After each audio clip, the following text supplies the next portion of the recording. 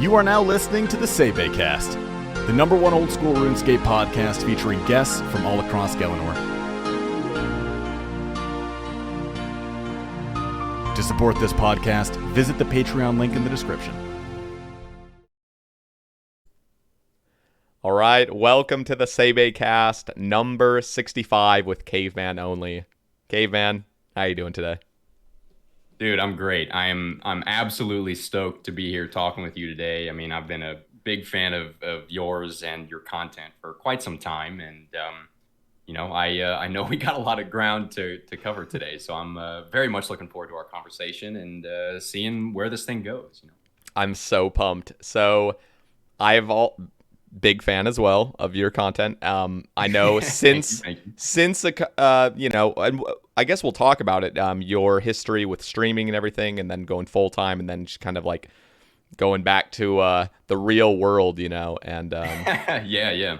But when you did stream, they were golden streams, and I do Well, miss thank you. them. Thank So anyway, Well- yeah.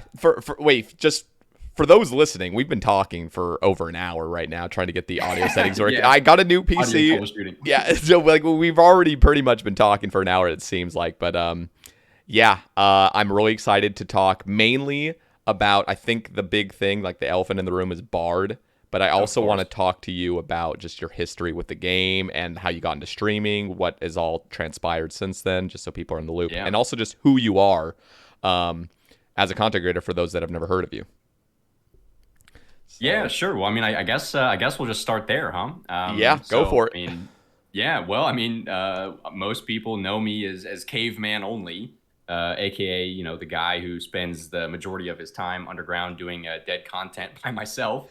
So that's what most people know me for these days. And that started actually just over 5 years ago now, which is kind of hard to believe that I've been noodling around on this little snowflake account for half a decade. But that's really where I got started, and sort of by, I don't know, accident or fate or whatever you want to have it, and maybe a little bit of skill and luck. It started just as like progress logs on Reddit, on the 2007 Scape sub, of course, and then from there, just posting my progress, every 2 weeks or something.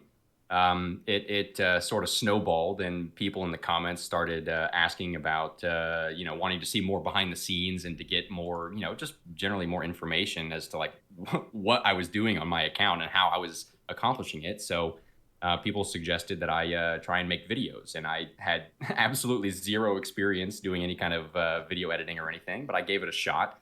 And my first few videos on YouTube were pretty tragic. I mean, I made them in iMovie on my like MacBook Pro that I was using in college at the time. Yeah.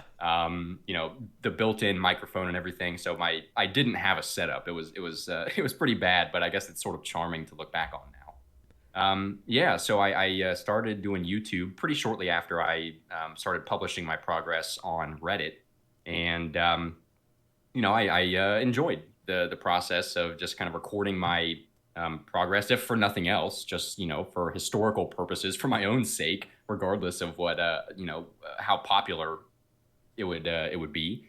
And then from there, people on YouTube said that they were interested in seeing some live action. And at that point, I was really just a casual viewer on Twitch. I had no aspirations to really be a content creator or anything.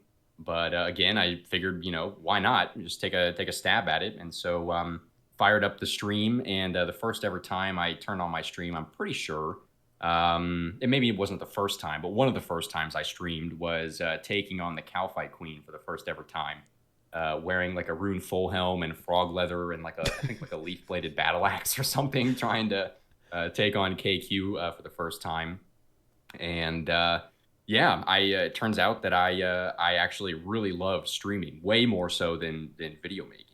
And so I tried to do both, and it was really just a thing I did on the nights and weekends, just because I enjoyed doing it. And then after a point, maybe I don't know, not quite a year into doing this Twitch and YouTube thing on the side, at a point, it had started earning me more money than I was making at my day job.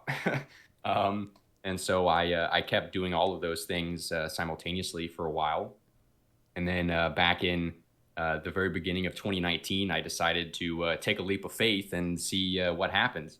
And so I quit my day job and moved across the country from Florida, which is where I'm from, all the way to Oregon, which I know that's where, at least, I don't know if you're from Oregon. I am from Oregon. I love Oregon. You are? Okay. Yep. Yeah, me too, man. I miss it so much. Yeah. But yeah, the move was completely unrelated to the streaming stuff. I was just sick of Florida and wanted to do something completely different with my life. So Yeah. I packed up my car and drove myself clear across the country and decided to do the full-time streaming thing. And it was honestly better than I could have ever imagined. And so, yeah, so I did that for a while. And, well, lo and behold, COVID came around about a year and a half or so later. And, just with financial difficulties because of that. And, just some other behind the scenes things, my time in Oregon was a little bit shorter than I would have liked. And so, I ended up retracing my steps and returning to Florida. And after I did that, which was about a year and a half ago now or so, I just kind of had a priority shift and was just kind of rethinking things. And so in that time, I sort of, backed off of the the gas from doing regular progress videos and streams on Twitch. And mostly it was just kind of, doing the occasional stream and that kind of thing, but mostly focusing my efforts off stream behind the scenes, trying to build this Bard project that I'm sure we'll talk about it at length throughout this thing. But yeah, so that's me. That's what most people know me for, and I guess most recently, as I mentioned, the big Bard passion project that we just launched on Reddit, I guess about a week and a half ago at the time of this recording. And I worked for a very long time alongside the community legend Gentle Tractor, who I know you've had on the Sae Bae cast in recent months. Such a huge fan of his. Yeah, honestly, I was already a fan of his, just as a casual Reddit viewer back in the day, with his Zaya redesign and everything. He's an absolute community legend. And really. But to get to work alongside him, especially like one-on-one for a lot of it. Like we literally had marathon length Discord calls pretty frequently. But yeah, just an absolute stand-up gamer. And then about halfway through our project, we realized that we needed another set of eyes on it just to sort of give us a different perspective and maybe, call out some of our blind spots that we had missed and whatnot.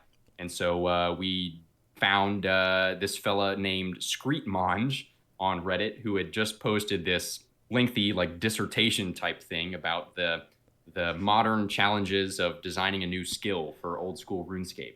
And it was, I don't know, it was long but it was very detailed, very well written. And we figured he would be the perfect addition to the team. Really, we just wanted, some initial feedback.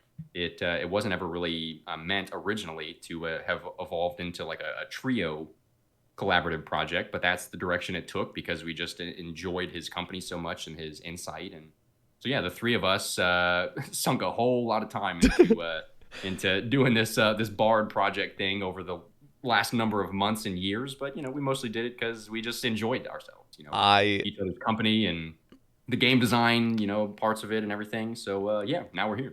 I just love that it's just like, it's so cool that human nature, you really can spend an enormous amount of time doing something you enjoy and it does not feel like a burden. No pay, you're just doing it. You're just sinking in tons and tons of hours. I just love that. And it was really funny when you just said Screetmonge basically wrote a dissertation on Reddit. Like the fact that you three are just so passionate about this, first of all, it radiates passion. Looking at that post a week and a half ago was just a treat, a total treat. I'm looking through that. It must have just been, at least triple checked. I don't think I even remember seeing a single typo. There just has to be typos in it. Like you just see something of that length, and you just see it okay, there's got to be some issues or something. Just no, everything looked so good.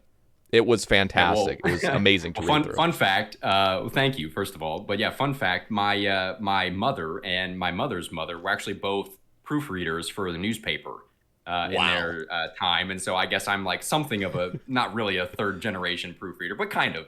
Yeah. But yeah, I mean, we pretty much had this full design ready to go for literally months.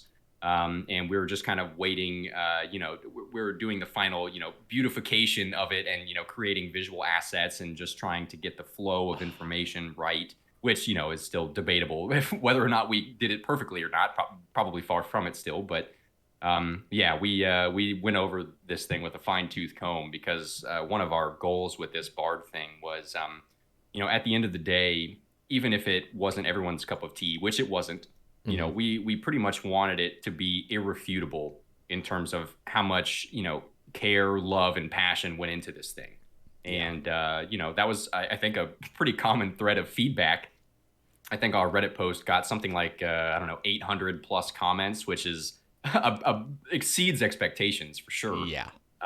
But a common thread of feedback was like, this Bard thing, music, not really for me, but I can definitely appreciate, the time and attention to detail and effort that went into this. And I was like, you know what, that's a win in our book. So, yeah, like you said, we weren't doing it for the money or for the clout or anything, because believe me, there were probably way more efficient ways to do that. Yeah. But yeah, we just did it because we enjoyed doing it and working together. I mean, honestly, I've never been part of a group project that I enjoyed until this one.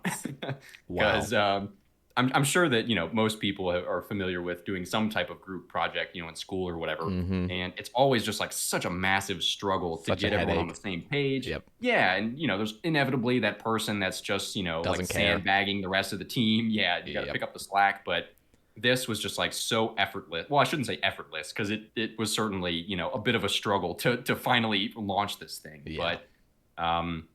But yeah, I mean, it was honestly just a pleasure working with these two guys primarily over the course of, many months and with General Tractor, literally years, trying to hash this thing out a bit together. But yeah, I feel, like at the end of this, I ended up with two, kind of lifelong gamer friends from it. So yeah, it was a very cool experience. I think I speak for all three of us when I say that we're all very much relieved that it's like out there in the community now and off of Yeah. our plate, because we could have sat, and tried to iterate and that kind of thing, for probably another year or something, if we let ourselves. But we knew that we just had to sort of draw a line in the sand at some point and, just figure out how best to present what we had at that moment. And, bit of a sunk cost fallacy towards the end, I guess. We could have tried to strive for absolute perfection, but, that's obviously unattainable. So, yeah, Yeah. we're all very pleased with how it went down and the result of it. And,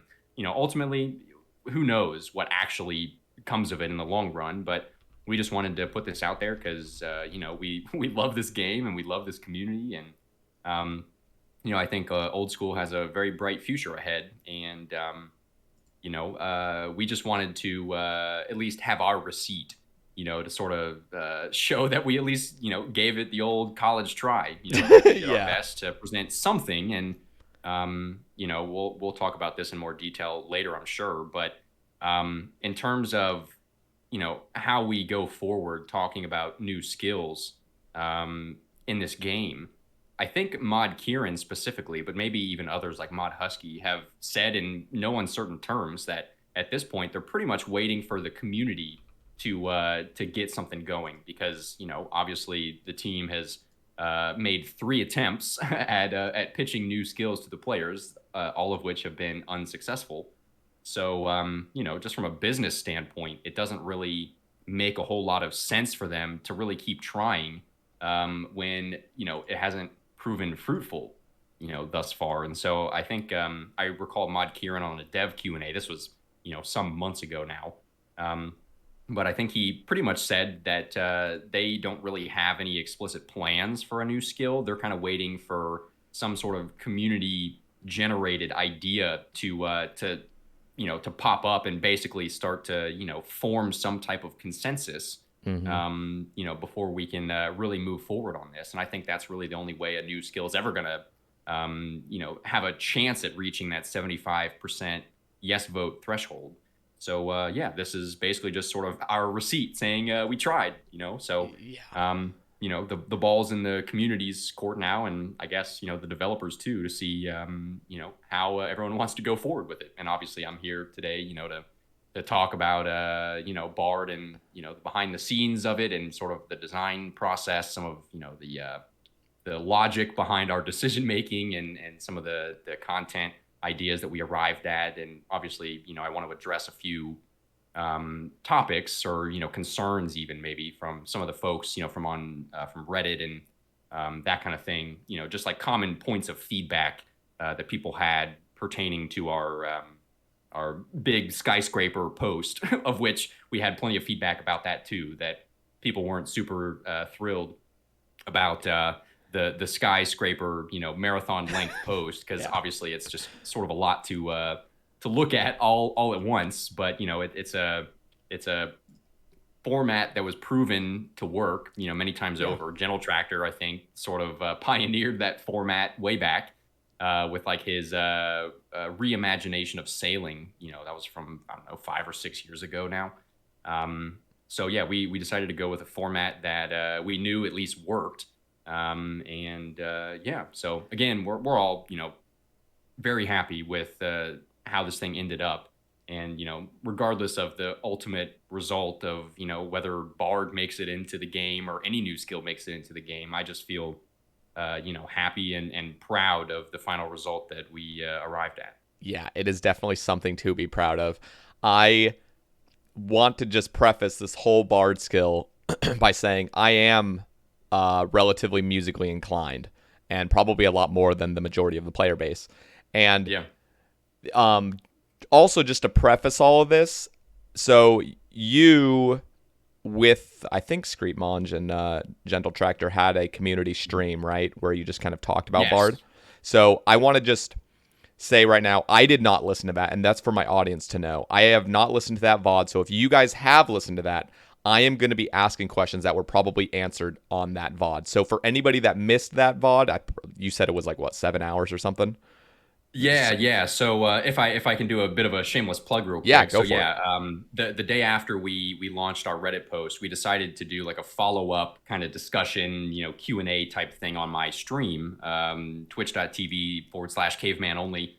It'll be linked in the And description. Be sure to click it, guys, if you want to watch the Nice. VOD. Yeah. So yeah, we had a basically a podcast type format, with the three of us in a Discord call, just running down the posts, and yeah, like you said, it was like a 7 or 7.5 hour conversation. So it's a bit lengthy, but feel free to skip through and find the parts you like. I do eventually intend on doing some minor edits and posting that to my YouTube channel as well, with timestamps and stuff, so it's a bit easier of a navigation experience, so you can kind of skip to the parts that you might be most interested in. But I also just haven't had multiple hours to sit down and try and splice that video together. But I'll aim to do that here relatively soon. So Awesome. So just so that other people know, I am walking into this as blindly as most of you that have at least glanced at this post, and I'm actually going to pull it up right now. I have the full skyscraper here. In fact, great. I'm tempted to I think I'm going to put it in full screen, so it chops off of like half of my screen, so you can still see the game in the background, but it gives a more full view of it. Sure. So yeah, I just want to preface all that by saying I do not know the ins and outs of this skill yet, and I'm going to learn with you guys today a little bit more. And of course, there's so many other resources as like for example the VOD that hopefully will be uploaded to YouTube. Again, go down in the description when Caveman does slice up that video and uploads it. There will be timestamps there to give you guys a better overview of it. Who knows? Maybe I'll even put a few timestamps in this video just to give people a little bit more accessibility to the things they want to know about. Sure. Yeah. A little bit Because more. I'm sure there will be plenty of people who want to just hear a little bit more about Bard and maybe a little bit less about me or other non-Bard topics. But of course, Bard I think will probably be the primary focus of this talk. So yeah, I think timestamps will help a little bit. Just to give people a little bit of an easier time trying to navigate this, because I'm sure we're gonna ramble on here for multiple hours, which I'm stoked for. Oh, I'm so pumped. So I want to actually go into a little bit of history. So before we started this recording, you said that you actually are a musician, and you've actually kind of spent a lot of your life as, you know, more musically inclined, playing instruments, fixing instruments. So I want to kind of talk to you a little bit about that. Why does Bard speak to you, and why was this even the concept, and what is kind of the backstory of your real life with this? Yeah, well, I mean, you almost answered your own question there, because you know, the real genesis for this Bard idea, I mean, directly stems from, you know, my involvement and my passion and love for music. Yeah, so I mean, for those who don't know this, I have been a musician for most of my life. It really started seriously when I took up band in middle school when I was 11 or 12 years old. And my primary instrument starting out was the euphonium, which Sater might know, but for most people who I've heard of it, I can't even imagine. Heard of it? Okay, I can't even imagine what it looks like. Okay. Well, hey. Okay. Well, hey. So the euphonium is basically like a small tuba, more or less. Okay. And it was just what I sort of got stuck with to begin. But it turns out that I actually really enjoyed it. And then the following year in school, I picked up the trombone, which, you know, they're very similar, except, you know, one's got valves, the other one's got, you know, a slide. And then the following year, I picked up trumpet a little bit in school. So I played 3 instruments, brass instruments primarily to begin. And then, I carried that all through high school. You know, I was very heavily involved in marching band as well. Marching band was probably like my pride and joy for my high school years and sort of my early college years. So then after high school, you know, I went to college, and I majored in music for 4 years. The first couple years, I started off as a performance major. And wow, was that a shock to the system, because when I initially applied for college, my major was going to be astrophysics. Kind of a weird switch there, but that's a long story. I had a bad experience, and it made me change my mind when I got to college. So music was sort of, in a way, like my backup, but I still, you know, loved music, and, you know, was decent at it, and, you know, decent enough to I guess want to at least do it in college. So I was a performance major for the first 2 years in college on the euphonium.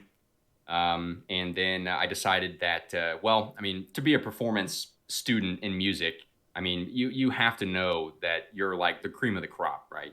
Because, I mean, it's basically like trying to, you know, make it into major league sports, you know, like the MLB or the NFL. You know, it's like you have to be the best of the best to know that you're going to be able to actually, you know, feed yourself if you do this. Yeah. And I just knew that I didn't have that level of ability or work ethic, frankly, to want to put in those kind of hours, because the expectation as a performance student, at least at the university I was at, was on top of the coursework. You'd have to do like, you know, 4 hours or more of like individual solo practice each day. So basically like a part-time job.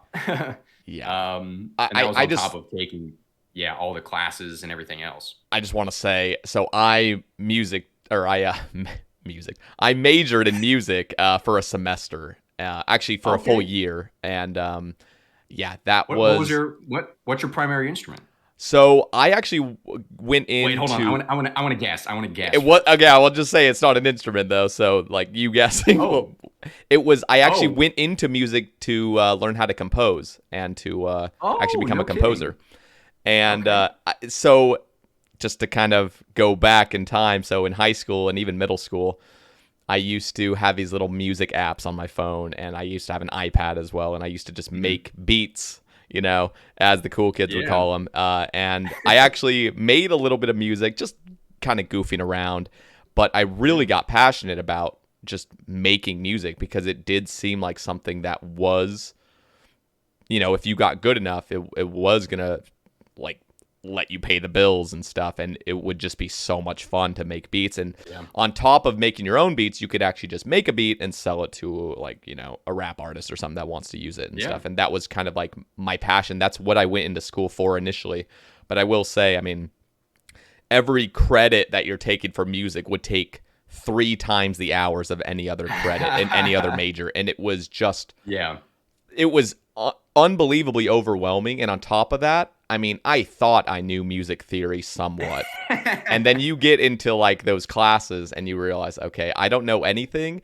And then the worst part is I compare myself to people. So I'm looking around in my class of 30, or I was like 25 or so. And I mean, there was probably 2 people that were like worse than me. Everybody else was just unbelievably passionate, played multiple instruments, just literally had a love and just ultimate passion. Like, this is what they want to do, is music, you know, and they would spend their entire days at the like the building just practicing, like sitting around just studying, like doing like it was insane. And so it just got that's so the music overwhelming. school meta, man. Yeah. That's the music school meta, and it's extremely competitive and even cutthroat at certain places, especially like at conservatories and that kind of thing. It's not really at least from what I've heard. I did not attend a conservatory, but I've just heard stories about just ruthless competition, because I mean, you don't see your peers as peers, you see them as future competitors that might be taking your gig or something. So no, it was not for me. I did not live and breathe music. That basically that was the discovery, is I don't live and breathe this, but I still am very passionate about it. And so yeah, well, that's good. At least it didn't burn you out completely from it, Oh yeah, no. I couldn't put in the hours and feel happy about it. I was just miserable spending so much time. Yeah, I mean, I suffered some pretty major burnout after I graduated. Because I was a music student for all 4 years of my undergraduate degree, but I changed my major within music a few times, just trying to find the right sort of niche. And I did the performance track for the first couple years, but that was just so intensive. I was like, I can't do this anymore. So then I switched to music education for a semester. And as much as I enjoyed that, and I do enjoy teaching, I just couldn't see myself wanting to be like a high school band director or something and deal with, band parents and, the public school bureaucracy. Not for me. I'm a little bit too much of a contrarian to really operate well in a system like that. So I ended my time at school with just like a general Bachelor of Arts degree, with a obviously an emphasis in music, and I also graduated with a business minor to, I guess, I don't know, make myself a little bit more marketable. I'm not sure, but yeah, I definitely ended up with some pretty major burnout through school, because I also went the classical route. Ooh, yeah. So definitely was a little too square for my liking, and it was just very sort of by the book, very traditional. Yeah. And again, it was something that is respectable, like if that's your thing, but it was definitely not my thing. I mean, I can appreciate it, and I enjoy listening to classical music and that kind of thing on occasion, but I don't live and breathe classical music, especially in comparison to some of my peers. And so, it was just, having that, being, that level of honesty with myself to be able to make that move and make that change. And it sounds like you did the same thing. So what did you pivot to after music? So just to kind of go back what you were saying about the teacher thing, like that was the safe route, go into education. Music education was like the safe thing. Just go into that. And that seemed very boring to me and dull. Yeah. And I realized that, I am taking a gamble by continuing this major. If I don't want to go into teaching, then it's a serious gamble, because there's a lot of people with just unbelievably more talented than I was. So I actually switched at that point to an English major, and I've always loved and been fascinated by languages. I was semi-fluent in Spanish, and I just, because of learning Spanish, and a lot of the Spanish I learned was from the book, just like the technical side of Spanish, not just getting immersed completely and learning it that way. But then I started to understand the English language more, and I wanted to get into technical writing, and I wanted to get into just editing sort of, but I never wanted to write. I just wanted to edit and make, this sounds extremely boring, but one of my passions would have been to make legal documents, or make like sort of like instruction manuals, things like that. Like the No technical kidding? part of that kind of stuff really. Wow. And Okay. and again, like that's kind of seeing it from just an out view, not going into any specifics. But I was like, I could Yeah. see Sure. myself getting into that because making very, very clear and concise statements and directions and things kind of excited me. And I will say my favorite class was actually a sentence structuring class where you just break down Wow. That's sentences crazy. and it like Yeah. becomes this the English language sort of becomes like math in a way, like where you can actually just go into a sentence, go into a paragraph and pick out everything and you can rearrange it. And that's how you kind of, you would also in that class, you would get like a jumbled sentence that was kind of a run on sentence. And then you would fix it and make it optimal, you know? And that was the things that Yeah. excited me. But alas, there was some issues with the classes I was taking after that, which was like just writing essays every 2 weeks. And there was just an insane course load of just writing research papers, and I could not do it. So I gave up and I went to communication major. And at that point, I wasn't really passionate about anything. So I ended up just dropping out of school and streaming RuneScape. Yeah. So.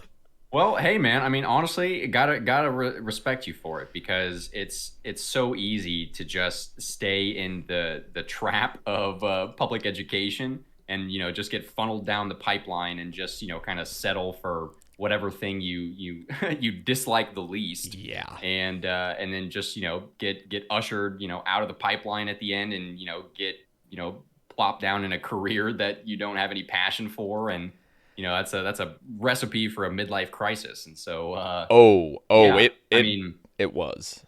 I mean, yeah, I well, I just remember working. So I would like go to school for a couple semesters, and I'd go home out of state again to work, and I would just go home with my family, rent free, work for a little bit, go out of state again to college.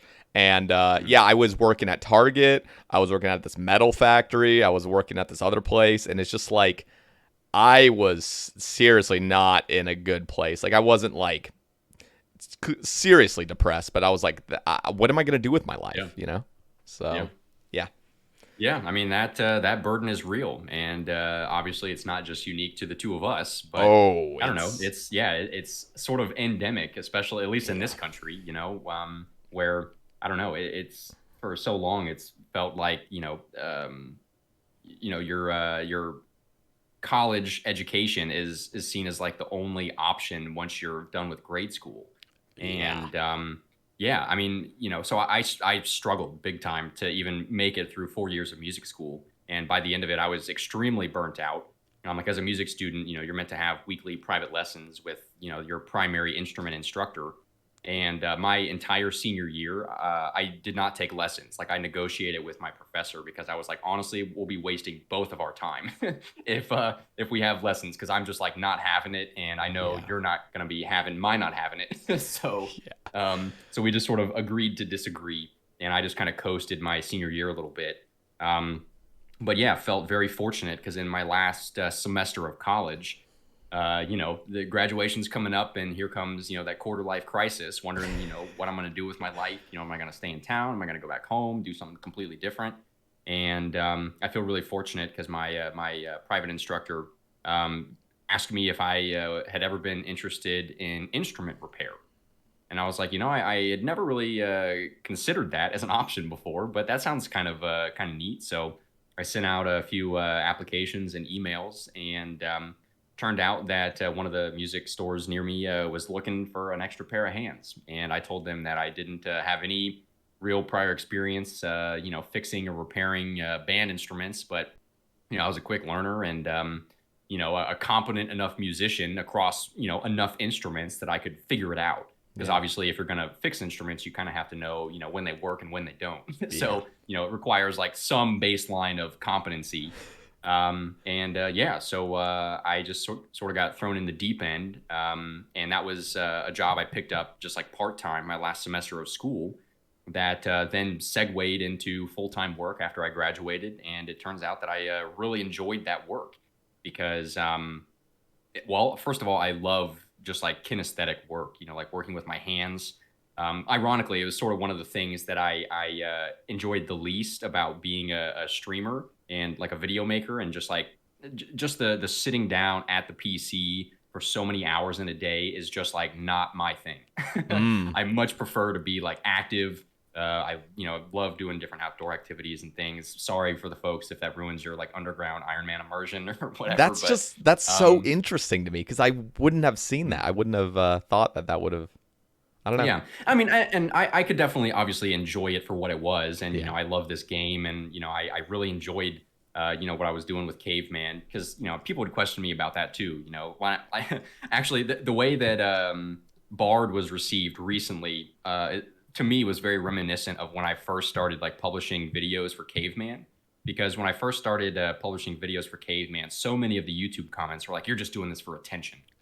Like you're just doing this for some internet clout or whatever, because you want people to pay attention to you. And I was like, whatever, man, and just kept like doing my thing. And I wouldn't have been doing it for all of these years if it was for anything other than my own personal enjoyment. Yeah. But I saw a little bit of that with the Bard thing too. People thought that we were just trying to like stroke our own egos or something, which I mean, people are are allowed to have their opinion. But Yeah. no, we were just doing it because we enjoyed it. And so, yeah, that's super important to just find what you're passionate about, and to not settle. And it's kind of difficult because also doing what you love can also be difficult if you try and also do that for work. Yeah. Because I'm sure you're very familiar, as a full-time gamer and content creator these days. Um, trying to make your passion into something that generates enough income for you to live comfortably and feed yourself. It just changes the incentive structure. Yeah. And sometimes it can be a real struggle to find that right balance, because well, I discovered this with music. Music school really sort of turned music into a job for me, and I did not like that at all. And it really burned me out. And frankly, the same thing sort of happened with YouTube and Twitch, to a lesser extent, because I still really enjoy it. But again, under the financial incentives that you're under as a full-time creator, where you're completely like, I think that's one thing that isn't appreciated enough about people who do choose to take the plunge into like full-time content creation. It's not that like content creation is the most difficult job in the whole world. Like I've definitely had occupations that are way harder than streaming video games.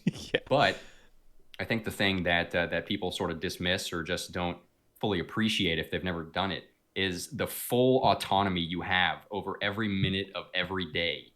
At that point, it can be paralyzing for a lot of people, especially if you've never experienced anything like it. Because so many people get stuck in the pipeline of school, whether it's, some people go straight from high school into undergrad, into graduate school, PhD programs without ever actually having like set foot outside the school system.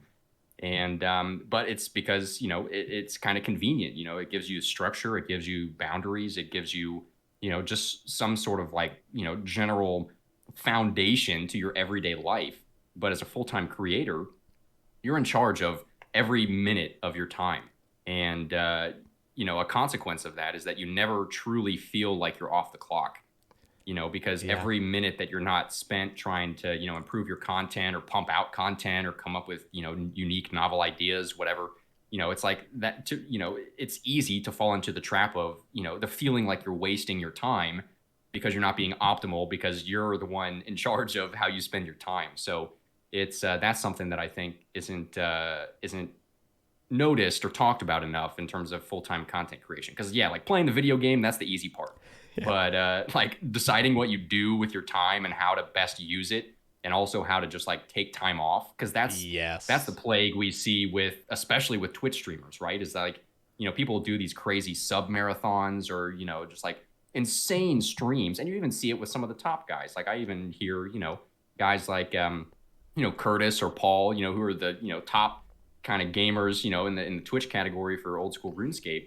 And those guys even openly admit, how much of a struggle it is still, even after they're well established and, are pretty well off. Like there's still that underlying fear they have about, taking more than a few days off at a time, because people are afraid, that, the internet algorithm and people's, short attention spans these days will lead to negative consequences. And so, It's that's the thing about full-time content creation that I think doesn't really get enough attention, and it's something I definitely struggled with a lot. And ultimately, as I said, it was something that with my move, out to the West Coast and then returning from just financial and other real life struggles.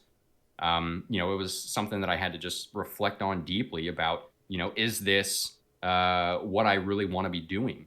And for me personally, again, this isn't like a blanket statement, but just for me personally, I've learned that I have to have a rather clear separation between what I do for work and what I do for play. Yep. And it's not to say that my work can't be playful, and that my playtime, obviously my playtime lately has been making Bard. So it's not to say those are mutually exclusive, but I definitely need to sort of draw that line in the sand for myself so that I can just feel like I'm able to relax, when I'm not working or in my free time. Yeah, because when you're a full-time gaming, I don't know if you feel the same, but I definitely felt like there was never a moment where I felt like I was off the clock. I felt like I was always on, constantly just trying to improve, or just see what I could do differently, or just spending time obviously streaming, video editing, that kind of thing. Yeah. But it can be a real exhausting thing. And yeah, how do you feel about all I that? really love the way you put it. In fact, the way you said just never being off the clock, I've never actually looked at it that way, but it definitely is. Like you've put things into a different perspective for me. Because I used to see it as just, oh, you're playing something, and then now the incentive's different. And so now it's Mhm. just going to feel different. Like me playing RuneScape is now, okay, I have to do this.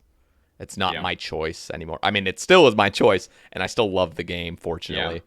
Um, I think for me personally, when I see me as a content creator, um, I look at that, and if I'm ever a little bit discouraged or a little depressed about like, oh, like, is this what I want to continue doing for years and years to come?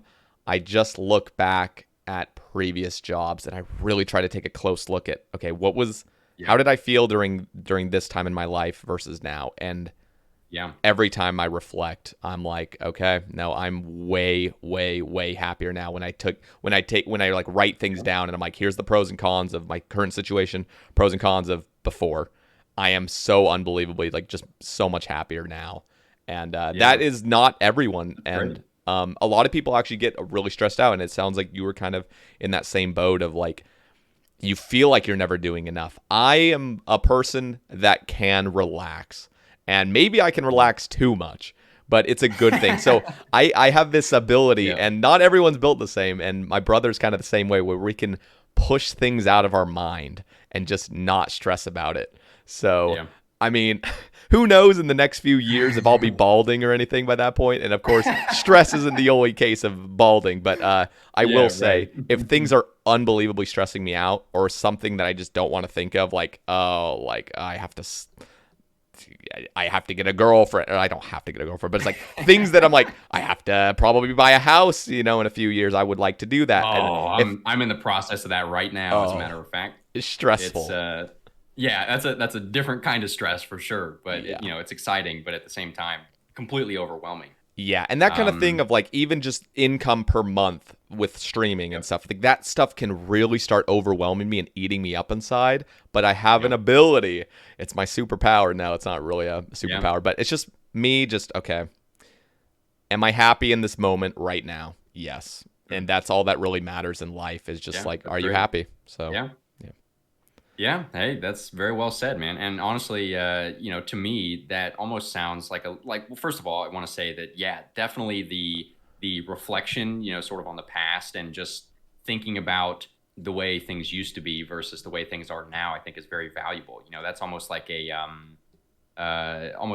stoic principle in a way of like a negative visualization type of thing. I don't know if you're familiar with any of that, but basically, like the whole idea is to it's almost, I don't want to call it like a meditation technique because that sort of diminishes what it really is, but like the whole idea of negative visualization is to just sort of like be able to imagine what your life would be like right now without something in it. Say whether it's a parent or, streaming RuneScape. And and also drawing those comparisons to the way things used to be versus the way things are now, I think definitely helps you keep a level head. And to just remember to to stay in the moment type of thing, because it's so easy to get caught up in the past, the way things used to be, maybe especially as a streamer, it's so variable from month to month. It's so easy to get caught up, when you have a bad month or something for whatever reason. It might be completely out of your control. Maybe just the game is having a bad month and therefore everyone's numbers are down. But still, you sort of, tend to take it personally. At least I kind of did. I do too. Way. Yep. It's hard not to, because you're like, well, shit, I don't have as many people watching me as I did last month. Like, what did I do? But, it might not even, it might be completely unrelated. But, it's so easy to get caught up in, oh man, the way things used to be were so much better, and maybe I need to, do something different, or obviously, just being sort of fearful for the future, wondering, how long this is going to last. It's so easy to get caught up in those, vicious loops. But I mean, it's great to hear that that you're keeping a level head about it. And obviously, I think I speak for most people listening to this podcast when I say that it's very evident, just the passion you've got for this game. And also, I think, in my opinion, as a content creator, you've really set yourself up for success down the line, because one of the things that I feel like I struggled with personally as trying to be a full-time Rooney gamer was that I felt very pigeonholed into Caveman Only. Like, taking that literally, it felt like that was what the majority of people viewed me for, was watching, my little underground Ironman progress series. And so to me, maybe this wasn't, in actuality, but I definitely felt very strongly that it was hard for me to try and make a pivot, especially to like another game. Now I think I'm like you. I'm definitely primarily a scaper. It's like I've played this game far and away, more hours than I have any other game. It's not even close. But I've dabbled in some other things, especially like MMOs and that kind of thing. But I just felt very sort of pigeonholed into one thing, that especially because, I was doing this thing, for money now as a full-time creator after taking the leap, that also created like a disincentive to want to change up what I was doing, because I had a formula that worked. But, to create another Snowflake account, for example, from scratch, and try and, get people on board with the idea and like build up a whole new thing, or try and, I remember when like classic WoW launched, or relaunched, I guess, a number of years back.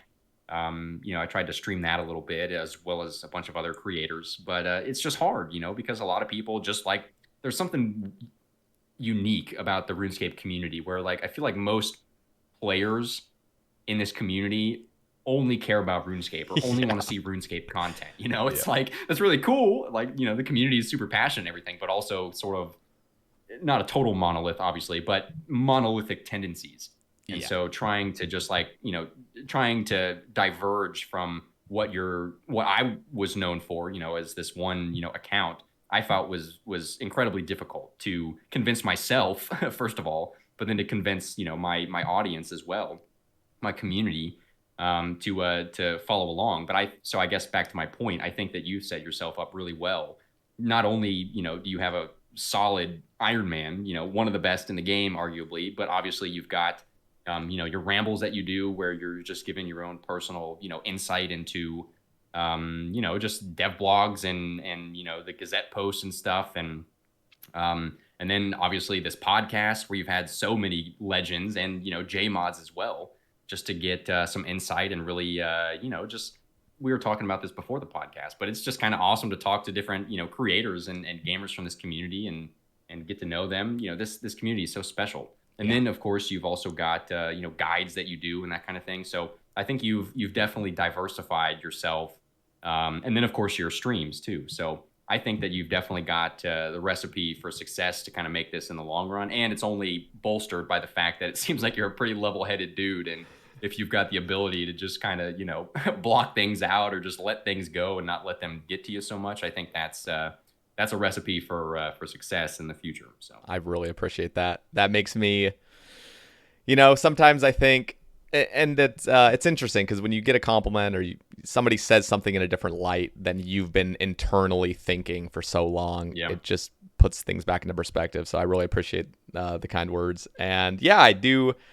One thing I'm really grateful for is it is just exactly what I want to do. Like, I want to make an efficient guide.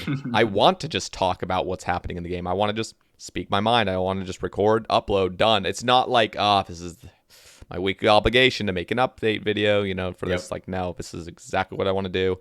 And this is the sort of like bad part. It's very comfy for me, but it's like the kind of no schedule, which is pretty bad. But yeah, I mean, I'm a very similar, where I struggled to maintain a schedule just because, I don't know, every day is sort of different, and events unfold, in the way that they do, and you have to sort of learn to adapt. So yeah, that's one thing that I actually, not to digress too much, but one thing I love about my current job a lot, fixing band instruments, is just the flexibility that my employer gives me. It's like I still work approximately 9 to 5, but it's like, I could pretty much work whatever hours I want as long as I get the work done. Yep. And, nobody breathing down my neck, micromanaging me and stuff. It's really nice. That's fantastic. Yeah. So I definitely empathize with you on that struggle to maintain a schedule. 'Cause I mean, it's just, it's the paradigm we've operated in for so long, just, as a society. I don't want to get too far down a philosophical rabbit hole or anything, but I feel like the meta is sort of shifting IRL in a way, especially with all of this remote work and stuff, and employers having to give people a little bit more leeway and flexibility. Like, I don't think it's necessarily inherently a bad thing to not maintain a schedule, but obviously it also has its advantages too, because so many people are, schedule oriented, that it helps people, to fit your content into their lives a bit better. And that was something that I struggled with too when I was streaming full time, trying to stick to some semblance of a schedule. It was tough. Yeah. And I see my brother, because like my brother is very passionate about what he does. He's a creative director over here in Alabama. And so I've always just kind of followed him living wise, because,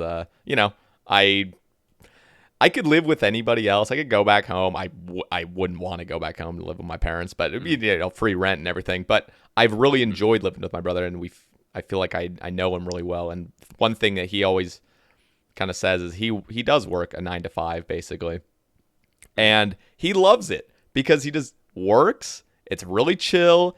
He's kind of like in the upper management sort of area, and his boss just loves him, lets him do whatever he wants basically, and he gets to go home and doesn't have to think about it. Just boom. And that is kind of something that there's pros and cons to each. I mean, sometimes he's a little envious of me that I can just sleep in whatever day I want. But the grass is always greener on the other side, right? No, and I'm a little envious of just that, like, kind of strict routine where it's like, okay, let me wake up, let me work out. I have to go to this job, and then you get to go home and just relax. And, pros and cons to each. But yeah, definitely. Well, and as I was saying too, about just, being a full-time creator, being self-employed, just that level of autonomy. Like, it really does, I think, take a special type of person to be able to do that and do it successfully into the long run, because it takes, discipline, frankly, to be able to, do what you need to do, and be a person first, and then be able to, do your content creation, whatever that means to you, and still, feel like you're living a well-rounded life. Because that was the thing for me, is that I felt like, as much as I was enjoying streaming in particular, video making, and not so much, I could take it or leave it. But I love the streaming and just the live interaction and hanging out with the gamers in the chat and everything. But I just didn't feel like I had a very healthy life balance. Yeah. And probably just got myself to blame for that. But I mean, it's tough, and especially as just people who are, in their mid-20s primarily, early to mid-20s, I think is, where a lot of streamers find themselves age-wise.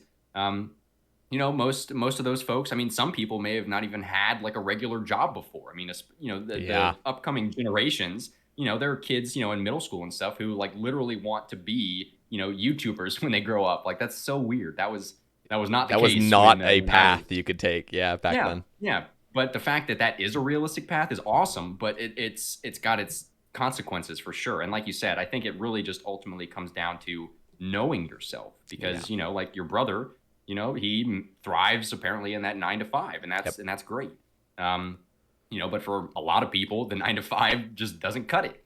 And so I think it's ultimately just about, knowing yourself. And that was the part that that's the adventure I've been on recently, is just figuring out what that means for me.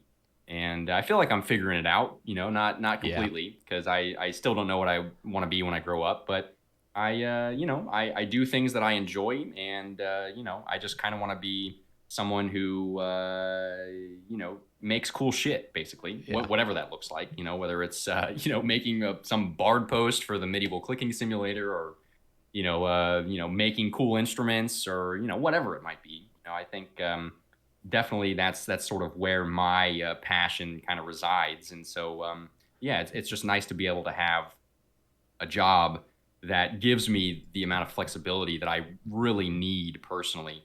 And also just like the creativity and problem solving involved with the work that I do, with like band instrument repair. It's like every day is different, which is great. I would not thrive in like a cubicle environment. That would be, that would be the end of me. But yeah, it's just, I feel like I've struck a really nice balance, just in my work and non-work settings. But I also want to, eventually make a bit of a comeback to streaming in particular. YouTube, probably not going to be making any more underground Ironman progress videos, because spending 200 hours, of progress and editing for a 12-minute video just like wasn't something I was super interested in after a while. But yeah, I'd like to, especially now that this Bard project is off my plate, so to speak.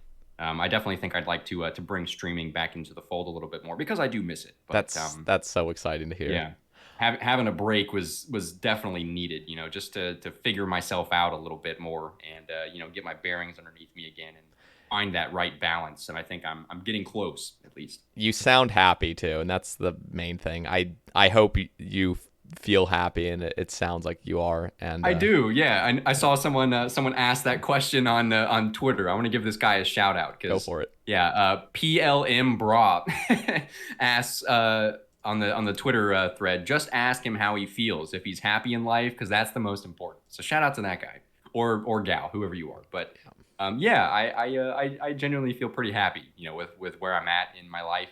I've surrounded myself with great people, both in real life, and I think in this community. And the people you surround yourself with, I think, is probably like the most important factor in life. Because it's so easy to be swayed by people, positively or negatively. So I think I'm pretty particular in terms of who I like to involve in my inner circle, if you will. But I think that that's got its pros and cons. But I definitely think, for me personally, it's a pro. And so all of my friends that I've got in real life and communicate with regularly, they're all my best friends, pretty much. I can talk to them about anything, anytime. And they're great, reciprocal relationships. And so I'm feeling pretty good. Hell yeah. Okay, so we've been talking for a minute, just over a minute. But I want to kind of like cross it by you. What do you think we should get into first? Some of the Twitter topics, or just kind of jump into Bard and then kind of like mix them in, or like do the Twitter topics at the end? It's hard to. Yeah, it's hard to know, because obviously with Bard, we're gonna be chatting for probably a little bit more than a minute on that. So, I think the best way to probably approach that too is to just kind of do all of the Bard stuff in one go. So I think it'd be a good time, while we're still talking about life and just general topics, to include some of those in before we delve into the Bard rabbit hole. And then, of course, the Bard specific questions we can kind of, sprinkle in as we go through, I think. So, yeah, if you want to pull a question from the Twitter thread or whatever. Okay, I see one right here from Alex Percival. He asks, how and why was the Bard skill chosen? What other skills were you potentially looking at to put concepts together for? Great work, by the way. Yeah, thanks, Alex. Appreciate it. So I mentioned this a little bit earlier already, but how and why was the Bard skill chosen? Well, I mean, again, it directly relates to my my time as a musician, and my experience as a musician. I talked about this a little bit on the Reddit post. Like I had a comment underneath the post that probably got buried by all the other hundreds of comments, but I gave a little bit of like a brief history, I guess, of the genesis of this whole thing, because actually the idea in my mind to maybe have a bard skill come to old school RuneScape dates all the way back to like 2014, when I was in music school. And I mentioned this before we clicked the red button to go live, but I mentioned to you briefly that I participated in like a medieval music ensemble when I was at college, and I just did it for the hell of it because it sounded cool, and why not? I always enjoy picking up a new instrument and learning it. So yeah, for an entire semester in college, I played the sackbut, which is the basically the medieval trombone.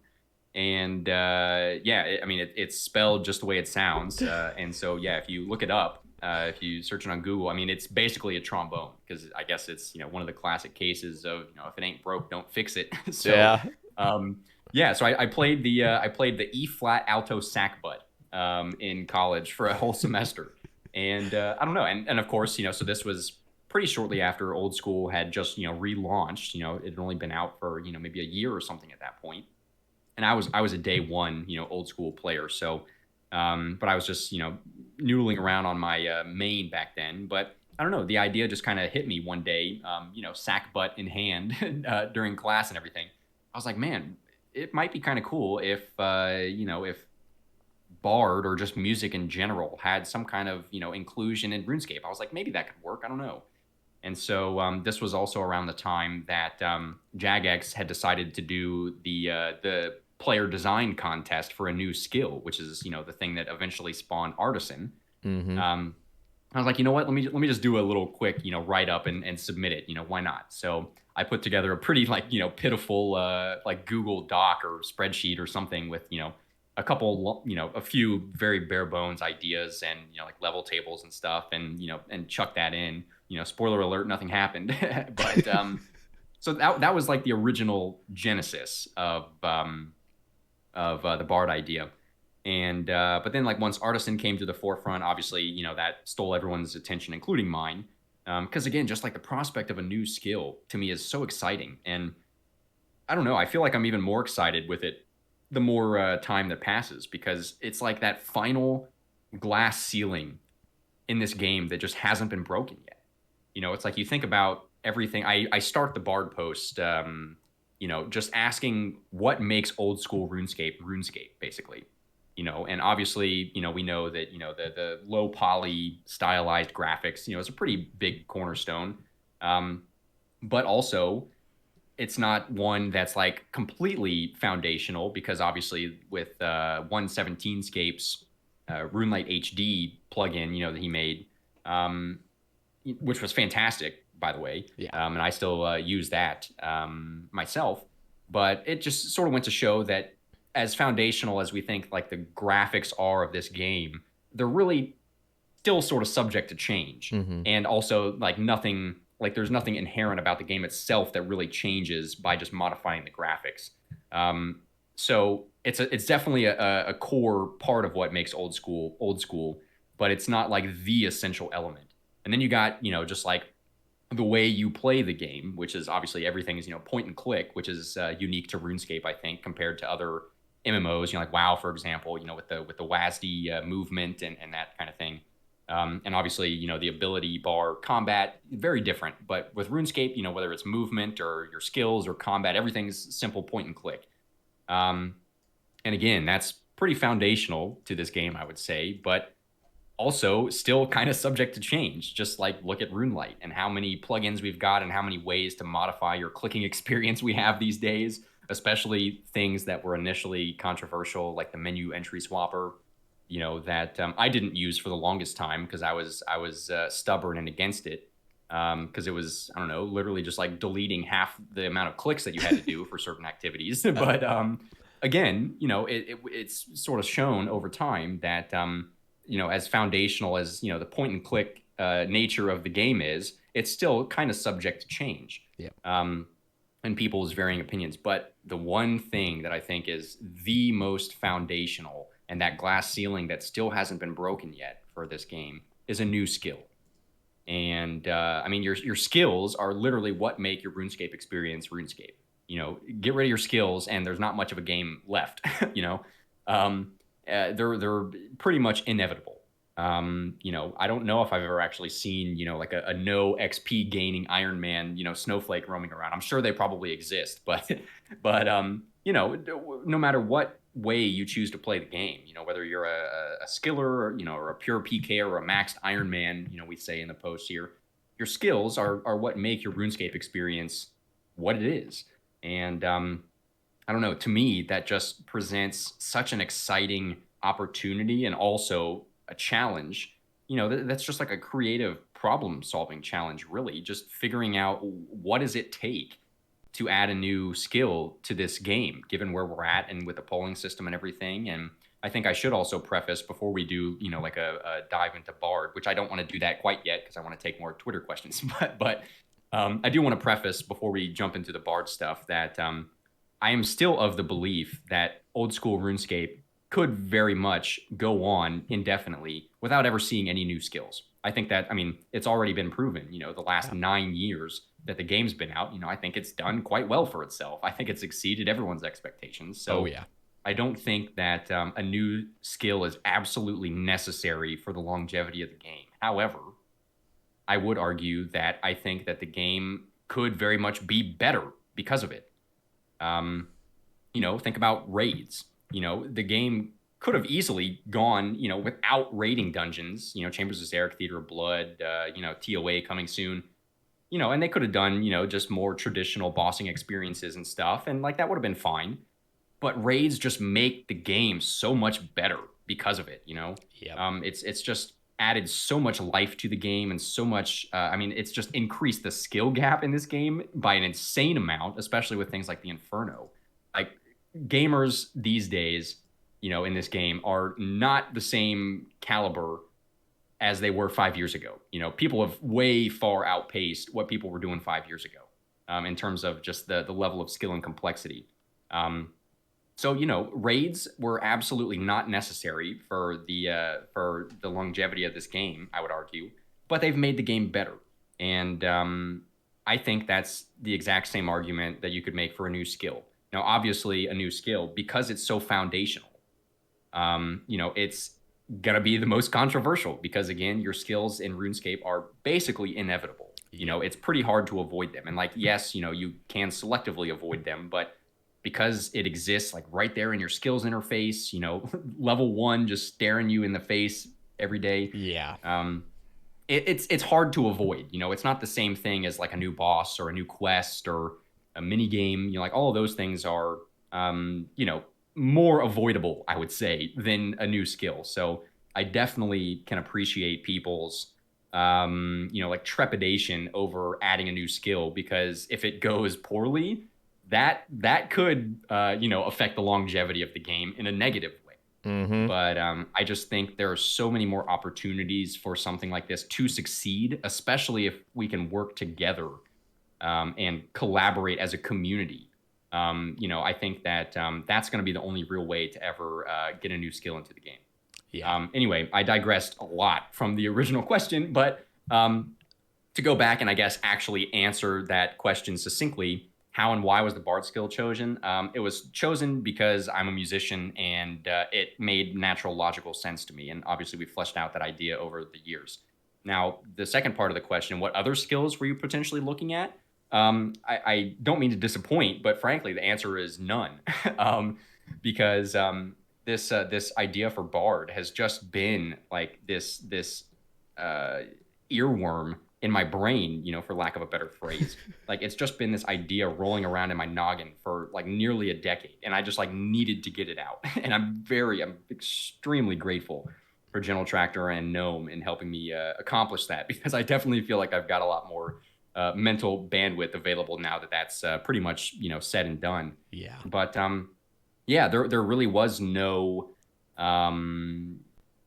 there was no competition between different skill ideas, internally between all of us. Yeah. Now, I will say that Gnome, the gentleman who we added onto our project, sort of midway through the process, he is known in the Reddit community, at least, for publishing his own skill idea.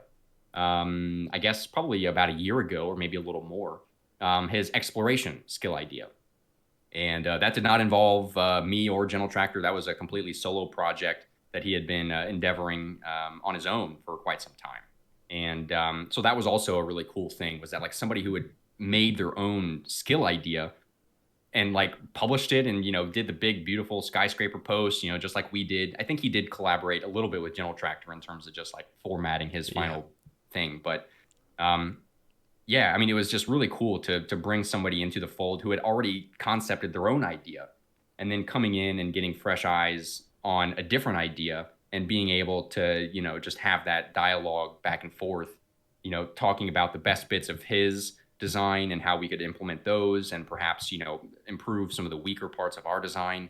So yeah, there wasn't really like a contest of ideas or anything, but obviously when we get into the Bard stuff, in greater detail here coming up, I, of course, do want to talk about previous skill ideas, because I know another topic that's been asked quite a bit is like, why Bard? Yeah, so there really wasn't much of like a competition of different skill ideas among us, among the three of us. But I do want to talk later in this podcast when we get that far, just about why Bard in particular versus maybe some other more familiar ideas, or even ideas that have been polled in the past, artisan, sailing, warding, and I know the other, commonly asked skill ideas are, like summoning and dungeoneering from days past. Yeah. But I've got my own, arguments against each of those ideas for various reasons.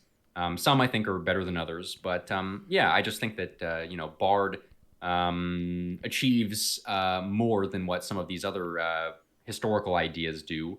And, I'll obviously try and back up that statement as well later on. But yeah, so Bard was chosen because I'm a musician. I love music and I love RuneScape. And why not match the two up, Yeah. So I'm just eager to get into it, but I'm going to try to see if there's any other questions. And if you see on the Twitter topics as well, like if you see anything that you would like to kind of go into before getting into all of Bard, let me know.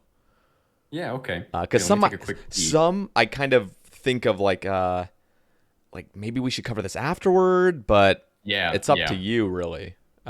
Because I want this to be kind of all inclusive Bard, but I don't want to cover things that we should cover after before. So right, of course. Yeah, it's gonna be tough. Because I mean, I guess we could have spent a little bit more time, on my history with Caveman. But because I see there are a few questions about that. I think we should get into that first then. I think we should, because Bard's going to be a while. So it's going to be beefy. Yeah, for sure. So I want to talk about this right here from Sae OSRS. Sorry if I didn't pronounce that right, but they ask, what made you originally come up with the idea of a Caveman Only iron?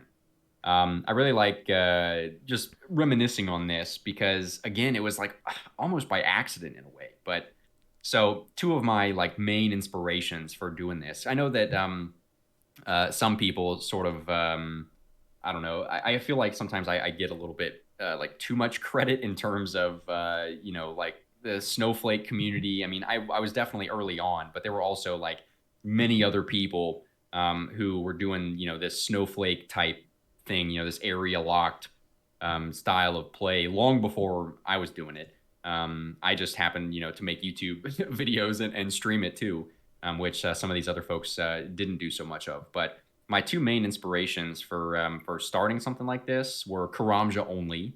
Not Verif, love the gamer to death, but Caveman Only was like the OG area locked account that I guess he must have made his account like pretty shortly after Ironman mode launched, which I think was like late 2014. Oh, wow. Something like that. Way early. And I actually had the pleasure of getting to speak with him on a number of occasions. I believe he's from Finland. Great guy.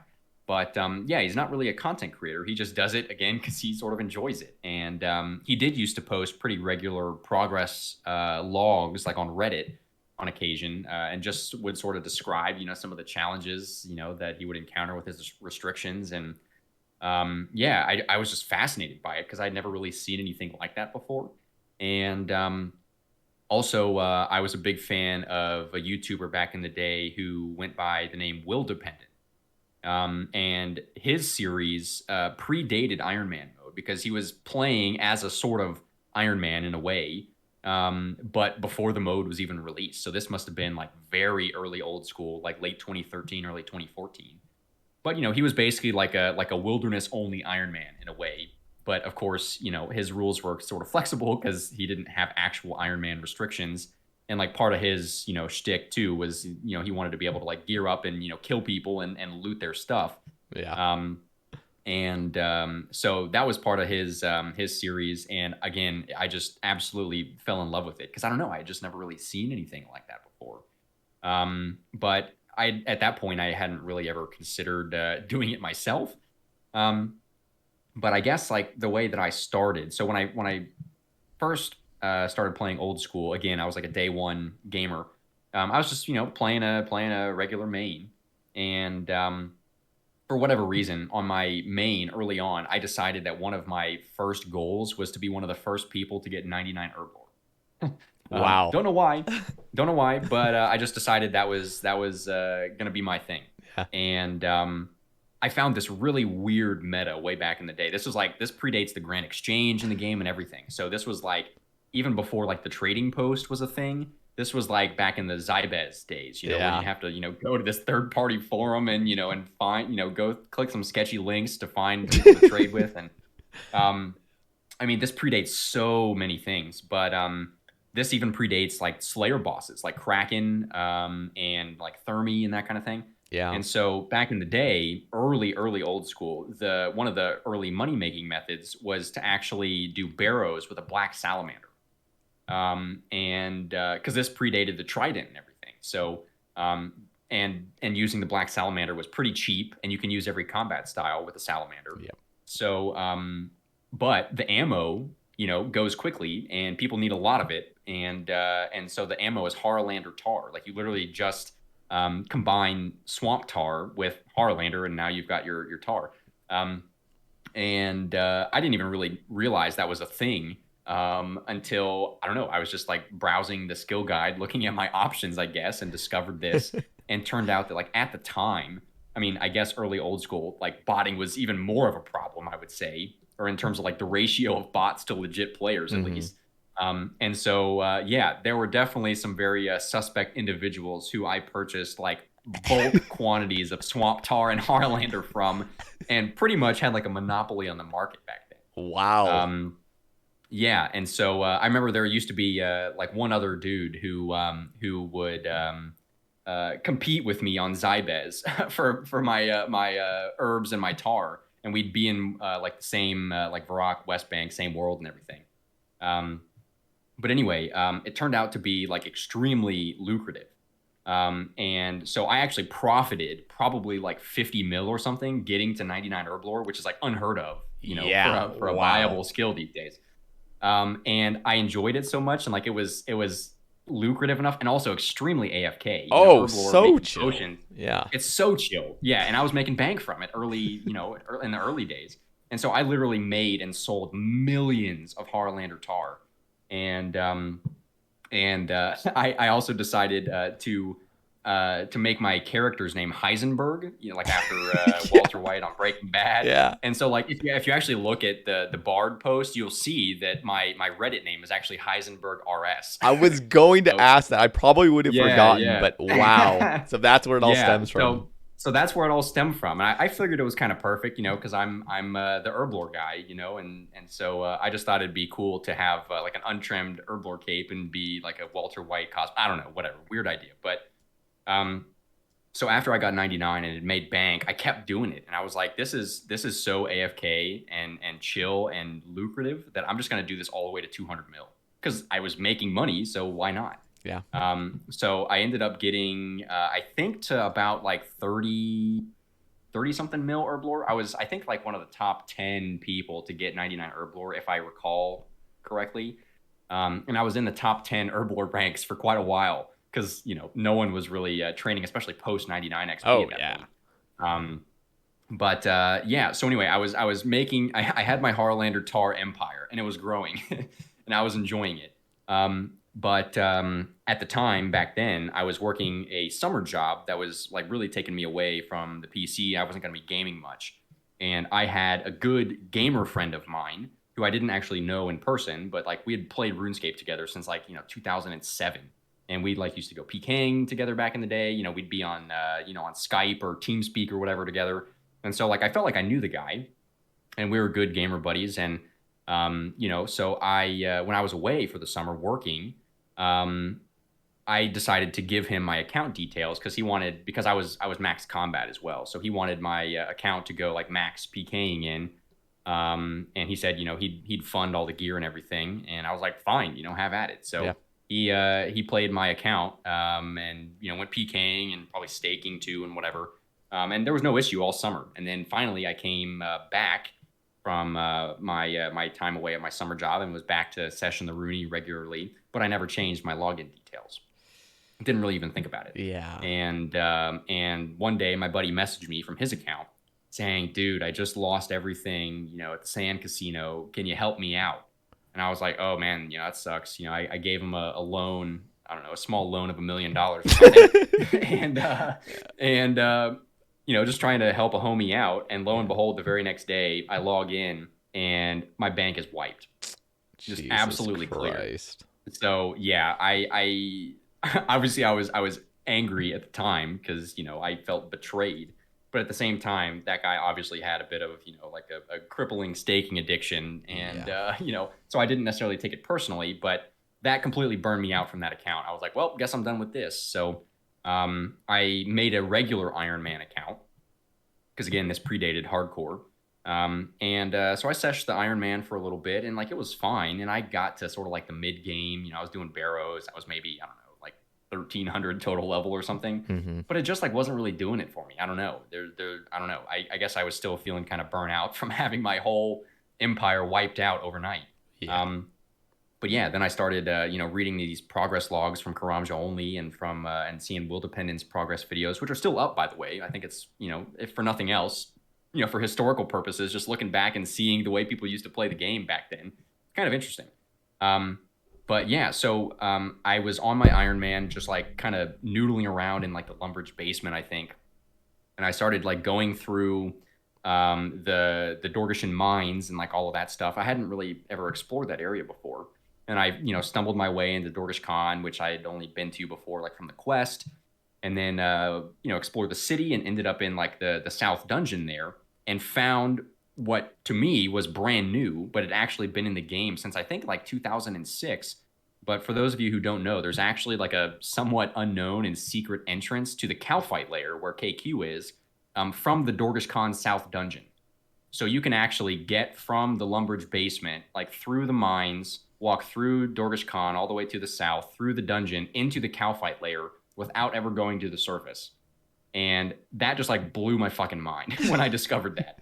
And I was like, how cool would it be to try and do something like these guys are doing?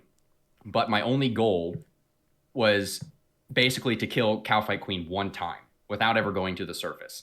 And use, what resources and stuff I had in Dorgesh Khan and like, the mines and stuff, whatever I could do to scrounge up enough gear to kill KQ one time. That was the series.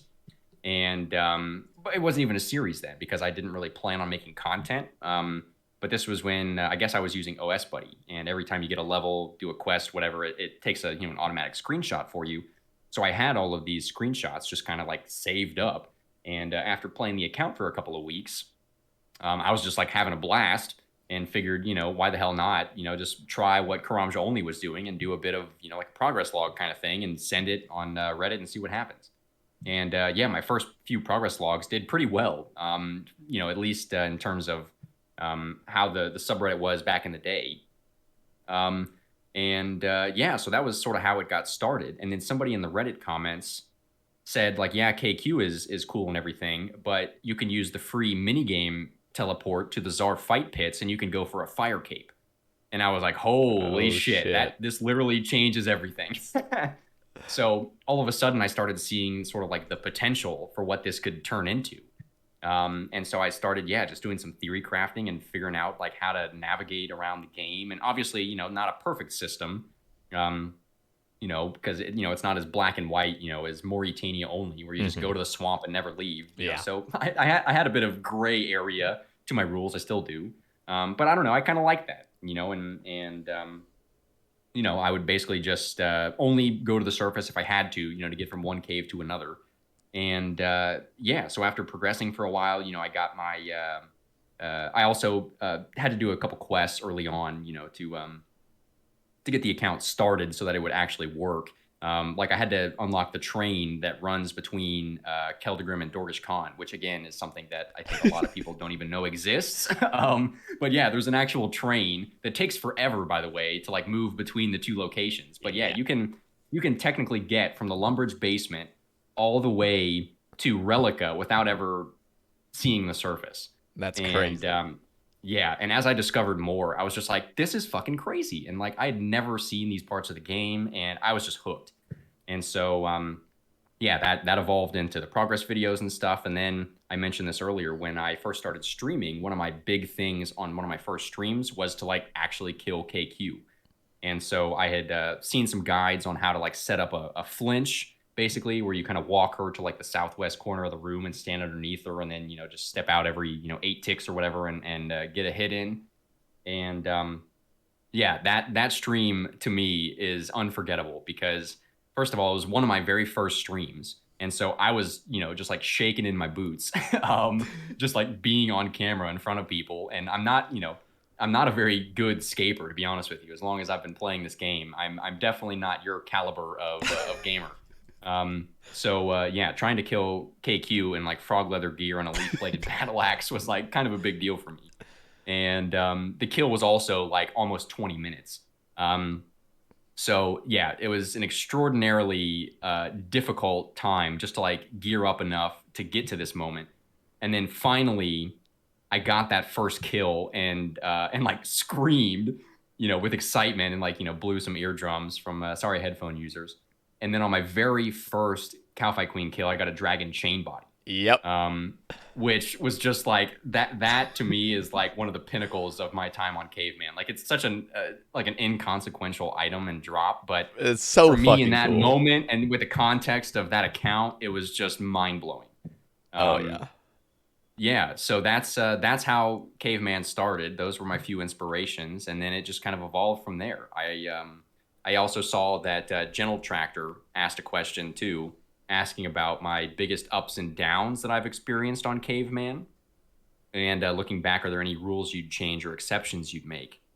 So the Dragon Chain Body is probably like at least a top 3 moment, if not like the top moment. Just, again, not for like the item itself, but just like what it meant in that moment. I think that was really the moment that kind of set like the trajectory for my, content creation career, I guess.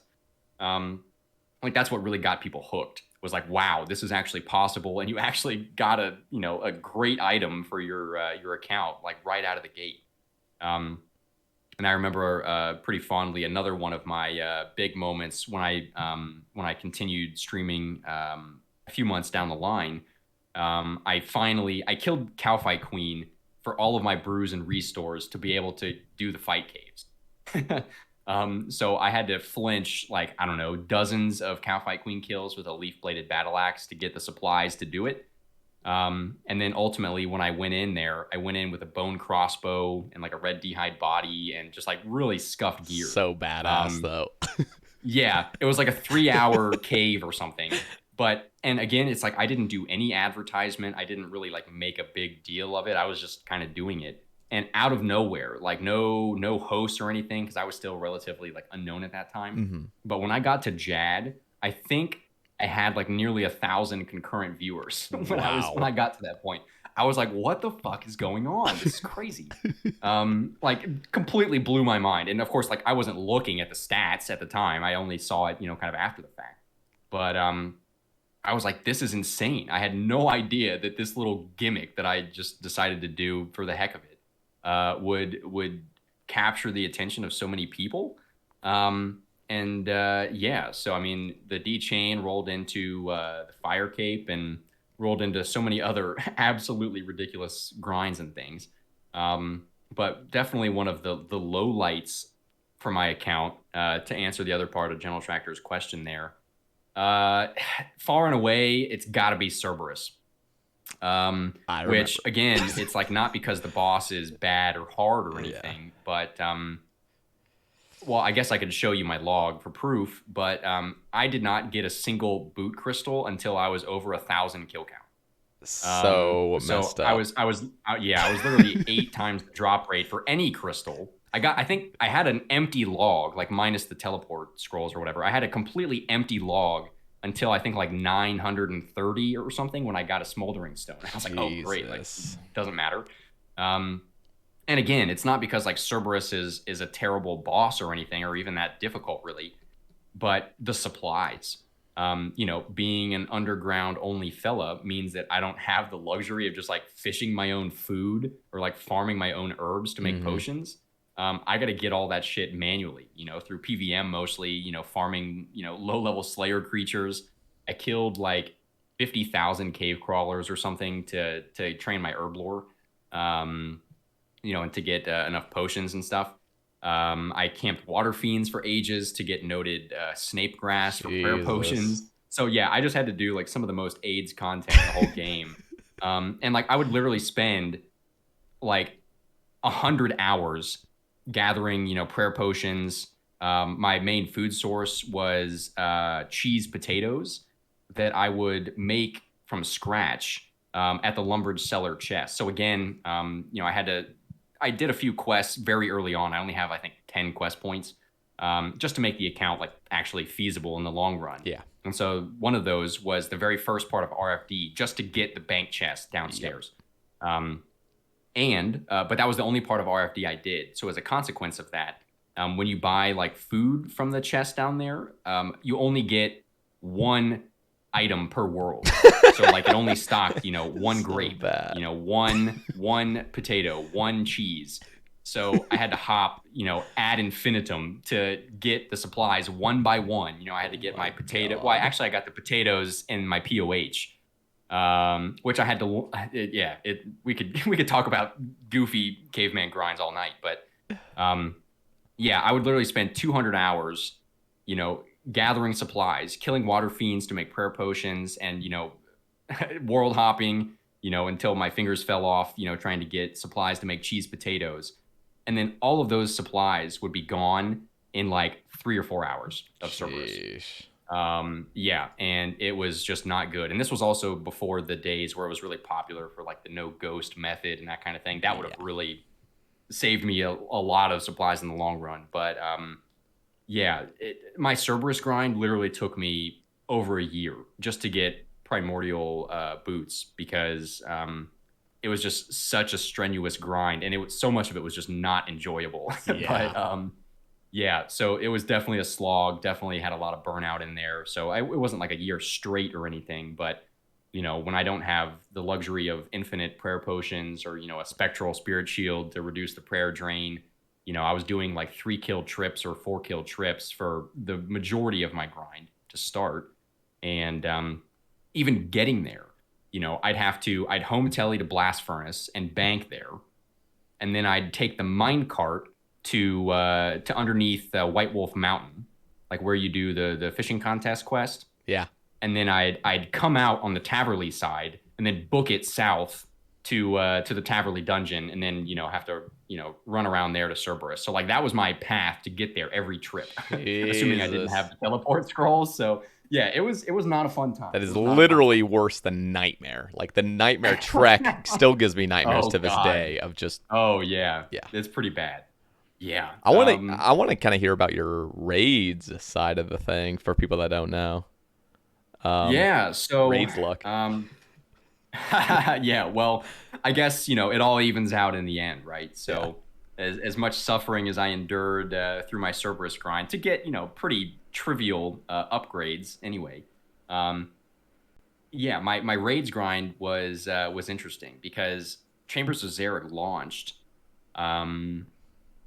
I guess right around the time that I made Caveman. It might have been just before, because I think that was like the beginning of 2017.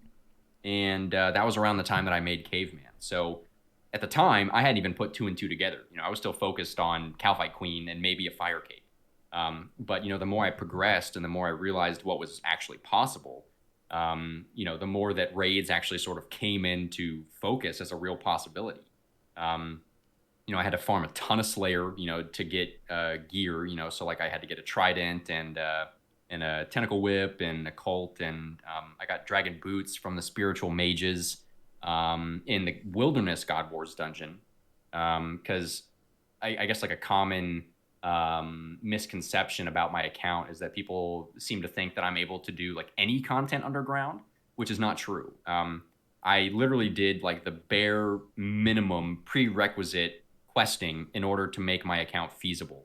And so I didn't want to do something like Death Plateau to give myself access to God Wars. Yeah. Because even if I did, the trek to get there every time would be ridiculous. It'd be like 5 minutes having to run, through the plateau to get there. It would be a night. So wasn't interested in doing that. Same thing for like Barrows, Theater of Blood, Nightmare. I just wasn't interested in doing Priest in Peril to access that stuff because it would just obviously there would be great benefit maybe if I could access some of that content, but I just not didn't Nightmare, like how much not Nightmare. Not Nightmare, yeah. But yeah, I just wasn't comfortable with like the amount, like the ratio So of many underground time to restrictions surface lifted. time. Yeah. So I mean, if they ever make any changes in the future that are accessible to me that make other content more accessible, I'd consider it. But as it stands right now, I'm not even doing what is it, Land of the Goblins, because it requires me to go to the surface and like make dyes or something, and it doesn't really give any meaningful rewards. So I'm not actually going to be doing that, even though it's mostly underground. Yeah. But, yeah, my raids luck. Gosh, I can't even really remember when it first dawned on me that raids would be possible. And I'll be honest, like I knew that at least for my ability that I wasn't going to ever really reasonably consider trying to solo raids exclusively, only in my underground Ironman gear. It just like, could it be like, is it possible? It's definitely possible. But again, with having limited supplies, and I didn't even have the Herblore level to like make any of the good, supplies in the raid. I didn't get that Herblore level until way down the line. But yeah, so I can't really remember when it sort of dawned on me that raids would be possible, but one of my big grinds, which actually is kind of funny because it coincides with Verf and Settled, was the rune crossbow was actually probably my most coveted item for a while. And the way that I had to obtain a rune crossbow on my account, because again, I used a bone crossbow from 28 range all the way to 99. Sheesh. So that was my my main my main range weapon. But the way that I could get a rune crossbow was I had to get an unstrung rune crossbow, I think from Skeletal Wyverns, in the ice dungeon, and then the only way that I could get a crossbow string underground was to kill smoke devils. And because there's no spinning wheel underground, and so I wouldn't be able to actually make the crossbow string even if I had the meat. So the only way that I was able to get it underground was to get 93 Slayer and kill smoke devils. Jesus, that's so insane. Yeah, I'm just kind of curious, like, how do you, like, you think of, like, okay, I want this item. Like, how long does it take to understand the just magnitude of the item? Because you would think a rune crossbow, oh, there's got to be something underground that drops a rune crossbow. No, just... Right. Well, I mean, that's to me, like, that's the intrigue of snowflakes, is that it's never been done. The theory sometimes. crafting, yeah, and the discovery, yeah. I mean, as Settled says, forging your own path. And yeah, to me, like, that's the real allure of playing this way is, I don't know, again, I mentioned it, in terms of just like music school and stuff. I've always been a bit of a contrarian. And so I've just never really enjoyed following someone else's guide to the T. It's like, I could never imagine myself playing an Ironman and going straight to Wintertot. It's like, that to me sounds fucking miserable. Yeah. So I just, I've always enjoyed, just kind of doing my own thing. And for my own enjoyment. And yeah, so I didn't really, the rune crossbow was one that sort of snuck up on me because thinking about what I would need for a raid, like my melee gear was actually pretty decent. I had like full obsidian armor, that I got as drops and also bought a few pieces from the store. I had like a berserker necklace too and everything. So like my melee gear was not terrible. But then my range gear, I was like, dude, I'm rocking a bone crossbow still.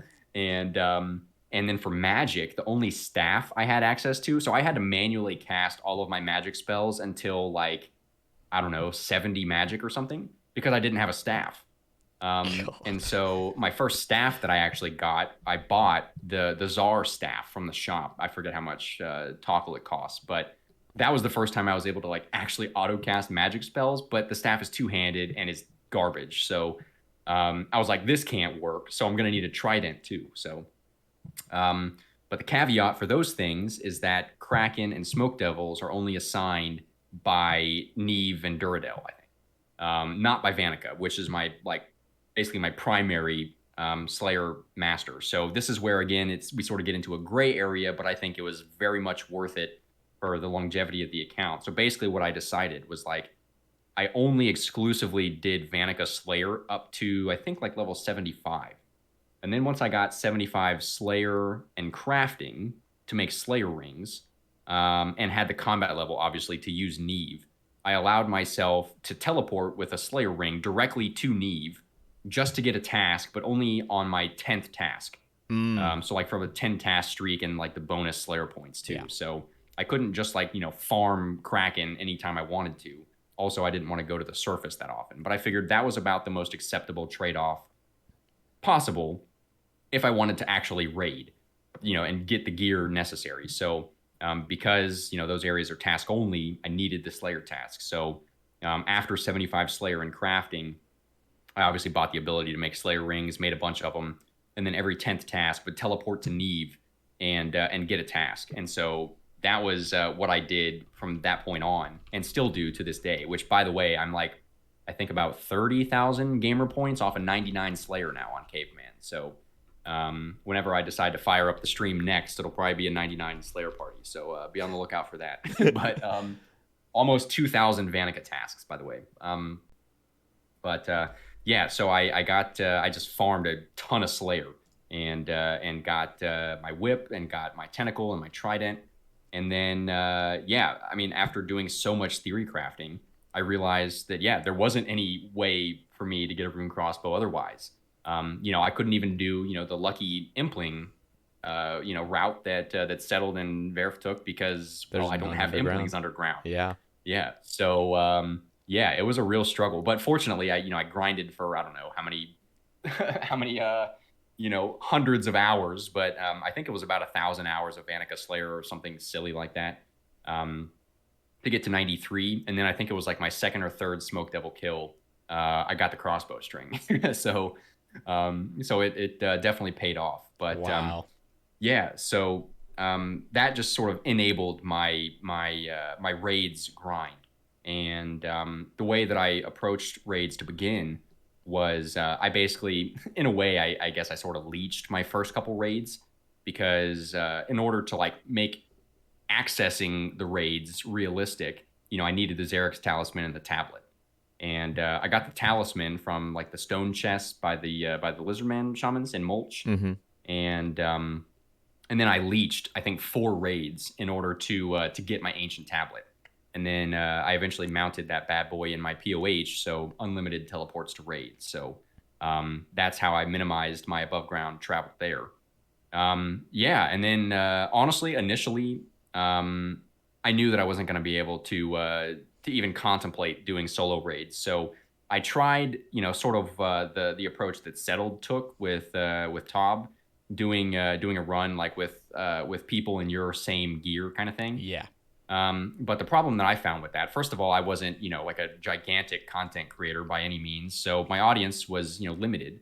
And also I just attracted a lot of like similar minded folks. So, a lot of my community were ironmen, or other snowflakes that either couldn't access the raid or, couldn't be bothered to get, my obsidian melee gear and that kind of thing. So I quickly realized that wasn't going to be realistic either. So basically, for the majority of my grind, I did like anywhere from trios to 5-mans with people just in their sort of regular gear, and we for the most part prohibited like lance, scythe, Tebow, that kind of thing.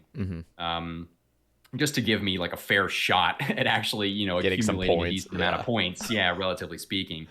Yeah, and I had no raids experience, prior to this because, again, I had just started playing Caveman around the time that came out. So, that's so daunting. Jesus. yeah, no kidding. So, and my main was wiped. So, I mean, I guess I could have borrowed, something to, to practice. But I was like, nah, fuck it. We're just gonna go in, no experience or anything, and figure it out. And I'm very fortunate for Sync, who's a big gamer in the community, who I actually haven't seen around in a while. So I hope he's doing well. But Sync, big gamer, who was like a billion raids drive of the omelet pet for a while. He very graciously taught me Chambers of Zarek in duos, and we did a whole weekend of duos on stream, which was great. And then after that, I was sort of left to my own devices and just was doing, like community raids. Basically, I had signups in my Discord and stuff where I could at least have some idea of who I was raiding with and what their gear looked like and stuff. Yeah, honestly, the beginning of my my raiding experience was pretty terrible. Obviously, a steep learning curve, especially for me, having no experience to that prior. And I did not see a single purple until almost 100 KC. Because, I mean, primarily it was because, my points relative to everyone else on the team were pretty low. I mean, my first few dozen raids, I was only getting probably like, 12 or 15K points or something max. So, yeah, it was not very good. And then I don't know, one day on stream, it was a long one, and it was going to be the last raid of the day. I was tired, it was like an 8-hour stream or something. I planked, I think twice at Ulm, at least one time. Yeah. And lo and behold, that gave me my my first purple. I guess they say scuff equals stuff, right? And I open it, and it is the Kodai insignia. And I was like, this is literally the worst fucking item for me to get because I couldn't use it. Yep. And I was like, oh my God, I get a mega rare as my first purple on this underground snowflake guy. And it's literally the worst purple I could ask for because I can't use it. And I was like, this is bullshit. So yeah, that was pretty demotivating. I think I got the Kodai at like 97 KC or something. And hadn't gotten even a scroll before that. Yeah. So that was pretty demotivating. But then I ultimately had again to decide, what am I gonna do with this thing now? And ultimately I decided again, it's a little gray, but I feel happy about it. So I said to myself, the way that this is gonna go down is that in order for me to actually make use out of this Kodai, obviously it's gonna involve having to go to Mage Training Arena, and get the wand and stuff. I said the only way that I'm going to allow myself to do that is if I get the Eternal Crystal from Cerberus as well. That way, I've got 2 items that I can't use, and so I will make a one-off trip to go to Mage Training Arena, have all the runes, ready in advance, and just like, sweat that out real quick, just to get the bare essentials, which were the wand, to make the Kodai, obviously, the boots to make the Eternals, and I did not get the Infinity Robes. Because I have access to Ancestral theoretically, so I didn't want to get anything that wouldn't be like my best in slot. And I unlocked Bones to Peaches, and I picked up the Mage's Book because that was my best in slot offhand. Yeah. That must have been a bitch, by the way, just to grind all that. I hate Mage Training Arena so much. It was terrible. It was terrible, and it was also, I think, before a lot of like the MTA quality of life changes came into effect. Oh god! Like especially with the teleportation room. Yeah, so it was terrible. RuneLight's also done a lot of fixes since then, I imagine. Yeah, it's pretty chill, but it's still. Ugh. Yeah, pretty awful. So.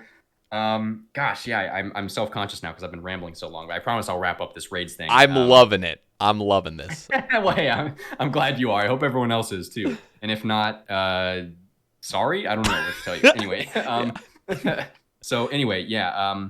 But then that leads me back to the Cerberus grind, right? So I'm like, okay, I have this Kodai.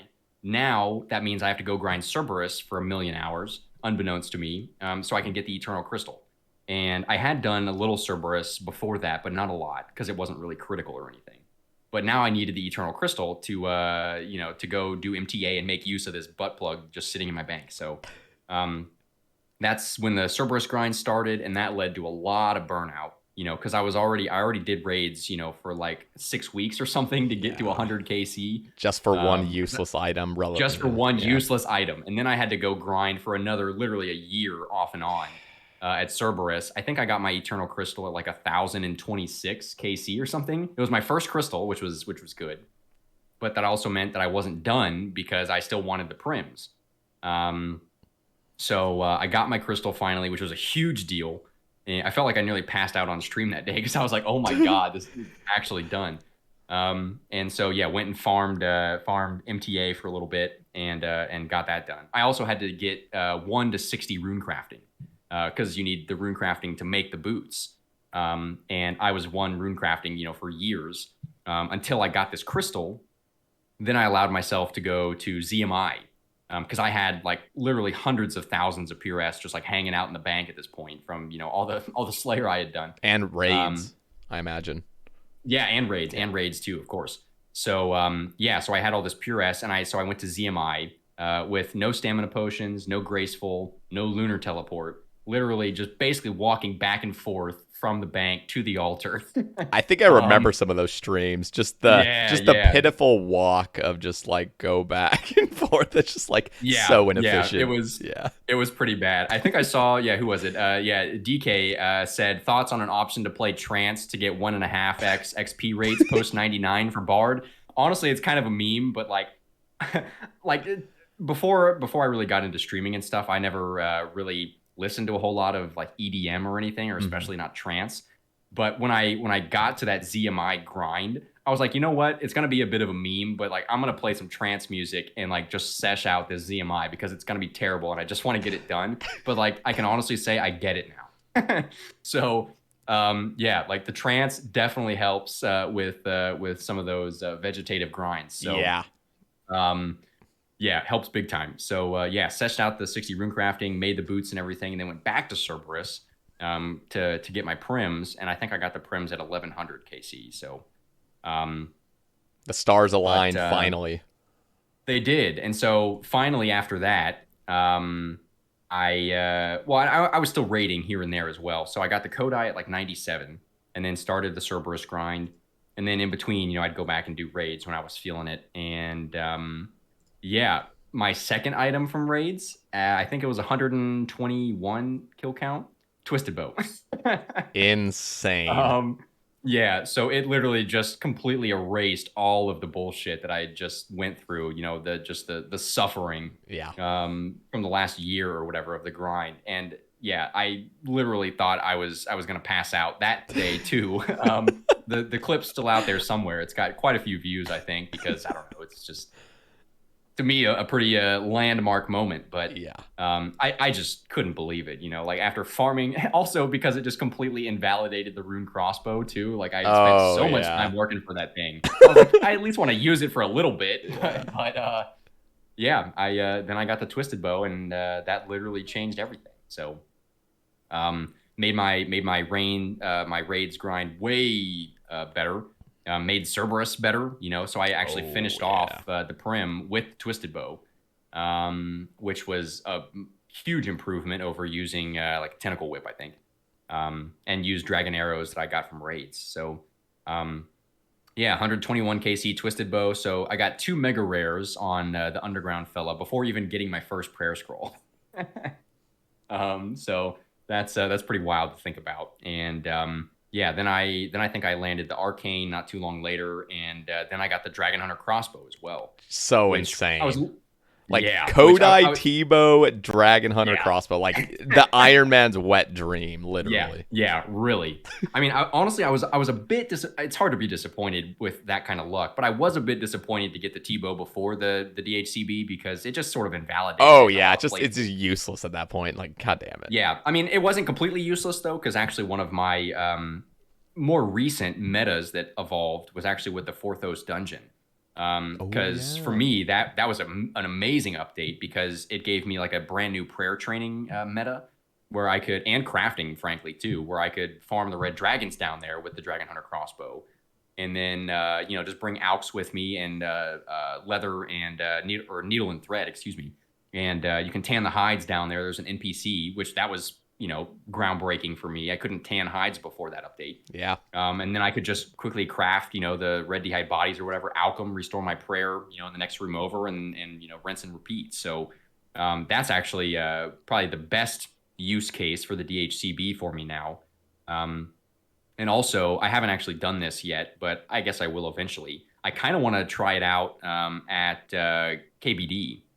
Oh yeah, because it's technically a boss I can do, but the big caveat is that I can't drink anti-fires because I haven't done Dragon Slayer, and they made that an integrity change a number of years back, where you have to have at least gotten to a certain point in the Dragon Slayer quest before you can actually drink anti-fire potions. I could make them, but and I could drink them at the beginning of my account. That's why I farmed the billion cave crawlers or whatever, because I needed the anti-fires to kill brutal black dragons in the catacombs for like some black d'hide upgrades. Mm-hmm. But then they took that away from me. You actually couldn't drink them. Like right now, you can't drink them if you haven't completed the quest for it. Correct. That is so weird.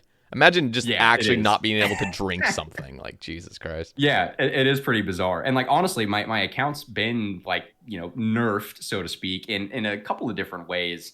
Like over the years, just as like integrity updates, or like anti-bot prevention measures. So like another classic one was they modified the Kurask drop table and they removed pineapples from the drop table, which actually would have been my best food, making pineapple pizzas. But they removed my only source of underground pineapples. So then I had to resort to the cheese potatoes.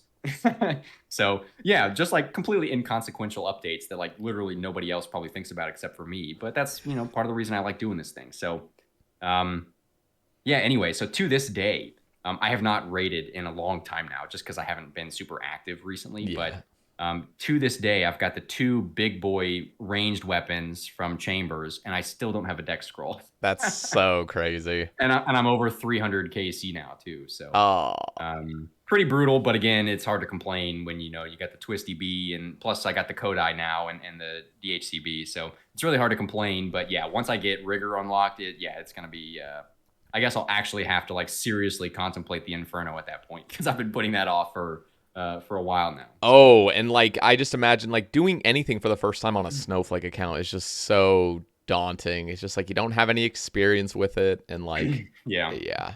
I want to ask a little bit, because early on in your account, the grinds were relatively just shorter. You're just getting up to the levels, doing these little grinds, and then you just got these big ass grinds, and then of course you go dry at Serb and stuff. I remember you were contemplating kind of going for a Dragon Full Helm and that little staircase method that I posted like long ago. But I'm like, I really did just wonder at the time, because I know you were just like at that point, it was kind of like, things were going on IRL. You weren't, the whole like full-time streaming thing might not have been going on too much longer. And I just remember thinking like, you just have these just like insane hour grinds, and it's more insane just because you're a snowflake. So it's like everything's longer. And on top of that, I just remember you said like you can't use the chewed bones either, because that's the surface.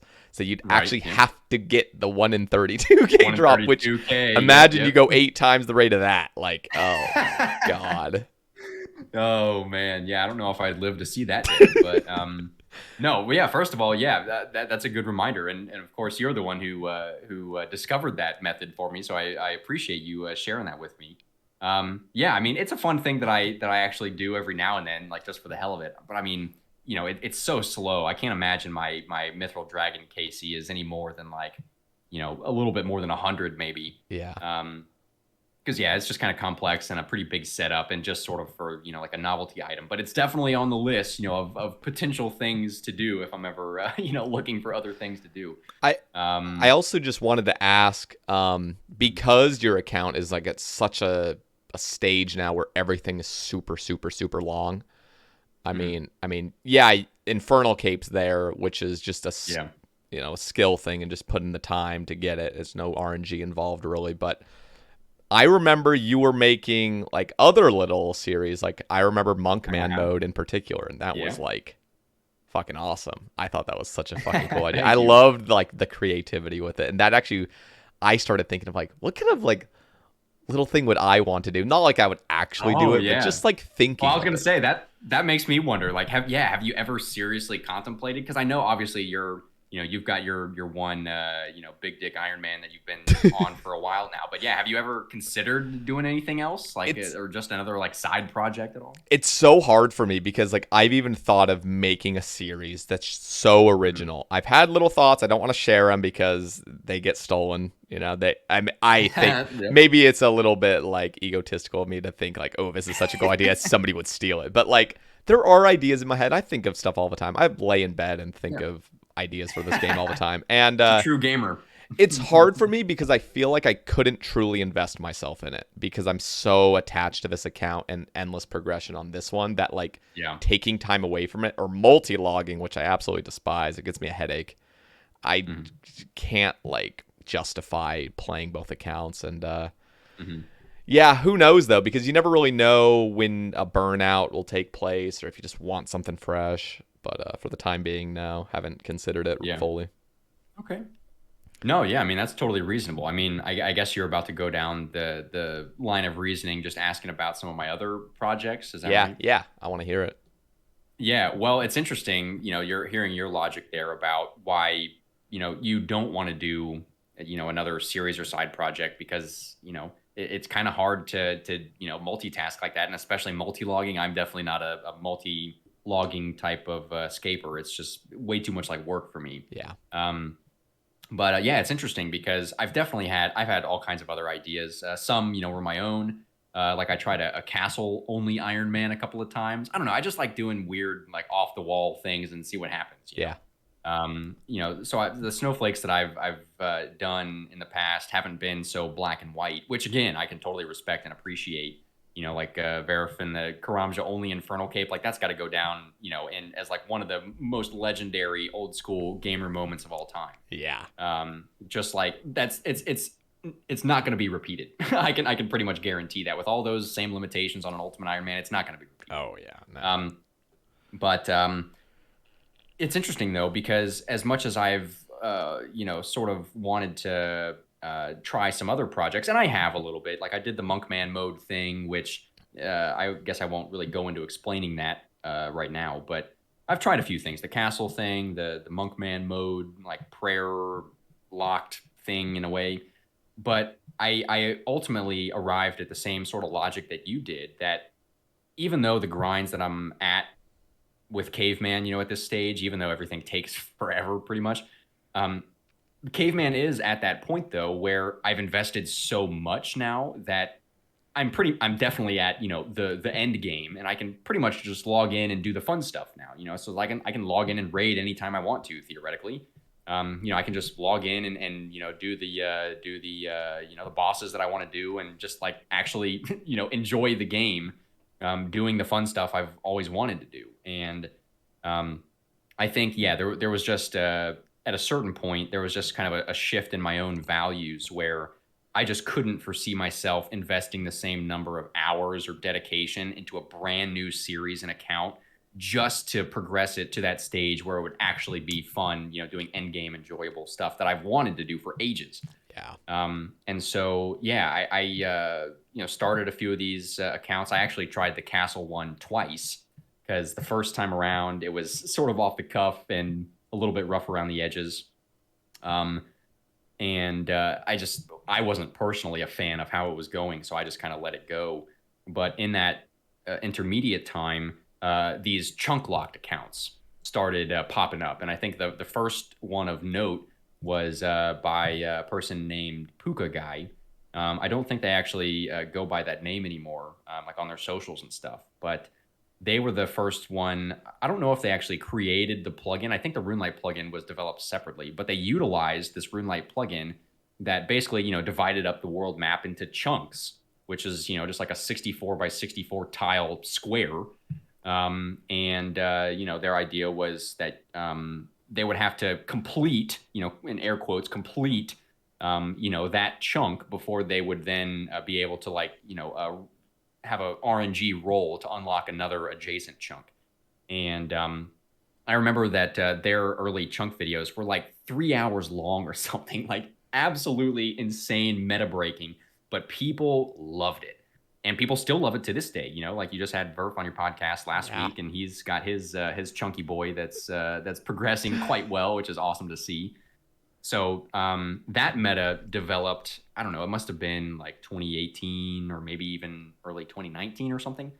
But utilizing that chunk plugin helped me kind of like clarify the rule set and like my limitations and my boundaries for the second iteration of like my castle Ironman and this Monkman mode guy that could only train in map chunks containing an altar, basically. Such an interesting and just, I don't know, it's just such a unique idea. I love it. I fucking love it. Yeah, well, so I can't take complete credit for Monkman mode because it was actually something that was theory crafted by my Twitch chat, more or less. Obviously, I was involved, given that it was happening in my stream. But in particular, again, I believe that it was Ready Carp was their name primarily, who came up with the initial like inception of the Monkman mode idea. Because again, it was like the chunk idea, but with a bit of a flavor twist, where you would only able to train in map chunks containing an altar, but. And this is where I really liked this because this is something that I felt that I was kind of missing with Caveman. I'm not sure how I would really do it differently on Caveman as far as like my above ground travel rules were concerned. But the shtick with Monkman was that I could only train this Ultimate Ironman account, by the way, in map chunks containing an altar. But you could travel between chunks. And again, the RuneLite plugin made it so that any area that was outside of like your unlocked chunk was grayed out. So there was a very clear, like visible boundary of where I could be and where I couldn't be. Yeah. And so if I were to like venture into one of these, like no-go danger zones, it would just be like, a black screen almost, like, just a darkened screen where, it's clear that it's not, the normal area you're supposed to be in. Mm-hmm. So the shtick there was that in order to travel outside of these chunk zones with the altars, you had to have your prayer turned on and ticking down. Couldn't prayer flick because obviously that would sort of defeat the purpose. Yeah. So basically, you had to emphasize getting like prayer bonus gear to enhance the length of that timer. I fucking love it. I was still. I just love this. Go. And if you were to run out of prayer outside of an acceptable chunk as an Ultimate Ironman, the rule was that I would have to wipe. So anything I was carrying on me, which was as an ultimate, basically everything, including worn gear, I'd have to literally wipe, drop all my shit, and then go back to the last chunk and start over, basically. Wow. What was the prayer you had to turn on, by the way? So again, so Monkman was kind of rough initially because we literally theory crafted it in my chat one afternoon, and then the very next day I made the account and just said, we're winging it, let's go. Yeah. Because like with Caveman, it was a lot more premeditated. Like I sort of sat down and thought about like the quests I needed to do and sort of like the logical progression up to KQ at least. But with this chunk thing, I was literally just winging it. And I definitely learned the hard way that it's great for the stream, but in terms of like making YouTube progress videos out of that, some of it didn't gel very well with the YouTube audience because it wasn't conveyed well enough on my end that this was like highly experimental. Like, we literally just made this up yesterday. Yeah. And we're just kind of like figuring it out along the way. But like, to me, that's the fun, is the experimental part of it. Yeah. The metaforming and everything. But so like there was an instance, I think early on where I forget exactly what happened, but it technically should have been a wipe because like I ran out of prayer, not in a danger zone, but it wasn't clear at that moment when I ran out of prayer or whatever that like what the conditions were if that were to happen. So like that was only discovered after the fact when we hashed it out on stream. But then trying to convey that in like a progress video based on stream VODs was kind of a mess. So I Yeah. think conceptually it was great. The Ultimate Ironman mode part on top of it all was probably too much for my taste personally. But actually, I'm glad that Monkman got brought up, because I know you usually ask for shout outs at the end, but I wanted to give a quick shout out to a guy who actually literally just came across my YouTube feed, I don't know, maybe 2 days ago. His YouTube name is Emperor Walnut, and he's actually doing an Alter Chunk Ironman. Basically Really? Monkman mode, I'll write that and down. his own sort of twist. He literally just started. He posted the first video February 23rd, 2022, and he's got 740 subscribers. But What was his yeah, name again? Emperor Walnut. Emperor Walnut. Just exactly Yeah. spelled that way. Yep. So yeah, 2 words. And yeah, so shout out to that guy early because yeah, he's carrying the torch now. And so Hell I've yeah. watched the first couple progress videos of his, and it's really exciting to see not him go through the same kind of process that I went through initially. Just figuring out your limitations, really. Because like turning on your prayers when you're running around, in the danger zone sounds kind of trivial. But when you're in the early stages, killing goblins in Lumbridge or whatever to, with the bones to train your prayer, you're kind of stuck there for a while, and your prayer doesn't last very long because you have no prayer gear. So you got to kind of theory craft how you can make that timer last longer. And it's got a lot of just kind of cool complexity to it that I don't know. I think that the future of snowflakes will look something a lot more like this. And especially with like the prevalence of the chunk Ironman meta recently. I know another one of the Twitter questions. I guess I'll go ahead and shout this one out too, because I think I saw this. Let me see. Yeah, so Aria DNA.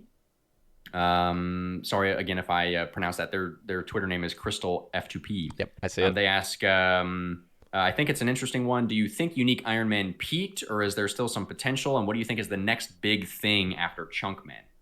I don't have a great answer for that, but I definitely think that the obvious snowflake ideas have pretty much been done at this point.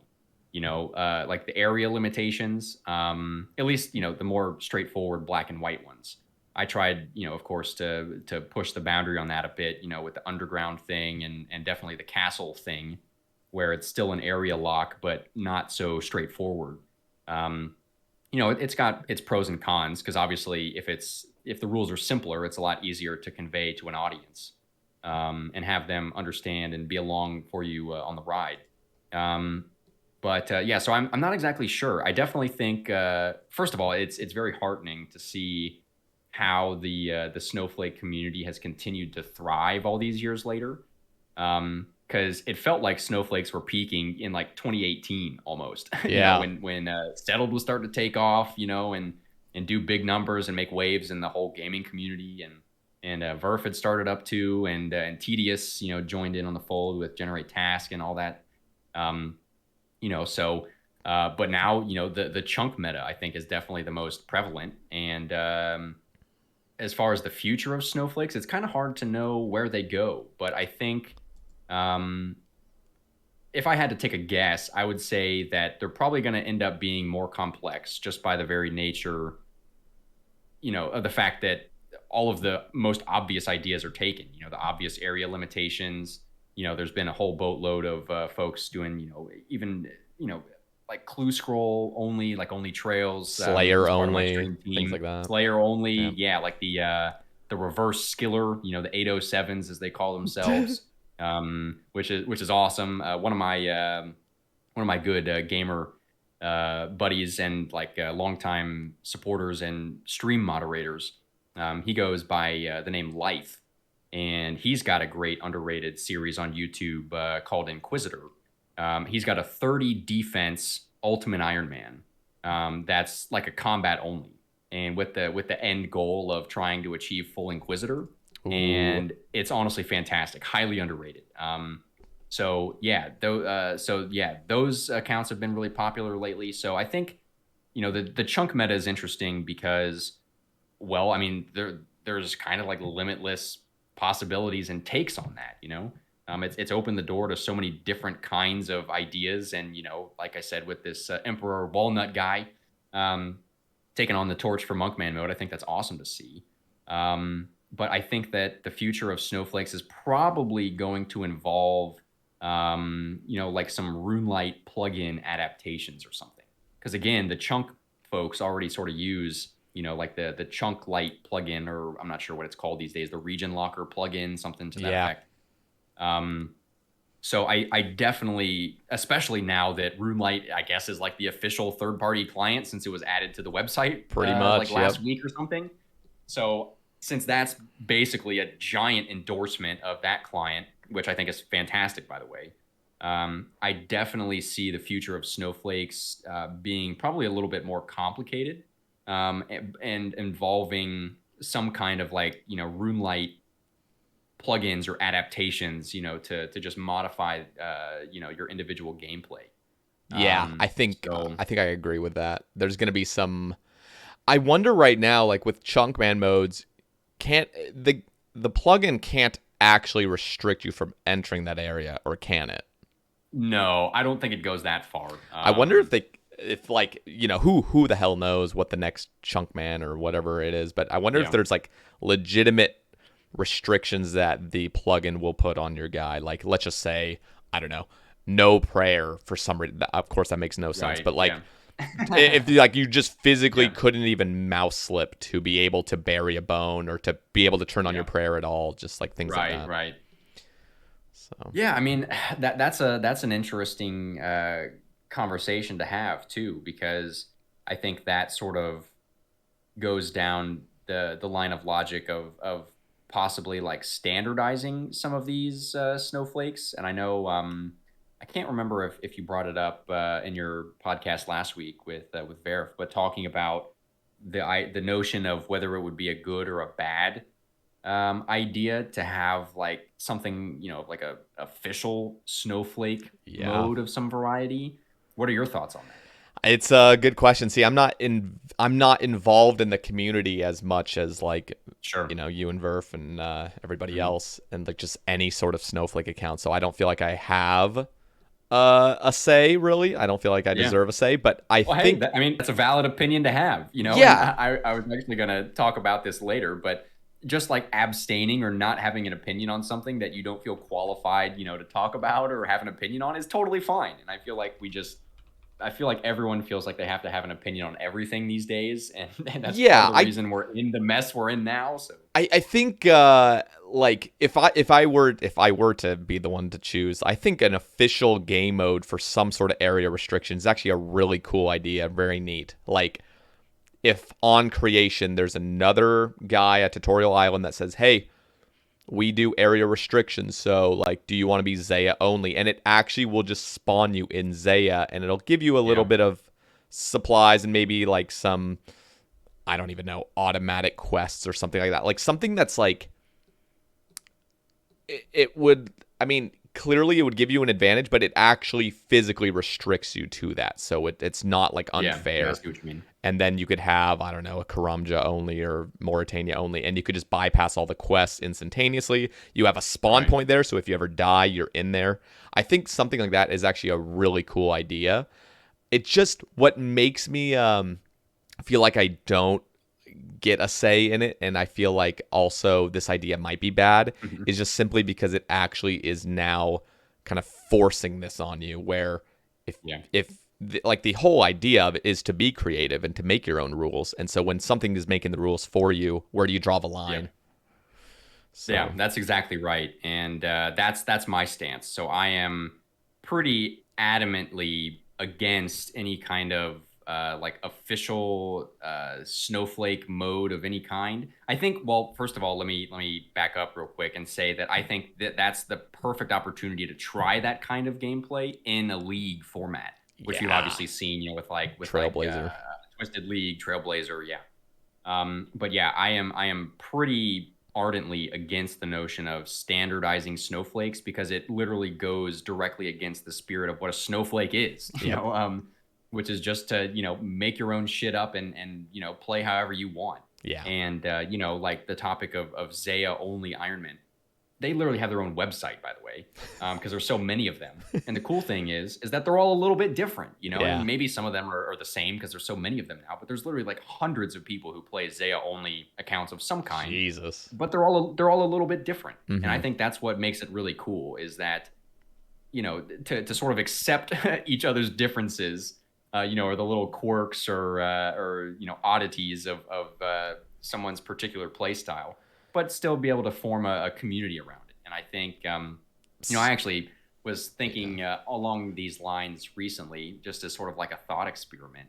But it kind of makes me wonder how different the game would be if Iron Man modes were never an officially established thing. See, that's like kind of where I totally agree with you about the creativity, and it's just like removing that is completely against the spirit of it. But at the same time, I think, okay, Bodhi's one-man army series, like there was no official Iron Man mode. Like, I think an official Iron Man mode was the greatest update of this game, in my opinion. Like, I can't think of anything that was actually better, in my personal opinion. Like, and so sometimes I think, what if, and it doesn't have to be area restriction. I just let that be the example because it's very familiar. Yeah, sure. But something where it's like, okay, everybody knows for a fact that you are not cheesing this account. You got that legitimately. And I think that is the real good pro to making an official thing where it's like, okay, you did not cheat.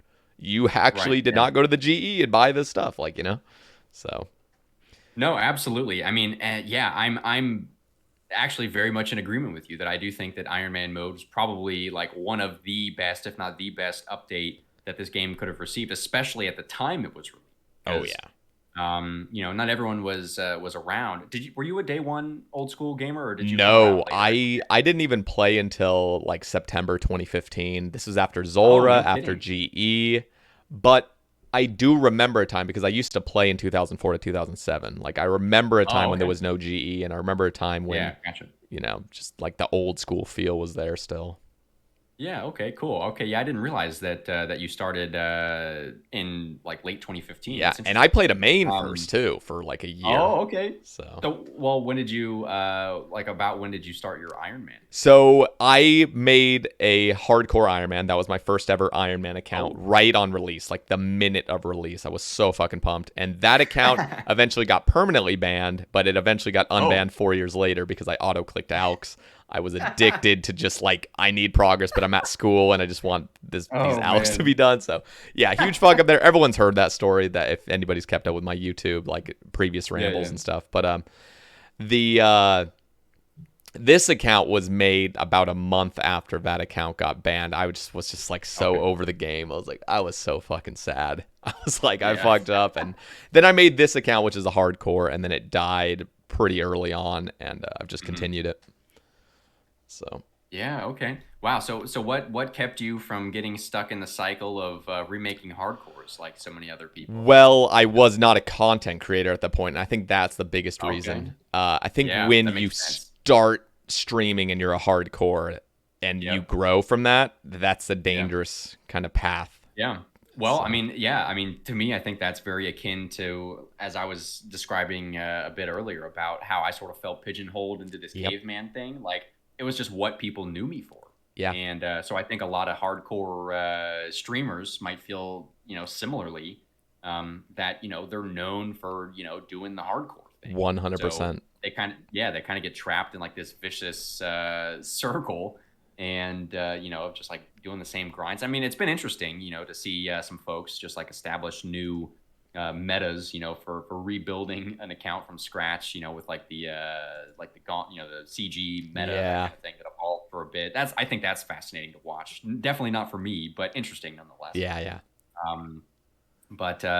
I mean, well, that's cool. That's cool. I don't think I realized that your main iron there was a hardcore to begin. Yeah. But, it's a lot of hours put in. How did you die? How'd you die? So on my first ever hardcore as an Iron Man, I just felt the obligation to learn how to one-tick flick.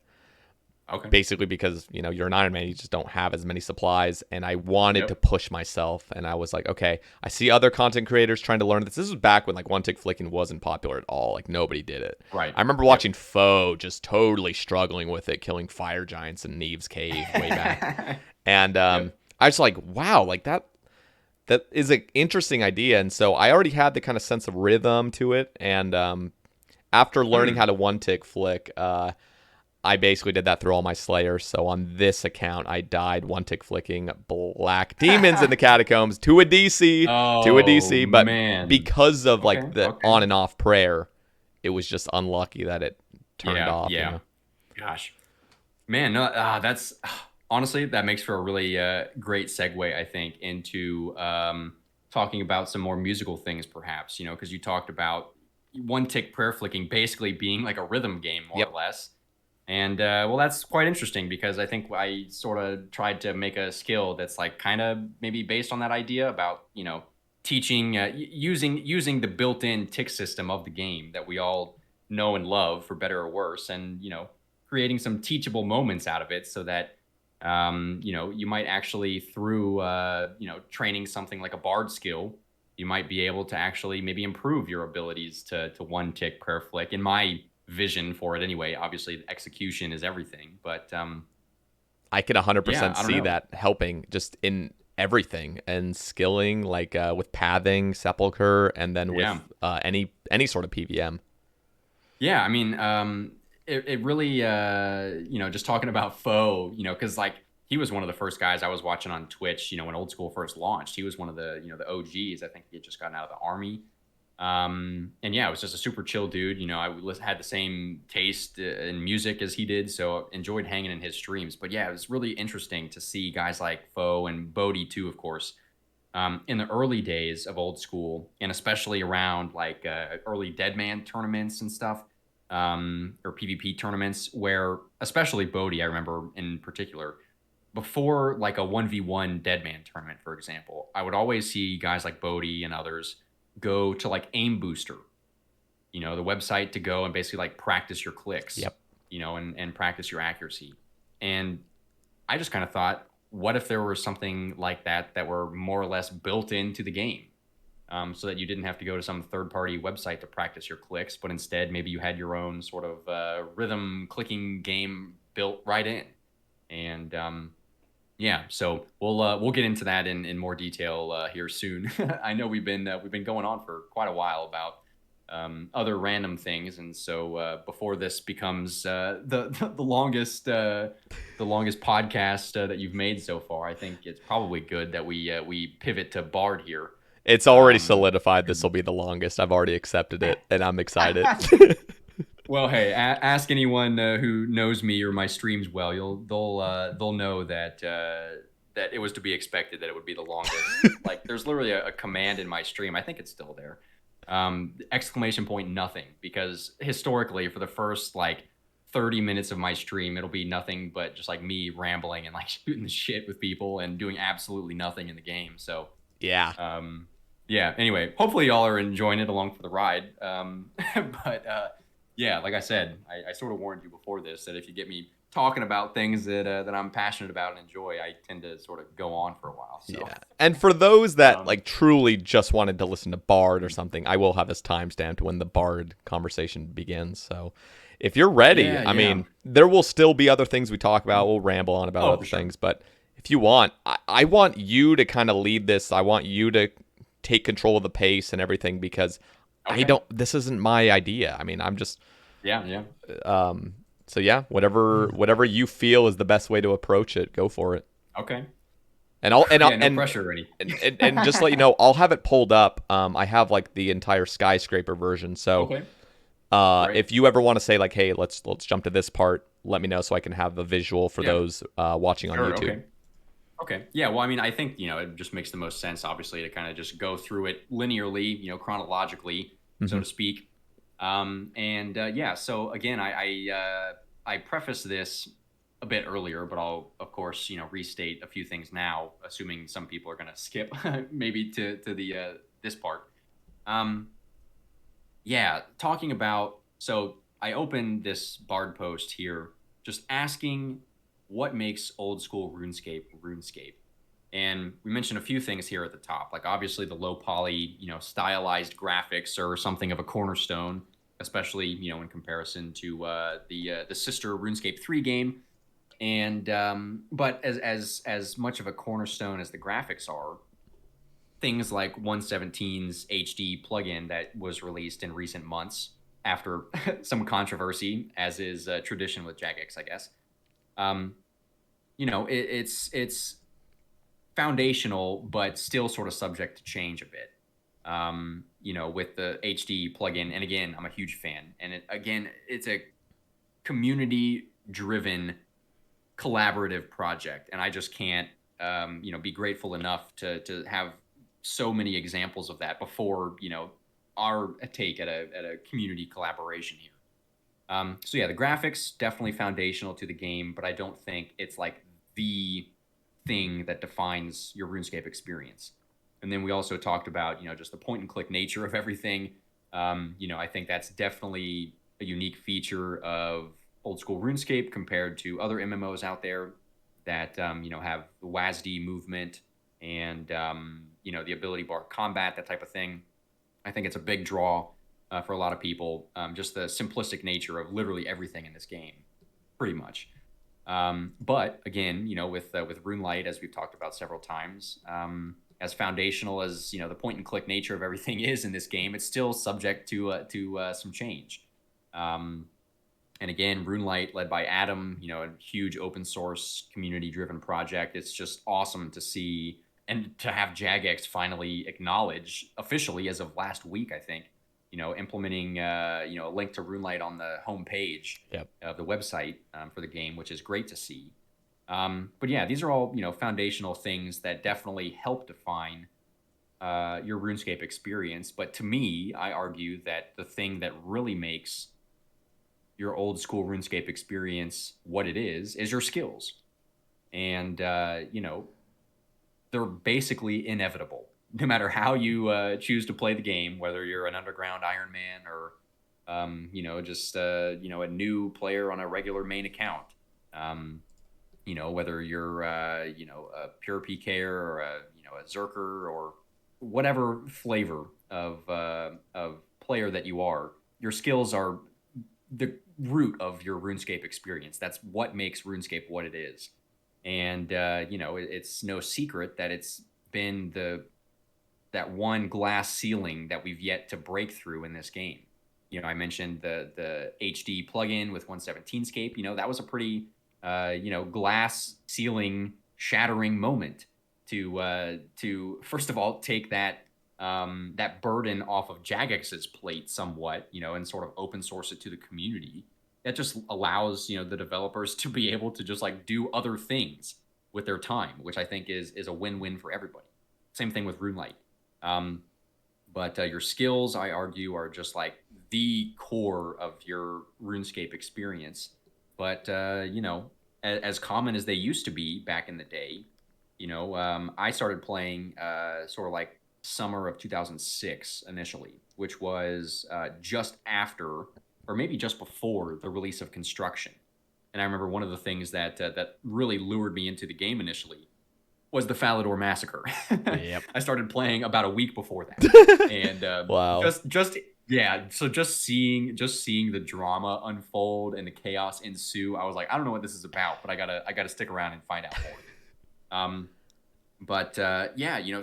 New skills back in the day were so commonplace, and if you didn't play back then, it's kind of easy to forget how common they were, especially because we've gone nearly a decade in old school without a new skill. But in 2004, saw the release of rune crafting, and I believe, don't quote me on this, I forget exactly because again this is before my time. I know that in 2005 for sure, the game saw Slayer and Farming, which are two pretty popular skills. 2006 then saw Construction and Hunter. And then early 2008 saw Summoning, which of course we don't have in old school. But, it's like if you actually look at a timeline graph of when skills were launched, I actually think Gnome, one of the guys on the Bard project with us, um, showed me some kind of graphic where it showed the history of skill launches back in the day. And it showed like the length of their development and then obviously like their eventual launch. And new skills from like 2004 to 2008 were constantly in development. Like there was never a period where they weren't working on a new skill. It was Wow. like that was the game. And so it was just interesting to see that graphic. I think it actually might still be accessible on the wiki. Don't quote me on that, but that graph out there does exist somewhere on the interwebs. But yeah, new skills were just such a foundational part of the game back then. And for me, it was one of the things that first lured me into the game in the first place, sort of in an indirect way.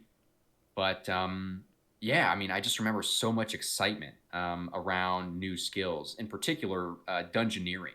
I was a fan of dungeoneering back then, not necessarily as a skill, but as something to do in the game that was new and novel and exciting. I got 1 to 99 dungeoneering pretty quickly after the launch. Um, and didn't stick around for too much longer after that when EOC inevitably came around. But yeah, new skills were just so foundational to the game back then. And again, I mentioned earlier that I should preface this entire bar discussion by saying that I do not think that the game needs a new skill in order to thrive into the future. But with that being said, I do think that a new skill, if done right, would maybe be the best thing to come to the game. It's not going to be easy to do, obviously, and again, it's like that last hurdle that we've yet to overcome as a community. Um, I definitely think the sentiment is there. I think there's a large majority of people who want some new skill, but trying to generate a consensus around one particular idea is going to be difficult. Yeah. And this is our attempt at doing that.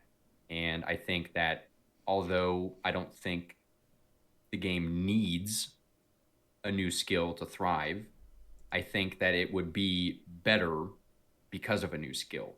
And I mentioned raids as a great example. I think Chambers of Zarek, Theater of Blood, and Tombs of a Masket coming soon have completely changed the end game approach to this game and have added so much life and longevity because of that. Were raids necessary? No, I don't think so. I think that they could have continued down the line of more traditional boss encounters, like Nex, as a recent example. Even things like Fasani's Nightmare, maybe not the original one, but they could have done that more traditional style of boss and kept doing those. Yeah. And like the game would probably be fine. Because everyone knows, that we're all here because of the crippling dopamine addiction, et cetera, et cetera. But raids undoubtedly made this game a better game. It could have easily, I think, thrived without it, but I think raids undoubtedly made the game better and added a lot of just new life to the game, and thus more longevity. So I argue the same is possible with a new skill if it's done right, of course. And I think the only right way to really do it is to have a community driven approach, because just take a look at the most recent skill example with warding. Full disclosure, I voted no to warding when it ultimately made it to a poll. Actually, I've never voted yes to any new skill that has been pitched in the history of the game. I voted no to artisan and sailing as well, for reasons I'll get to later. But with warding, I think one of the biggest challenges that the developers faced was that, of course, they wanted to take on feedback. And of course, they wanted to make changes, based on player considerations and stuff. But I think ultimately they had so much information overload after doing like 4 completely different iterations that people just felt fatigued afterwards. And because this idea was coming from the development team, it was generated, I believe, by Mod West initially. It was being developed and iterated on by the development team and then passed down to the community for feedback, even though they had good intentions in trying to, work with the community and incorporate feedback and make substantial changes. Ultimately, I think that led to the community feeling like it was being forced down their throats. Yeah. To a degree. And we want to try and avoid that in the future, whether it's Bard or anything else. And I think the best way to do that is to have a community-driven design. It's not to say we still can't run into the same problem. Another thing I guess I'll clarify out of the gate here. I've had a few people since the launch of our Bard post ask if the three of us were going to be taking on feedback and presenting another iteration of Bard, based on feedback and stuff. And the answer to that is a definitive no, because we don't want to run into that same exact problem that I was just talking about that Warding had. Yeah. Not that we aren't, interested in hearing feedback. We obviously are. We mention it many times throughout the post, like, give us your feedback, tell us what you think. It's like this isn't a mandate or a prescription. It's a collaboration. Yeah. And obviously, we got the ball rolling, but it's in everyone's hands now. So yeah, I think the best way to get a new skill across that line, if the community so chooses, I think the only way that it's going to be possible is having a community-driven design. Yeah. So this is our take at it. And well, gosh, I guess we ought to get into it here. I'm pumped. So I'm so pumped.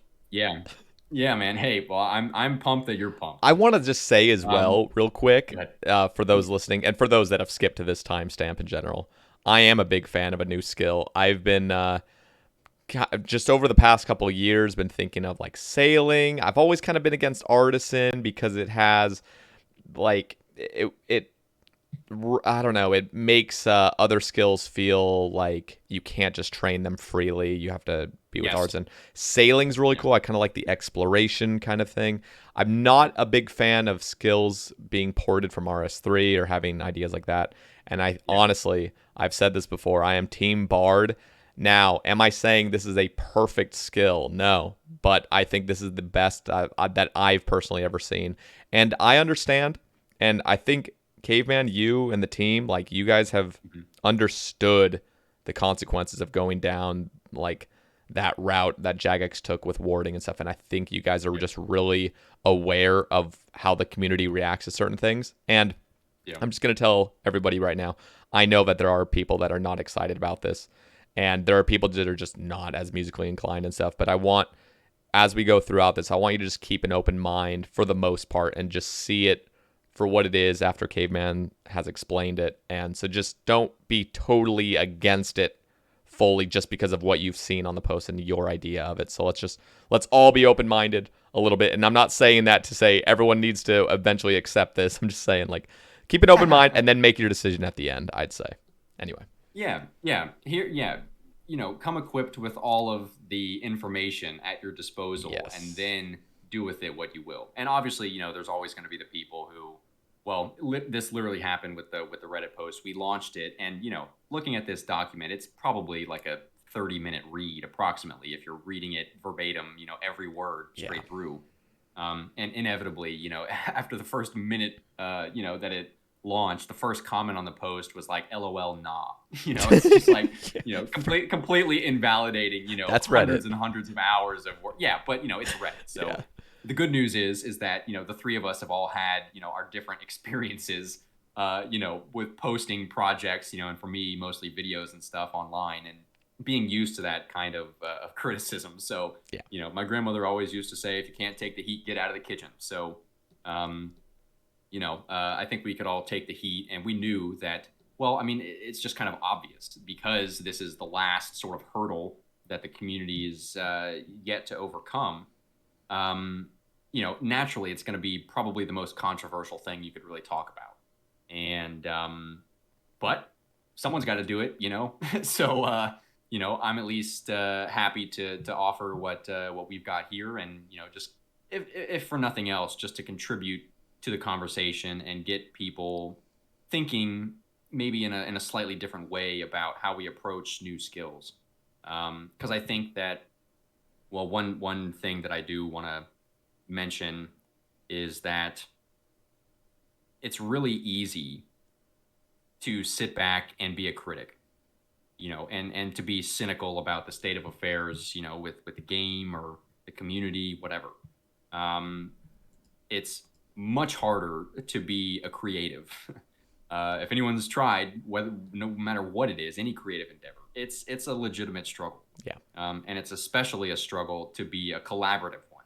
We're talking about all of the woes of group projects and stuff. It is not easy. It requires a level of just communication and vulnerability that most people, are sort of not used to in their sort of day-to-day lives. And so it's difficult. And again, regardless of the outcome of this thing, I think the three of us are proud with the final product. With the final product in the sense of, like, us launching this. It's not to say that this is, again, this is not a prescription or a mandate for what a bard skill must be. It's just one example manifestation of what it could look like. Yeah. But from our perspective, it's done and out there now. Our part is done for the most part. But I think we all feel very proud of where we ended up, because it was a legitimate struggle to get to this point. It's obviously still far from perfect, but it was 3 years of off and on, just collaboration and iteration, and ripping complete systems out and trying again. Because all of this, that's seen here in the post is honestly only a fraction of what we went through over the months and years, just coming up with different ideas and systems. And this is all the stuff that just sort of made the final cut. And again, this isn't necessarily meant to be like one total package that would be expected, on the launch of a bard skill.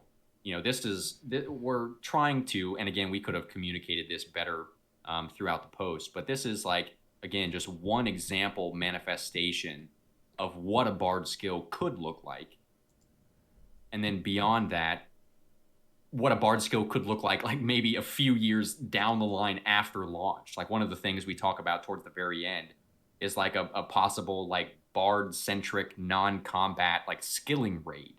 Obviously that's not something that would have to be implicit in the launch of a bard skill. Like, that could come way down the line once everyone's comfortable with the systems and stuff. So I'm gonna try and do my best to try and be succinct, even though I am not the greatest at doing that. But trying to address common points of feedback or criticism from the post. And one of the main points of feedback was just the overall complexity of our design. And that's something that I'd like to deconstruct a little bit as we go into this, because I can completely empathize with the notion that, like, looking at this giant skyscraper post that's like 35,000 pixels long or something outrageous, it's a lot to take in one sitting, obviously. But at the same time, I think I'm actually quite happy that we erred on the side of too much complexity, because I think it's much easier from that standpoint to be able to boil away the non-essentials and, like, trim the fat from the design, so to speak, and be left with, like, core bare essentials that everyone can agree upon before trying to, embellish those. I think it would have been much more difficult of an argument if we presented a much more, like, bare bones design, which, again, we could have done that 2.5 years ago. But I think I think it would have been much harder to accommodate feedback if those, like, core systems, if people had an issue with, I'm trying to think of the best way to say this. I guess, again, I think just erring on the side of complexity and being able to trim the fat from an idea is a lot easier than having, a skeleton of an idea and then trying to add the fat and muscle to it, if you know what I'm saying. I think that, even though there's a lot to look at here, I'd like to just kind of, like, deconstruct it a little bit, draw some analogies to some, like, existing systems and stuff, which I think, again, we could have done a better job communicating certain concepts to be a little bit more digestible. So anyway, I want to echo what you said, just to encourage folks to keep an open mind. That's not necessarily saying that, at the end of this, you need to be in full agreement or else. But I just, well, first of all, again, thank you for having me on here and My just giving pleasure. me the opportunity to talk about this. And, I'm not coming at this from a place of authority, like a holier than thou. I know more than you do. I'm just a guy who wants to make cool shit, and and so are the other guys as well, of course. And I also don't want to come at this, sort of like a used car salesman trying to, trick you into buying a lemon or something. Yeah. So I'm not here to necessarily sell an idea. I'm not here, to preach about why, BARD is the best idea in the history of the galaxy. I'm just here to talk about our process and, try and make some cool shit and see if, the community wants to maybe do that too. So that's my angle, just to be completely transparent. Hell yeah. And now, without further ado, after 17 hours into this podcast, we'll get into the actual meat and potatoes of this thing. So, BARD. Here we are. First thing out of the gate, you'll notice we have in the very first line here, welcome to the BARD skill. Play, battle, and perform your way across Gielinor using craftable musical instruments as your tools to improve your BARD abilities and game skill, unlocking access to different BARD reward systems. So right there out of the gate, we wanted to make it evident that there are multiple options for how to train the skill. So you have 3 core tenets for training a theoretical BARD skill: playing, battling, as in like, a BARD battle against, another NPC troubadour or something, and performing.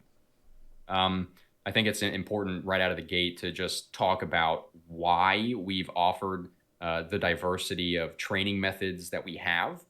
And again, I think it's largely in part just to try and help build consensus. We talk about this a little bit further down after the design pillars. We sort of do like a TLDR of the training methods. And General Tractor actually composed this section mostly.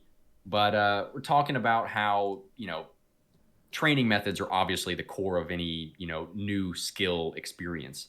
And people obviously have different preferences. So, some people are going to want, a simplistic, low intensity, just, park and bark, your classic just AFK skilling.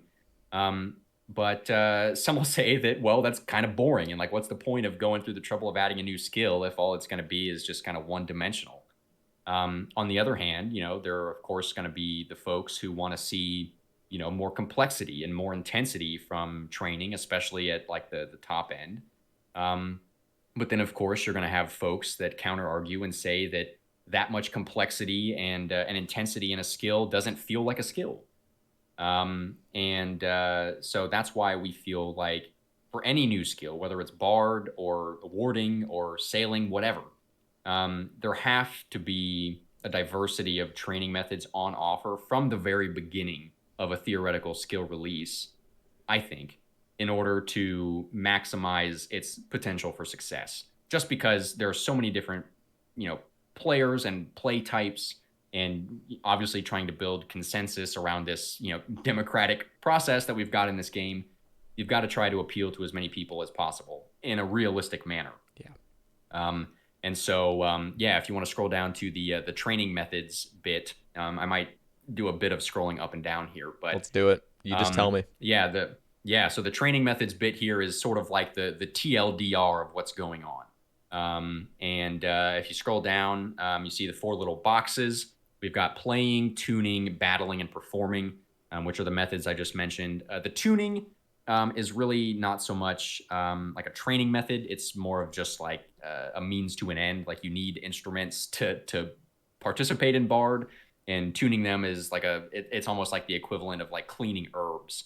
Like, could you clean herbs as an herblore training method? I mean, yeah, but are you actually going to do that as a training method? No, probably not. So that's how the tuning and like instrument making bit fits in. But primarily you've got playing, which is your core bard experience. And that's like playing is pretty much like your standard woodcutting almost, where it's like you for woodcutting, you rock up, you click your tree with your axe on hand, and then you just kind of sit back, wait, and relax. Same thing with playing. Playing is the most basic, just sort of core playing method that helps to establish Bard's unique identity, which is in playing music. Identity is something that I'll come back to many times talking about this because it's one of the core design pillars that we've tried to model this thing after. Just as a counterexample for what I mean by identity, Warding, I think, struggled a lot with its identity.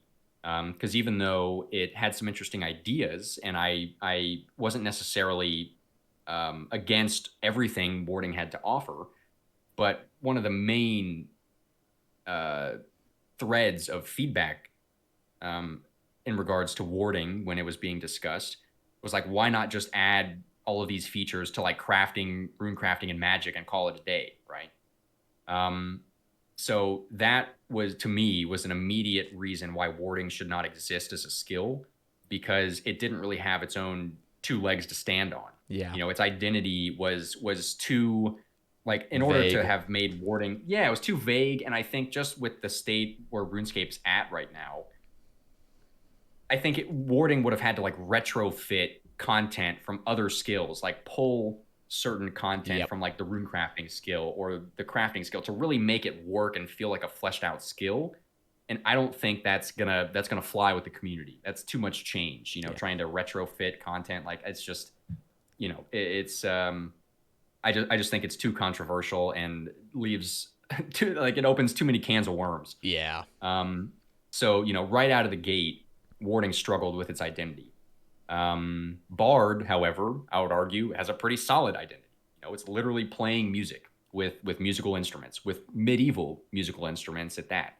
That's not really something that you can like dilute and put into any other existing skill. Also, if you just take a look at all of the skills, the 23 skills we have on offer as it stands right now, pretty much all of them, except for, I guess, magic, rune crafting, and, depending on your particular persuasion, prayer, all of the other skills are like actual tangible, activities, or you could even argue that some of them, are like professions from back in, the medieval times. Yep. Even as far as prayer, like obviously clergyman was like an actual, societal role back then. So it's not too far of a stretch to have something like a prayer skill. And even magic, and like witchcraft and stuff, like it's still sort of the medieval aesthetic. But with something like Warding, to me, it was just a little bit too far removed in like, the fantasy land. It didn't really feel like it was medieval enough to belong in the medieval clicking simulator. And on top of that, Warding suffered all kinds of other problems too. Like just the fact that there was like a glossary of terms at the top of the blog, of like dozens of terms for you to try and comprehend before you had any idea what was going on with the design. You just grab your vis real quick and your channeling lamp and head over to this warding stone. And it's just like, what the fuck is going on? Just a lot of complex terminology that I think it got bogged down with. But with Bard, I mean, it's pretty intuitive, and frankly, it's really not that novel of a concept either. In terms of, other MMOs and RPGs, like a Bard class exists in all kinds of other games, Final Fantasy and Lost Ark recently, and, D&D, of course. So, the concept of a Bard is really not that far of a stretch. And beyond that, it's also got a fundamentally medieval identity about it. I mentioned the whole genesis of this idea literally happened when I was in a medieval music ensemble in music school. So to me, that was one of the immediate appeals of something like Bard in comparison to the most recent skill pitch of Warding, was that it's fundamentally medieval in its foundation.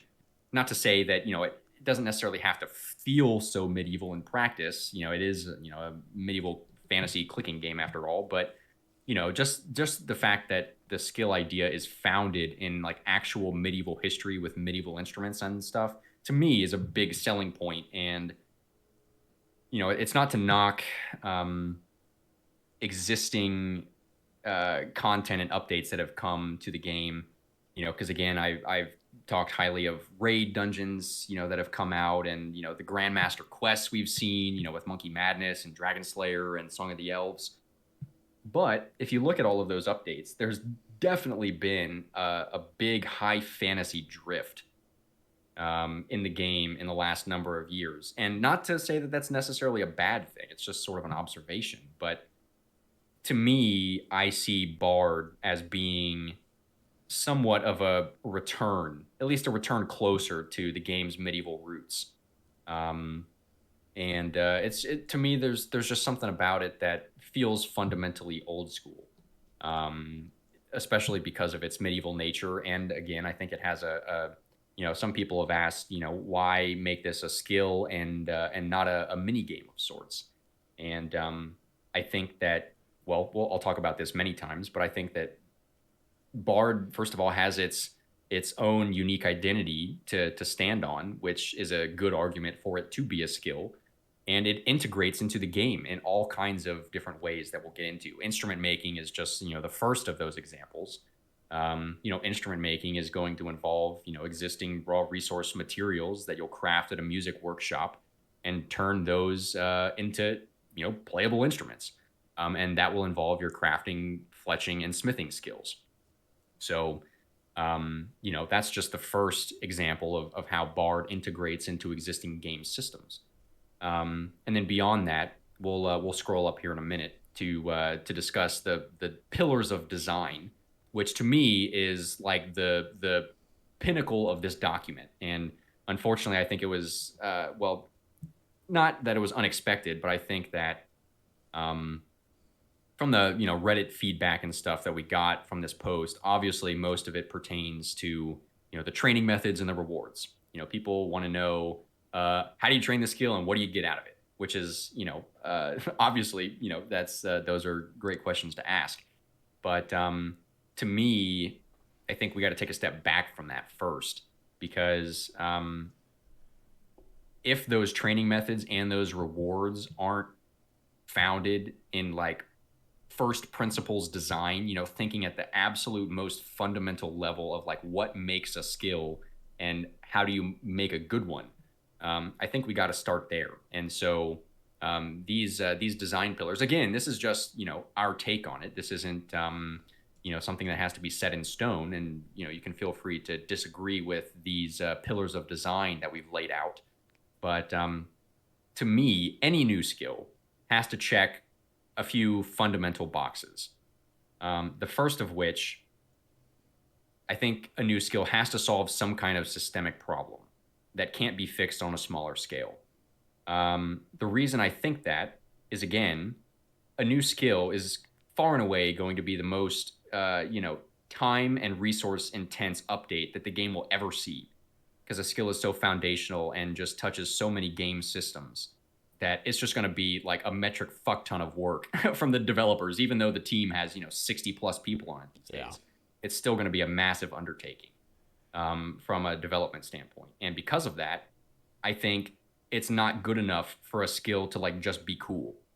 I think that any new skill fundamentally should be cool, and have a little bit of sex appeal, for lack of a better word.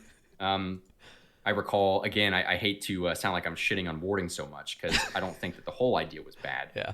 But I do recall shortly after the RuneFest announcement of warding, I remember Mod Kieran being on a Q&A and saying that one of the things that made warding feel old school was that it was boring. I was like, how? And again, I love Mod Kieran to death. This is not a knock on him or anything, but it's just an observation. It's out there, in the YouTube archives somewhere. If you don't believe me, it's out there. I can find it for you. But he said that what made warding feel old school was that it was boring. And that's just like the absolute opposite line of logic that we ought to be going down. Yeah. Like, because we have a democratic game on our hands here, it has to be fun. Like bare minimum, like has to be enjoyable. Yeah. Otherwise, people aren't going to fucking vote for it. Why would you? Why would you want to, just, vote in something that you're going to be miserable in having to train?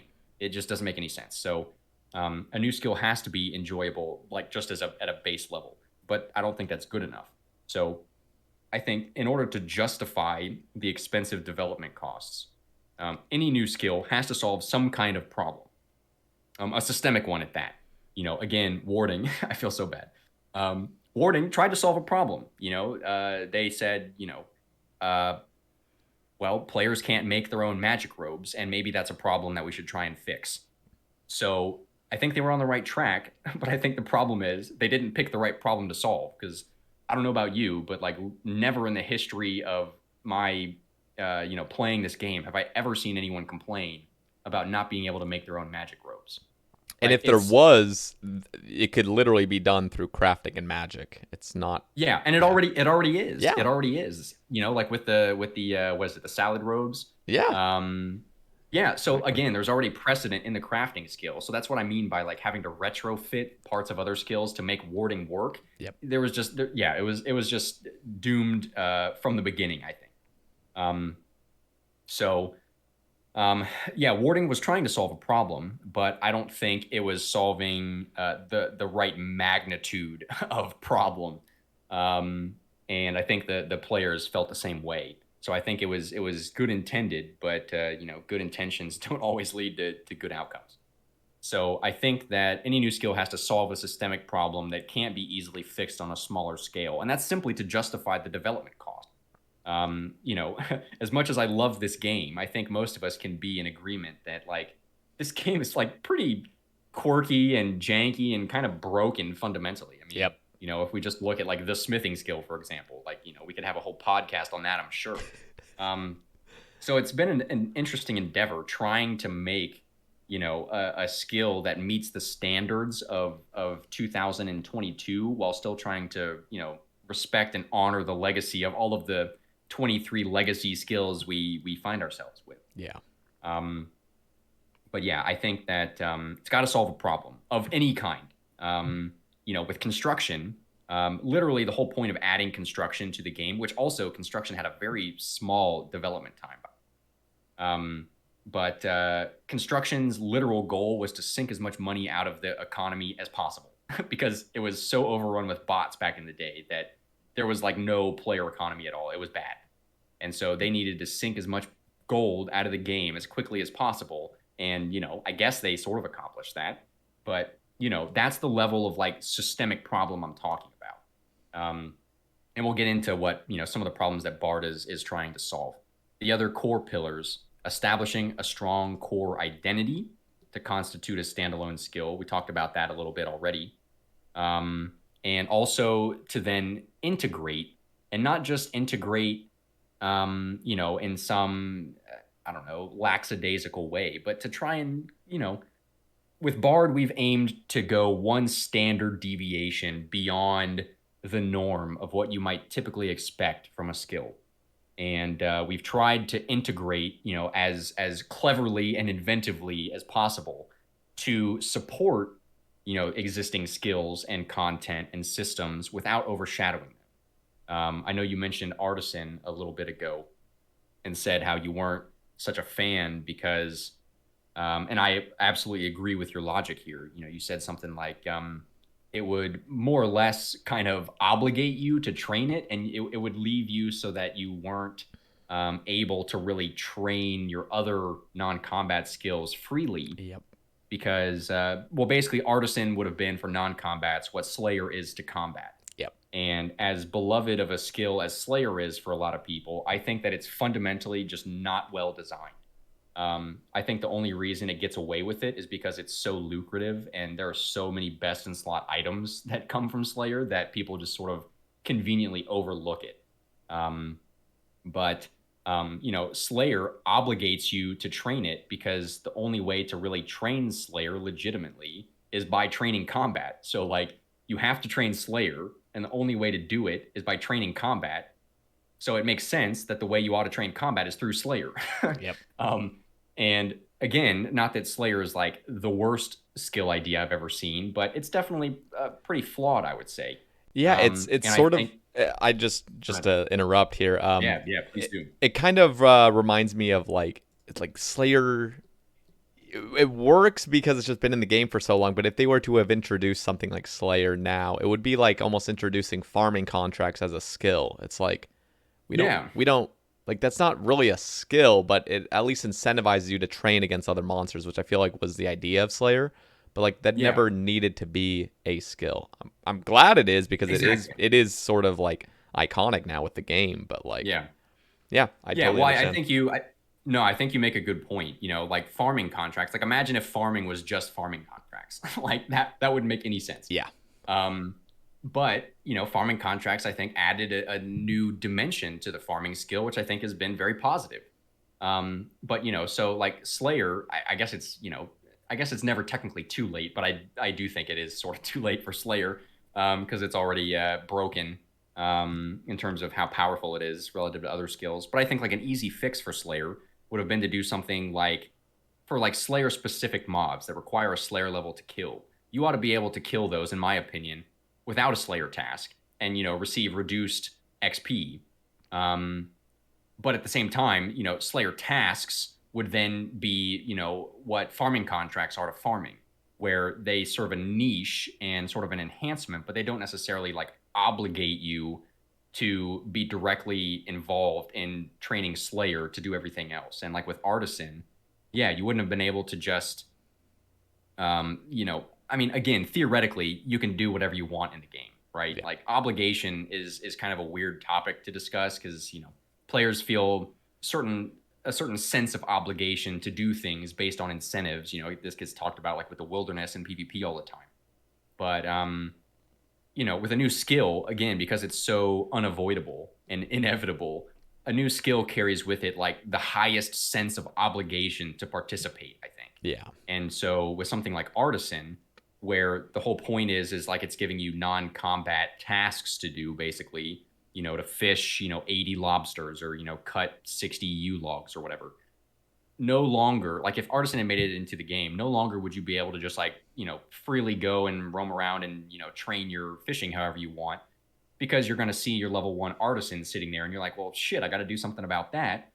But so the only way to level your Artisan, at least according to the design back then, was going to be to train your other skills through it. yeah. And therefore, it just takes away a lot of player agency in terms of how they're choosing to experience the game. And I guess it's probably not a surprise that I'm a big fan of player agency, and snowflake stuff and choosing your own adventure. That's So yeah, very well said, by the way. I was adamantly against Artisan from the very beginning.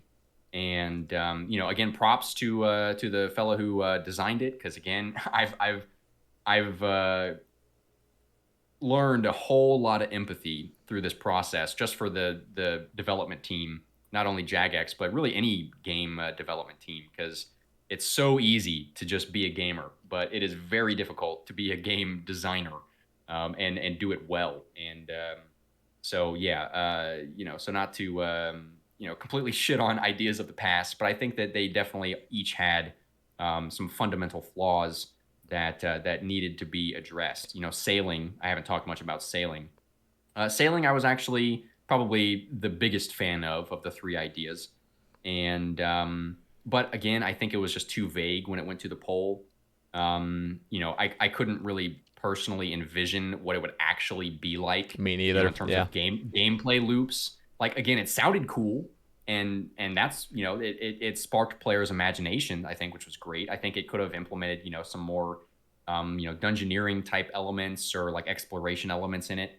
But yeah, fundamentally, I think it had a strong identity. And it integrated somewhat, I guess, with like shipbuilding and stuff, maybe involving like construction, crafting. But I think that it was just cool. Like it was just a cool idea that would require so much development time that I don't think being cool was a good enough reason to add it to the game. Yeah. So again, that's why I argue strongly for the fact that any new skill ought to try and solve a problem. It'd be different if the foundation of this game was like solid and well built, but we're working with like a patchwork quilt of a game that's been worked on by hundreds of people over decades. Yep. And so it's the foundation of this game is not the same as, like other AAA studio MMOs or anything. Yep.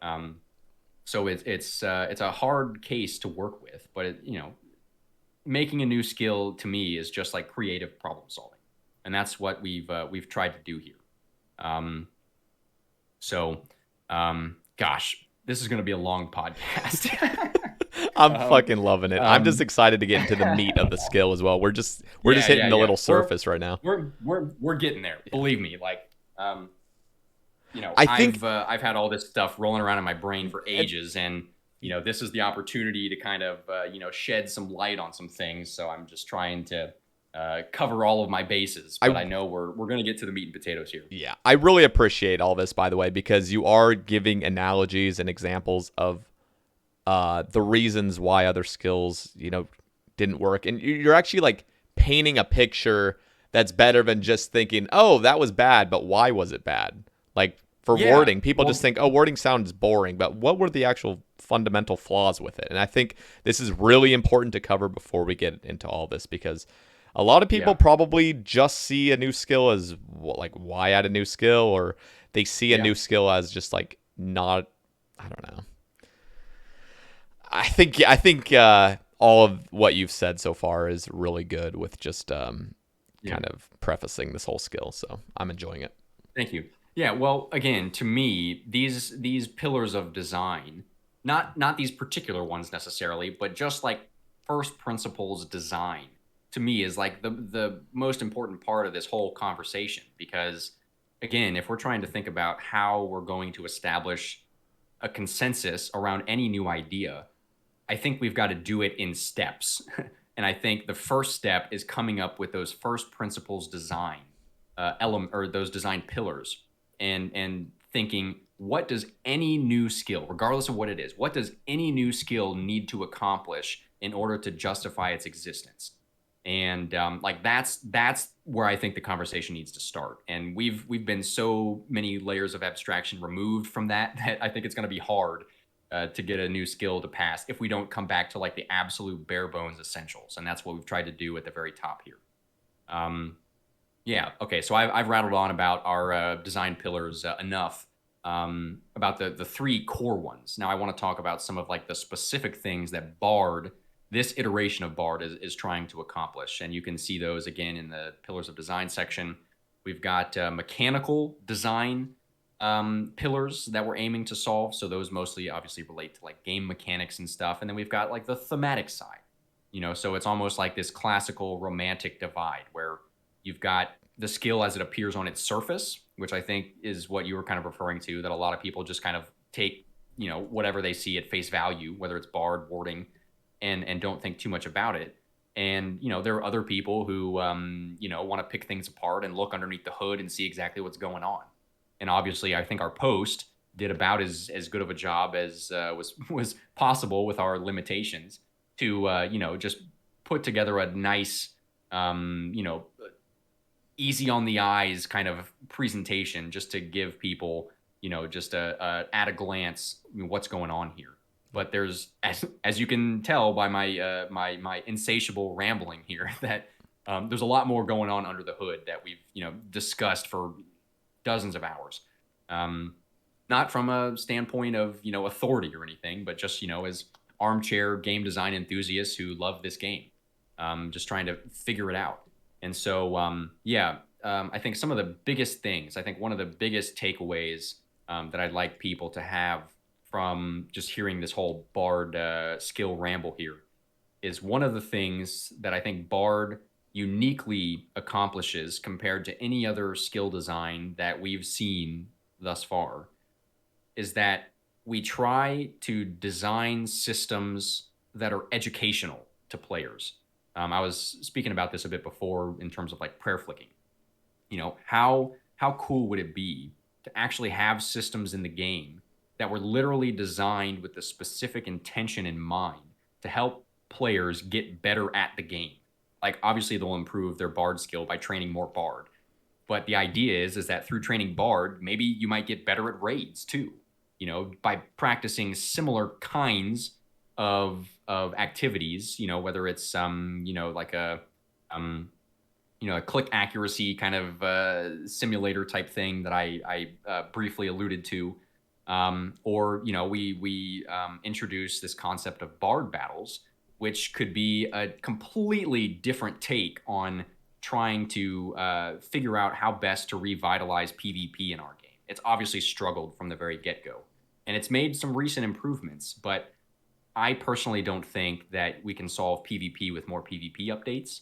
And so the whole notion of bard battles is trying to help introduce players into some of the ideas and themes and mechanics around that kind of play in PvP, to then hopefully set players up for better success if they so choose to engage in those other activities down the line. So one of Bard's main takeaways, and how did we arrive at this notion?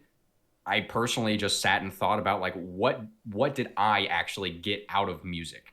Like my years in music school, what did I actually get out of it? And the music obviously is one thing, but what I actually got out of it was way more than the music. It was these skill transfers, whether it was just like better communication, or getting over things, like stage fright, just having to be vulnerable up on a stage in front of a crowd, or just learning how to learn. If anyone doing any creative endeavor, for me, obviously, I'm most familiar with music, but to sit in a practice room by yourself for so many hours in a day, a week, a month, like, it forces you to learn how you as an individual learn. Otherwise, you're not going to be making much progress. So to me, one of the things that I really took away from music school wasn't even really the music or the history or composition or whatever. It was all the other, like, sort of non-musical stuff that really made the most impact on me in my life, I think. And so, this is our attempt at trying to do something like that in RuneScape. And honestly, I think it's sort of a weakness in the game that the developers are keenly aware of at this point, which is just like when new players come into RuneScape and they get dropped off a tutorial island. It's instant paralysis by analysis. Like, it's an open world sandbox MMO, and there's an infinite number of options for things you could be doing. It's completely overwhelming to a new player. And so, they've introduced these like adventure paths and stuff, and they've made minor tweaks to the tutorial island and everything. But I don't think that goes nearly far enough. And I'm not saying that Bard needs to like tutorialize the entire game. That's not what I'm saying. What I'm saying is that it's evident that RuneScape as a whole, I think, struggles to really have systems in place that like teach players more about the game. I think a great example of a game that does this well are like the Dark Souls games. I'm not much of a Souls gamer myself, but I've dabbled a little bit and watched plenty. And one of the things that I think Dark Souls games, and most recently Elden Ring, do really well is they teach players about the game. They show without telling, really. And I think they really follow. I think this is really like a Bethesda thing that that sort of formulated some of their game design early on, was this notion of, in a game loop, it should really be something like learn, play, challenge, surprise. And so in an example of Dark Souls, you get dropped in the world and you have, some trash tier mobs that come up to you that have a few basic mechanics and stuff. And so obviously, in those first moments, you're learning, right? About what the game has to offer, what mechanics to expect. And then once you become comfortable with that initial encounter, you play with it a little bit. You sort of develop your skills a little bit. You figure out, what tools you have at your disposal to deal with encounters and that kind of thing. And then ultimately, you finally, arrive at, the big dick boss, right? And there's the challenge element. And, in Dark Souls, they do a great job of giving the boss very similar but still slightly different mechanics to all of like the trash mobs and stuff that have come before. So you're sort of prepared a bit going into that boss encounter. You sort of have some idea of what to expect, but then there comes the surprise element, the big axe swing or whatever that you didn't see coming, because it wasn't, a mechanic that, the trash mobs had. And, it sits you flat on your ass, and you're all the way back to the learning phase again at that boss encounter. But the game, I think, is like fundamentally like a didactic game. Like the game teaches you more about the game as you play it. And obviously, like, through doing anything long enough, whether it's playing RuneScape or whatever, like just through doing it enough, you'll inherently get better at whatever you're doing. But to create systems that intentionally are meant to sort of like teach you some things, I think is a unique opportunity that Bard offers that no other skill has really seemed to offer thus far. And I'll get more into exactly how that manifests in a bit. Few other things. We want to hopefully diversify gathering skill gameplay loops a little bit. Obviously, in the last number of years, if you look at the comparison to like PVM updates versus skilling updates, I mean, we've had a few like skilling mini game type things, whether it's Mahogany Homes, Hallowed Sepulchre, but on the whole, it's been predominantly PVM oriented. Yeah. And it's just kind of left all of our non-combat skills just in the dust. They're really just seen as like a means to an end. And it's kind of a shame, because again, our skills are so fundamental to our gameplay in this game that I think it would be too much of an ask to ask Jagex to sit down and like, redo all of the skills, but properly this time. So I think that Bard, what we've done is we've tried to offer some unique, inventive systems that aim to sort of bolster and enhance gathering skills in particular.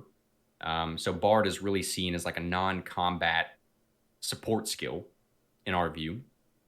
And so we try and enhance the existing gathering skills, mining, fishing, woodcutting, hunter, farming, through like an opt-in style reward system. So it wouldn't be like an always on thing.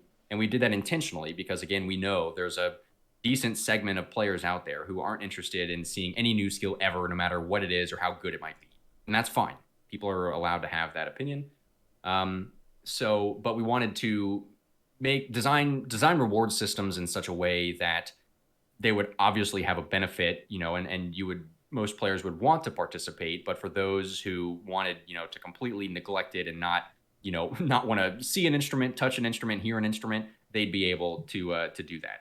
I mentioned wanting to synergize production skills with new functionality. So crafting, fletching, and smithing would be skills that are involved in the instrument making process, to obviously create instruments that you'll use as your tools in your Bard training. And through these instruments, we hope to enable something of like an extensive raw resource sink, because the instruments would have like a durability system, basically. So think of, jewelry. Yeah. I would imagine a durability system to look something like bracelets of slaughter, or expeditious bracelets where the charges are on the player, not the item. And eventually they would degrade to dust with a little asterisk because, there would be options down the line to be able to, like enhance your instrument to make it non-degradable. And again, sort of similar to like an amulet of glory, like Dragonstone jewelry. And then even at the very top end, like completely non-degradable type instruments. So we would hope that we could, design a system in such a way that these instruments wouldn't be a burden to use. Like if you go do your regular Bard training, it's not like you'd have to come with a full supply of instruments in your inventory. But yeah, it would have to obviously be balanced and designed carefully so that the idea is that we would hopefully sink a fair amount of raw resources from the game, and because of that, increasing the demand for these items by just giving them more uses through instrument making with a relatively steady supply or even a decreasing supply if these instruments are coming out of the game with a durability system. We'd hope that hopefully in the long run, again, I'm not an economist, so don't quote me or sue me for this, but the idea is that with these instruments eventually exiting the game through using them, that it would hopefully help to increase the profitability of your gathering skills in the long run. Again, subject to balancing and careful consideration, but that's one of our aims. And yeah, just to create inventive systems that move beyond the usual reward paradigms of direct GP or XP. Um, Another one of the common threads of feedback from our post was that our reward structure, which I haven't talked about yet, but a lot of our reward structures, people thought were too complex, or they weren't linear enough. So, like for example, somebody said, like for mining, you grab a pickaxe, you click a rock, you get an ore. With smithing, you take an ore, you go to a furnace, you get a bar. Yep. It's very linear, very straightforward, and that's great. Because those are gathering and production skills, and I think that they should have a relatively linear, predictable output. With Bard, however, I can definitely empathize with the argument that maybe there should be some kind of like baseline reward system, like play an instrument, and maybe earn a little bit of GP or something, which is totally a possibility. But we wanted to try and come up with some more creative ideas and solutions instead of just giving more of the same. It might not be everyone's cup of tea, but yeah, again, we tried to aim for like one standard deviation away from the norm, just in this entire skill design. We tried to design a skill for the future of RuneScape, not for trying to replicate the past. Yeah. Because I think that's sort of like trying to drive a car while only looking in the rearview mirror. Like I guess you could do it, but I don't know how successful it'll be. So obviously looking into the future, there's so many possibilities for what could come of this game, and to me that's really exciting. But I also understand people might be hesitant, and especially something as far-reaching as a new skill. If it doesn't go well, it might not be good. But yeah. I think that if we work together and communicate, openly and honestly as a community, and try and figure out how we're going to go about generating a consensus here, I think that's the only way to do it. And again, this is just sort of our receipt and our one iteration of what this could possibly look like. So yeah, Bard's trying to do a number of things. Maybe it's trying to do too much. I don't know. But again, the whole idea is to show what Bard could possibly do and how versatile of a concept it really could be. Because construction was pretty monolithic. It was trying to, sink money out of the game. And that was basically its sole purpose. With something like Bard, it could have, more of like a core focus around solving one particular problem. I just happen to think it's an idea that is versatile enough to be able to do several things at once without being like overly burdensome or complex. So those are the mechanical things that we're trying to address, chiefly designing educational systems that hone players' skills, and we'll get into that later. And then on the thematic side, I'll kind of briefly run through these. I already mentioned, Bard's founded in, actual real medieval history. So I guess that is one takeaway I got out of my music degree, was being able to make this Bard skill somewhat realistic. But yeah, to me, that's just a selling point for the skill, that, it's actually medieval in nature. Yeah. And then, we mentioned one tick prayer flicking earlier a couple times, but this is such, to me, an obvious opportunity to try and, like demystify the game's tick system. Because obviously for us veteran players, it's not really much of a mystery anymore. And, there's all kinds of crazy, tick manipulation, skilling methods and stuff, and one tick prayer flicking. But like those concepts aren't really approachable or even obvious that they exist to new players, and maybe even players who have played for a while. One of my good friends, IRL, I actually just got him back into playing RuneScape, and he played a bunch back in the day, but he hasn't played in probably a decade. But I've been talking to him about this Bard thing, and it's got him reinterested in the game, and so he just started playing old school again a couple weeks ago. And he's just like, there's so much shit to do, and I just like I feel like I'm so bad at the game. Like, he felt like he was so good back in the day, but obviously now, as a full-grown adult, you kind of realize how trash you are sometimes. Yeah. But just so to me, Bard is like the perfect opportunity to create what is already inherently a 100 BPM clicking simulator. The entire game. You might as well turn it in. You might as well gamify it and make like rhythm-based gameplay out of it.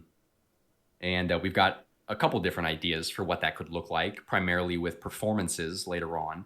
But some people really like this idea, and other people don't. And I think a main point of feedback on this is that some people think that like RuneScape's engine is maybe like the worst thing about the game. Just because the tick cycle is so incredibly slow. And it's just not optimal in the current era. But I mean, the engine is kind of what makes the game. It's just a foundational thing that the entire game is built upon. I All of. Go ahead. I was just gonna say, yeah, like it is definitely kind of polarizing in a way, because like some people just genuinely are not musically inclined. Like I had a friend that was just like literally tone deaf, couldn't keep a beat, and just like I'm not trying to like rag on him or anything, but it's like some people literally are just different. Like and I just want to say real quickly, you bringing up I would argue like the tick system is really beautiful, and it actually anything with rhythm in it is just inherently addictive in a way. And I see people all the time that get into solo raids. I mean, the Olm fight is literally it's a rhythm game. Like you're going back and forth between the mage hand, you're clicking on the tiles. Like you see people that get into it. At first it's a total struggle, but as they improve, that it's just rhythm. I mean, it's just like you're not even thinking. You're just clicking the tiles that you have to click, and that's what makes game content so addictive, like especially endgame PVM that relies on that tick system. Absolutely. I'm 100% on board with you there. And I think it's also important to emphasize here that this whole Bard design that we've got, in particular the training methods, are very rhythmically based. There are a lot of comments about like, well, I don't play with game sounds on, so why would I want a Bard skill? I'll be honest, I play with game sounds off 95% of the time. But I think Bard would be just like any other element of the game, where it would be completely feasible and completely fine to play without game sounds, because it's so rhythmically based. It's not like you're gonna, you don't need a musical ear to participate in Bard. I think the game audio, certainly helps, just as it helps, if you're like one tick prayer flicking. I find it quite difficult to do that without game sounds on. But so Bard is meant to be an experience for pretty much everyone. And you would absolutely not, at least in our vision, you would not need to have game sounds enabled in order to participate or be successful in training Bard, because it's so rhythmically based. So we hope to have like strong rhythmic as well as like visual elements in order to, just help ease that burden for the players who choose not to use game sounds. I can't completely ignore that and say, that Bard would be as good of an idea if nobody played with sound on. Like, I think that, it would definitely enhance it at least. Yeah. It's meant to be an enhancement. And frankly, I think that the old school audio team recently, in the last couple of years, have been absolutely killing it. Just like not only quantitatively how many tracks they release with like new major updates, but just qualitatively. I mean, just as a musician, I have so much respect for the old school team using their outdated tools and their MIDI sound banks and everything to just create some really just stunning masterpieces. There's no obligation through any of this to have to play with game sounds on. It would only serve, to enhance the experience. I mean, it's the same kind of thing. Like, you don't need to get up out of your gamer seat to train agility. You don't need to like taste the food that you're cooking. It's just a game. Yeah. And of course, I understand the argument that like it wouldn't be as fun or optimal without sound, but it would definitely be achievable and realistic to do it without game sounds on in our vision. Yep. Obviously, ultimately up to execution on Jagex's side, but that's not my job. So, and then with some of our other reward systems, bards back in the day were not just musicians, but they were really storytellers, and honestly, something like oral historians. Obviously, before things like the printing press and the internet, um, you know, local tales were pretty much kept to the bards. They passed down, certain family stories and lineages. And then, they would travel by foot, to the next village or town or whatever, and share, the triumphs and tribulations of the other people, and that was sort of how word got around. So, in our bar design here, we have elements that would hopefully, carry players across the whole kind of game world in almost like an exploration type way. But it wouldn't be mandatory necessarily, but we'd create, incentives to want to sort of travel around the game world and not be, just sort of stuck at one location. Like that was one of the big sore points about dungeoneering, of course, was like no wonder it felt more like a mini game because you could just rock up to, Demonheim there off the wilderness and just camp there, level 1 to 200 mil if you wanted to. It was so isolated and lacked any kind of real meaningful integration, that I think that was the big argument for why it really should have been better suited as a mini game. Not to devalue the content, because again, I love the content and, Yep. and thought that it was done quite well, but it just lacked the integration that I think was required to really constitute a skill. And yeah, I think Bard. Some people even said that Bard maybe integrates too well or in like too many systems, which I mean, I guess you could make an argument for that, but It's I think really cool. Sorry to interrupt again. Is yeah, this idea of, I mean, I'm just thinking of like going to the desert or something and learning how to create a new instrument that's more yeah, desert theme. And so you get to the level and you're like, "Ooh, I want to learn this new thing," but you got to talk to this professional bard out in the desert and he'll teach you, like, again, this is coming from my own just mind. I'm just thinking of so many yeah, possibilities with sure, the skill, and I love the idea of actually physically having to travel around the world to learn new instruments and maybe new, yeah. I don't know, tunes and stuff. So Yeah, yeah. I mean, yeah, it's just again another opportunity, and to me, a rather obvious one. It's an opportunity to just enhance regional identity. Like we have so many cool regions and cultures in this game. Dorgish Khan, fantastic example. It's like no one knows about that city except for me, apparently, for the most part, until the latest Goblin Quest got launched. But like it's such a missed opportunity because like there could be there's so much potential for an area like that to just be explored, not in like a in a complete rewrite type of way, but just like little subtle inclusions that something like Bard could help with, to just give some undervalued, some underappreciated areas of the game, absolutely. just a little bit more, attention and integration. And I think this is a point to be made as well, that honestly I see Bard as having the potential to be something even more than just a skill. It's honestly a new medium for exploring game mechanics and like the lore of the game too.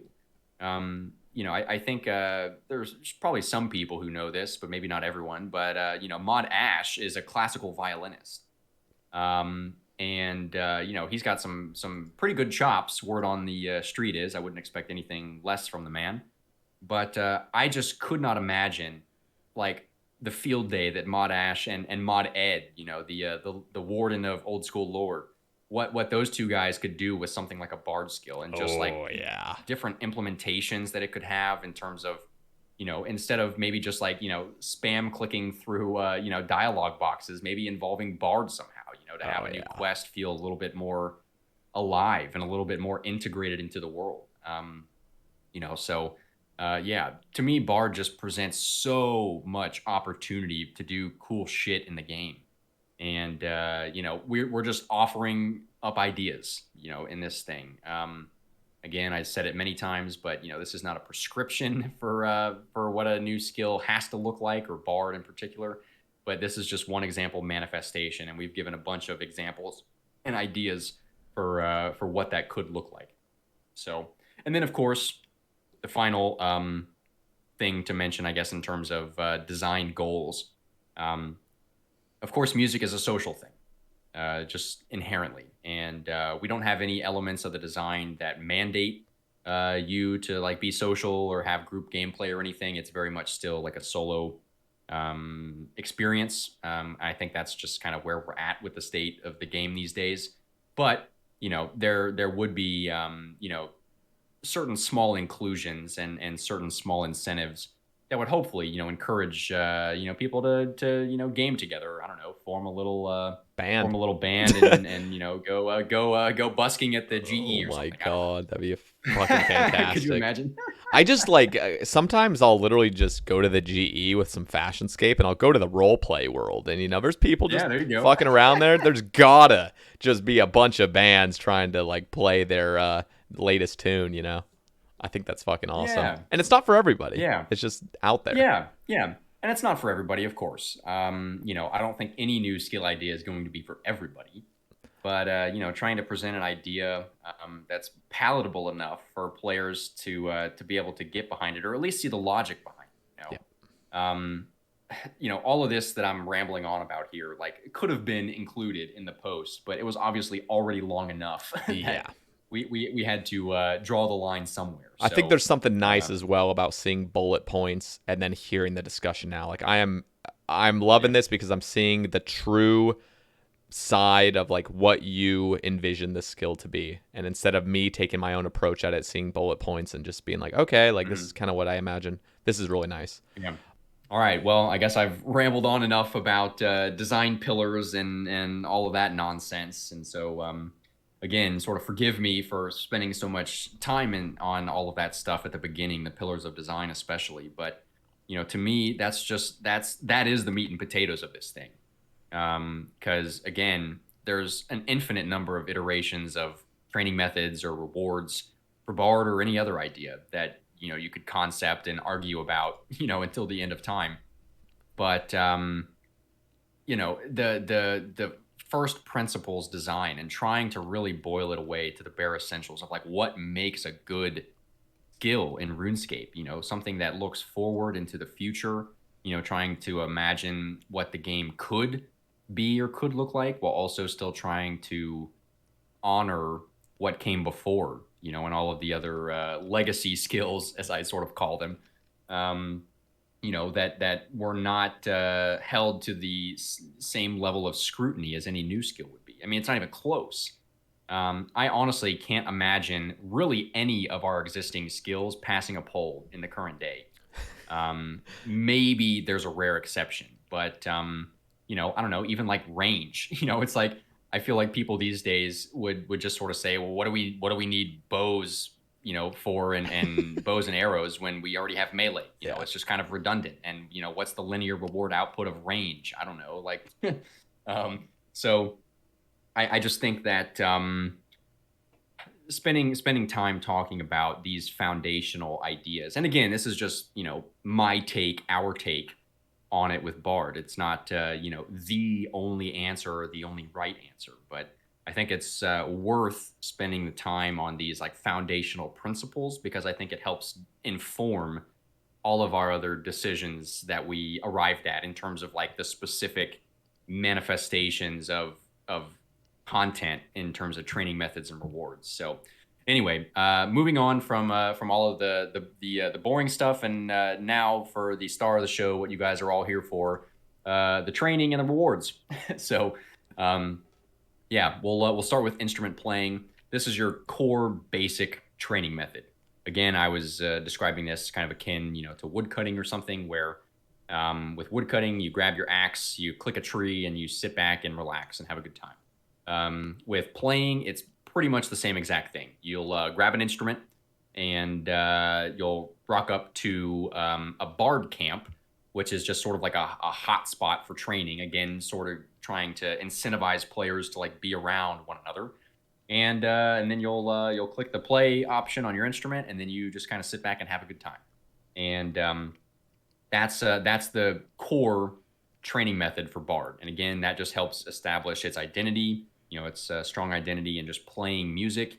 And it offers, that super simple, just like entry point to the skill right off of the bat. So in your vision, when you click play, what happens? Like, is there a sound that automatically goes, or is it something you've preemptively wrote with just like little notes or something? No, I would imagine it would just be like any other skilling action where there's some kind of animation alongside it, and obviously with Bard, there's the audio element to it as well. I mean, other skills have audio as well. So yeah, I would imagine it to be just very similar to that. So yeah, there's no there's no creative musical composition or anything involved. It's just like, again, this is like brain dead simple RuneScape right here. It's just like you rock up with your tool, you click on the hotspot, and you sit back and relax, and it'll just play some kind of animation, and probably some little chime or tune or whatever, and the gameplay cycle would last. Probably a predictable amount of time, again, arbitrary number, but let's just say 30 seconds. Yep. So you rock up and you're able to AFK, your initial Bard training for 30 seconds. But I mentioned your instruments have durability on. And so what that'll look like is that every once in a while, so every gameplay loop, let's say, your instrument will go out of tune, and you'll need to retune your instrument in order to keep playing. And every time that you tune your instrument, which doesn't require any other, fancy tools, it's just like a right-click option, you'll retune your instrument and you'll begin playing again. But every time you tune your instrument, it consumes a charge. And then eventually, again, this is just in this iteration, it's the nature of degradable instruments can definitely still be up for debate. But, for the sake of this iteration, we've gone with degradable instruments, with this durability system, for the sake of trying to accomplish, an effective raw resource item sync. Yeah. How effective it would be, again, is completely subject to balancing and numbers, and we've not offered any of those for good reason, because, it would all change in the end anyway. So this is just your super simple core gameplay loop. And again, there would be hotspots throughout the game. One in sort of like each map region or kingdom. So if you look down a little bit to further down in the instrument playing section, you'll see the first mock-up, courtesy of General Tractor there, his mock-up of a Bard camp. And this one in particular is located right outside the Falador East Bank. So yeah, again, super simple. You just find a Bard camp that you've got the level for. In this iteration, we imagine them to be linear. So basically, you'd start at Falador at level 1, and then you'd move at the next level bracket, which I guess is level 5. You'd then move to the hotspot in Mistalin, which is near the Varrock West Bank, to continue on with your Bard training and obviously earn a little bit more XP there. Again, the linear nature of this is not the important point, because it's subject to change. It's got pluses and minuses. Because, if you have a hotspot that's at level 1, obviously you'd probably outgrow it rather quickly. But there are also other reasons that you might want to come back to just playing in general. And we can talk about that a bit later. But so you find a Bard camp, equip an instrument, you've got the level to use. You click on the campfire as sort of like the hotspot, and you begin your Bard training. It's also, I guess, worthy to note that you could theoretically, in our view, train anywhere by playing your instrument anywhere, but it would be a very small, like, token amount of XP. So, if you wanted to, put together your rock band and play at the Grand Exchange, you could earn like very, very minor, like low single digit XP for doing something like that, because I think it would be a bit silly to constrict players to only playing in these, designated locations. That seems a little arbitrary. I think it's really cool that there are these hotspots, because I think what's really cool as well is, of course you can go back. I don't know how that's all going to work, just like going back to an earlier hotspot. But I think, when there is a dedicated place where like, hey, these are the best musicians. Like these guys are going to be here. Like I want to go to this hotspot and like chill. And like, everyone just knows that, okay, this is the place where, I don't know, you can hear it at least, or play it with other people. So yeah, exactly. And again, it goes back to that same notion of just not mandating, but just trying to encourage players to be around one another. yeah, Just creating convenient social opportunities for you to sit around, and noodle on your instrument with your fellow comrades. So, yeah, I don't have a whole lot more to say on this bit here. I guess another thing to note as well is that we also, and this is based on a lot of community feedback, that another possible benefit of just doing this basic core playing method is it could also give an additional benefits other than Bard XP in terms of like increased run energy restoration, that kind of thing. yep, It seems like a pretty perfect opportunity to accomplish something like that. And again, that's trying to help alleviate a problem that I didn't even mention yet, which is just the early player experience in the game is pretty bad because I mean, with one agility, especially in free to play, it's just like Walkman mode. It's like you're walking literally everywhere yep. constantly, and it's just not good. Honestly, I think agility and the run energy system in the game should probably just like be deleted. Not actually, but it's kind of obvious that that's one of like the sore points in the game because every league that they introduce, like the first thing that they do now is make sure that you've got infinite run energy. Because Yep. like who wants to Because it's just walk not fun. anywhere? Yeah.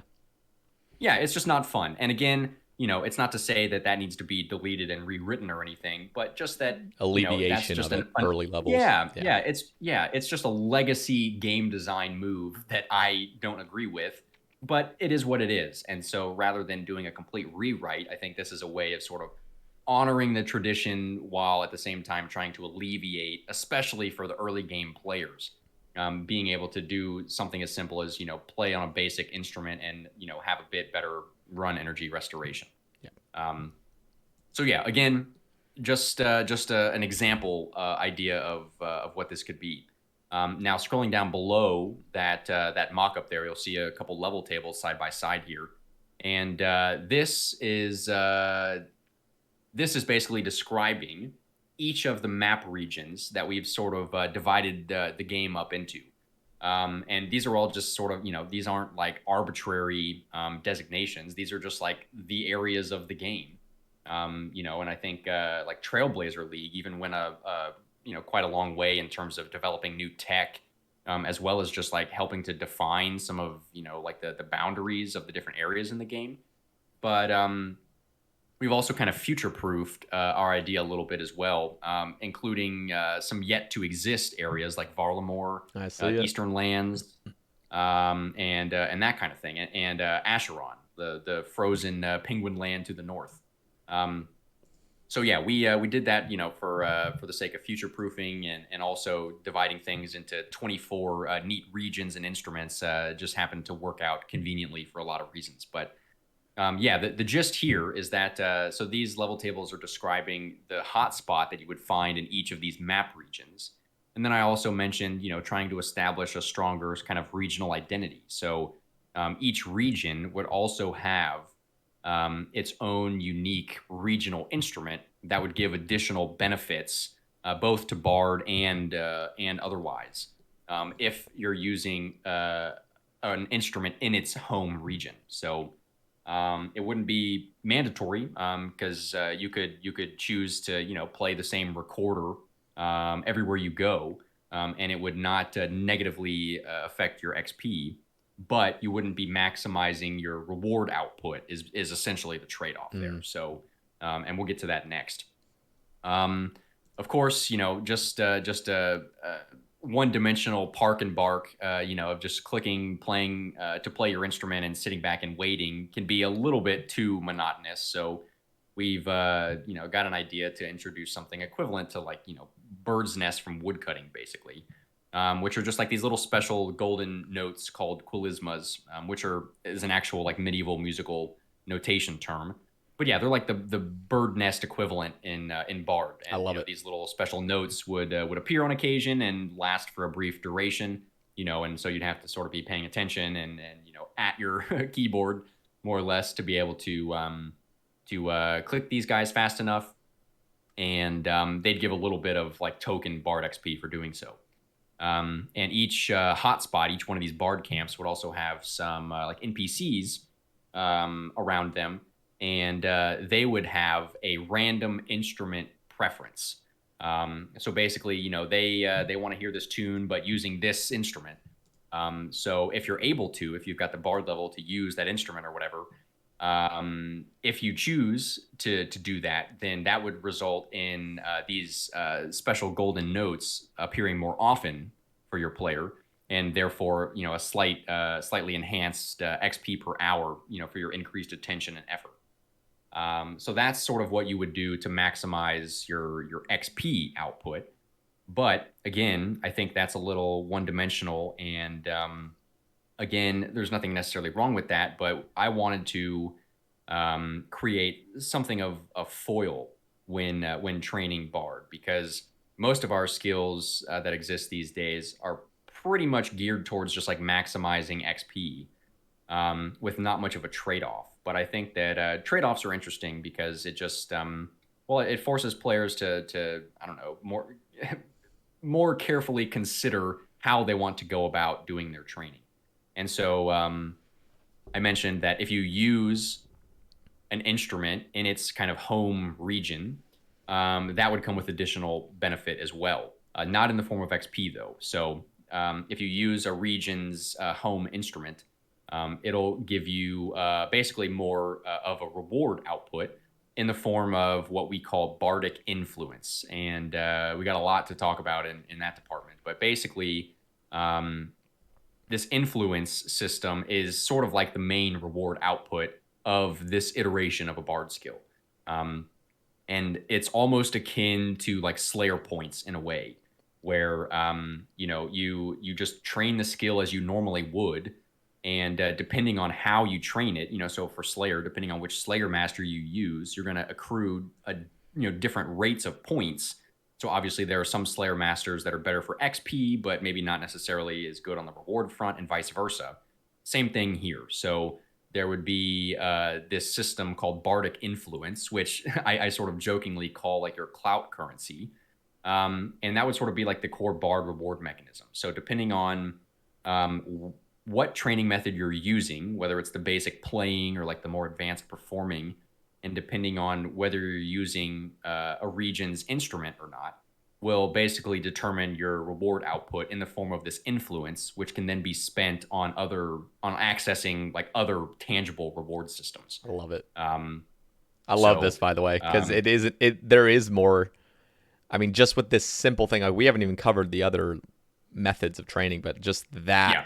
It's not just XP you're gaining this influence for reward shop throughout all of your training. I think it's awesome. Right. Yeah. And, I go into this in the rewards section talking about this influence system more. Funny enough, I don't want to digress too much, but this influence system was actually one of the last things to kind of make it into the design. And it was something that, I guess it sort of generated from me, but, with the aid of General Tractor and Gnome. But I felt that our other reward systems were too far removed from, like they were too dissimilar from one another. Like they didn't really feel connected. But I felt like this having this overarching system of influence, because again, think about what you actually get out of playing music. Other than the music itself, there is no real like tangible reward output from actually playing music. Yep. But you could imagine that, it might give you a little bit of clout, if you watch somebody's, stellar performance or whatever. Absolutely. It might influence them in a tangible way. Or, you might, play your instrument not even for another person, but maybe you're just playing for yourself. And just that practice of playing music for yourself has an influence over you. And so that's like kind of the whole genesis of this idea of influence, is that it kind of ties all of the Bard reward systems together, in my view. And it also creates a foil to just like optimizing XP during your training. Because there's nothing wrong with optimizing your XP, but I think it's a little boring if like that's that's the only thing that you're able to do. Yep. And so, yeah, I think that it just kind of makes natural sense to have, a foil or just another option for something that you can focus on optimizing. And you can choose how you do it. There's no there's no instruction book on how you need to go about your individual bard training. You get to sort of choose your own adventure. And again, it's like that's something that I really like about this design that we've come up with here, is because I think it gives the player agency.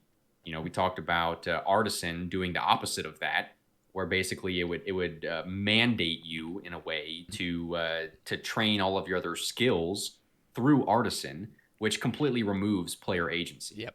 And I definitely think that too much player agency can be a bad thing.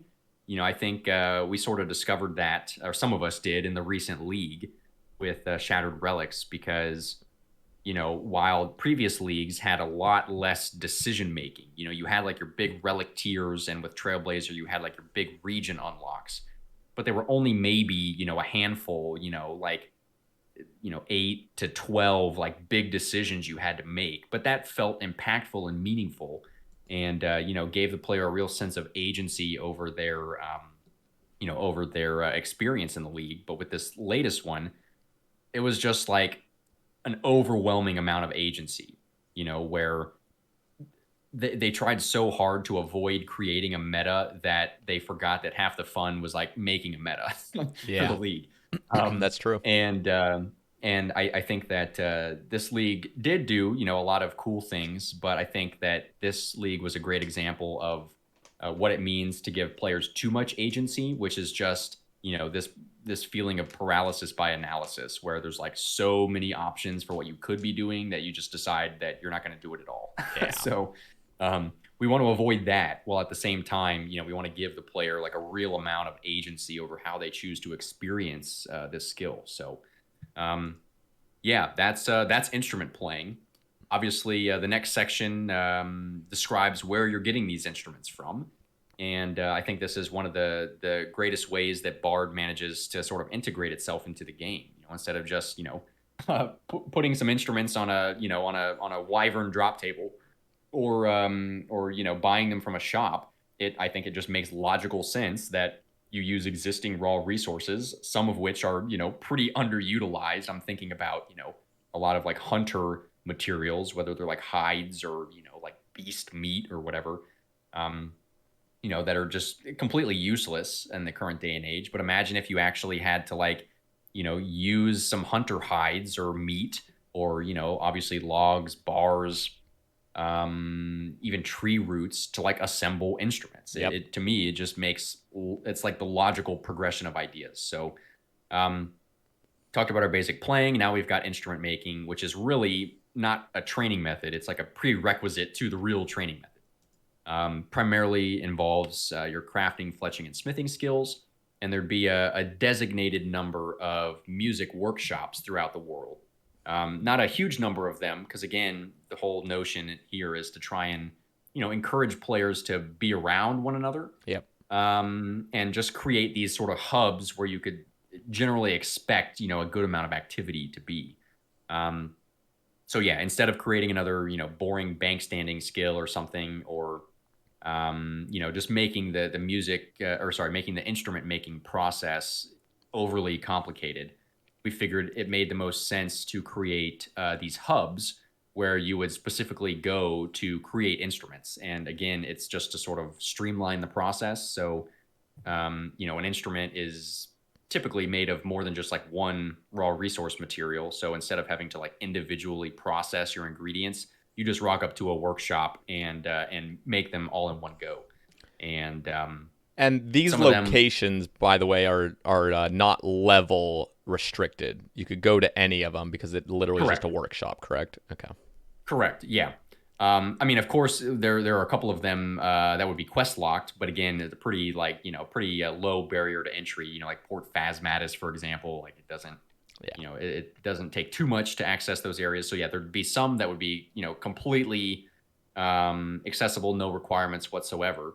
And if you take a look at the locations we've chosen, they were rather intentional in the fact that we were trying to give a little bit of love to some underutilized areas of the game. Absolutely.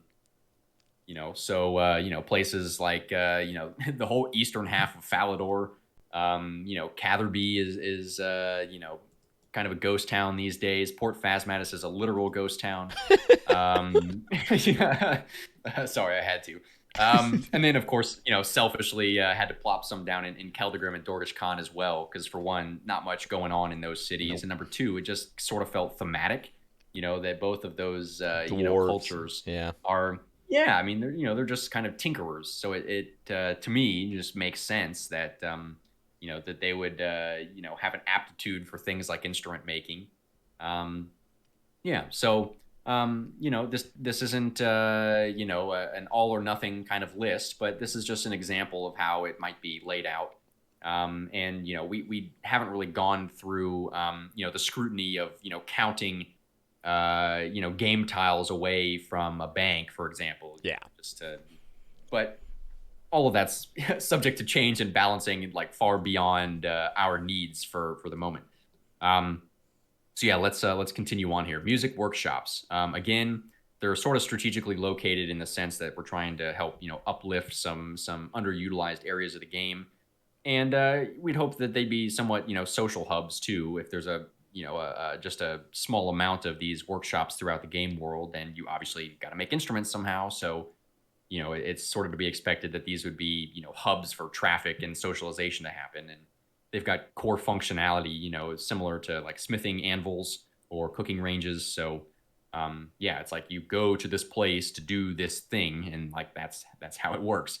General Tractor coming in with the lovely interface mock-ups and stuff. That guy is the literal goat of making interfaces and mock-ups for this game. I love them so much. But, I just it already looks like the skill is in the game. Like that's what's the craziest part about every one of these graphics. It's fantastic.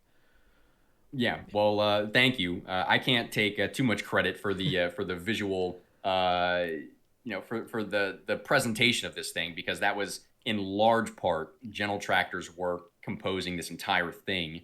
I sort of like did the post is in GIMP in my vision, and he like did a complete makeover. I love it. And then Gnome as well was invaluable in the process too, making like literally 3D modeling whole scenes.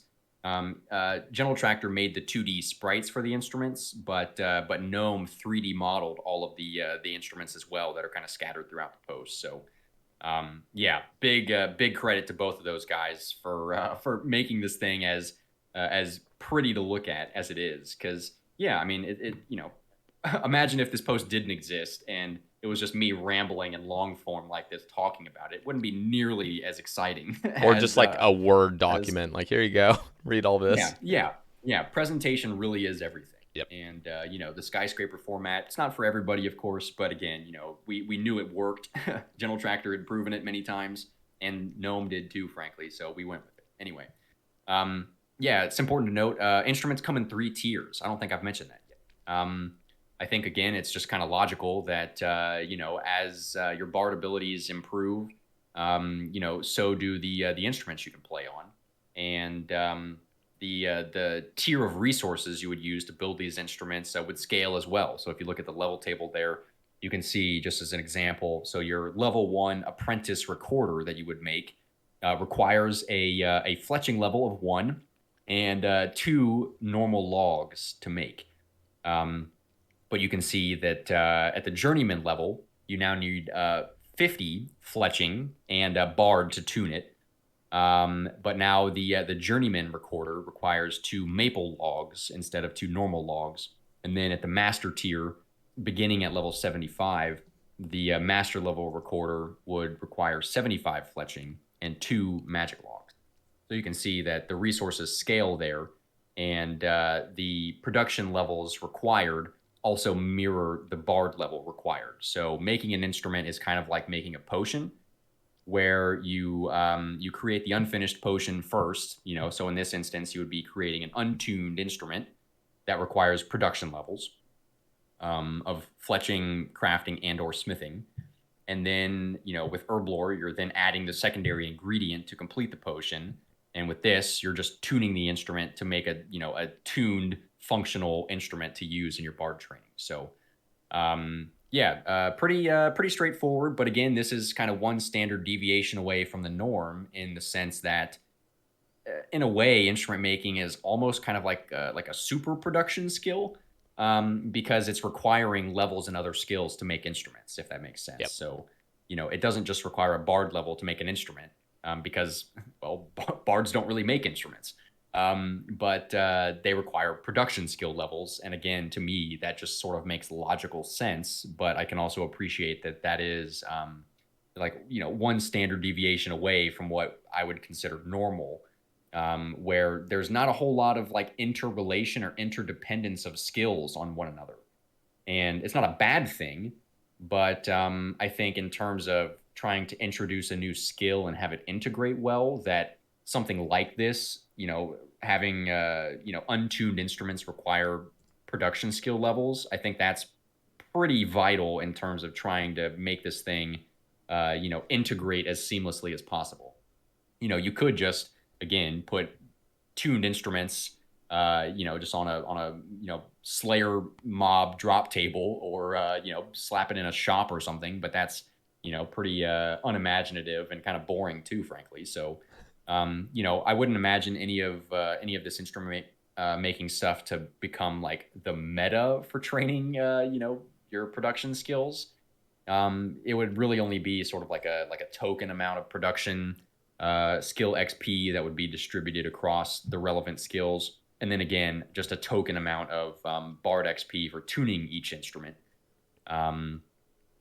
Because again, tuning is not meant to be like a legitimate training method in the same way that cleaning herbs isn't really a legitimate method for training herb lore. Like, yes, you can do it, but I don't think any sane person would want to. So yeah, that's most of what I've got about instrument making and workshops. There are a couple other hot spots to mention that'll get talked about later on. Okay. So of course, primarily you'll be using the instrument workbench to make instruments from raw resources. And if you look at the table too, I guess it can point out that the majority of the resources are existing resources. Logs, bars, hides, bones, roots. But also the ones highlighted in blue there are potential new resources that could be added.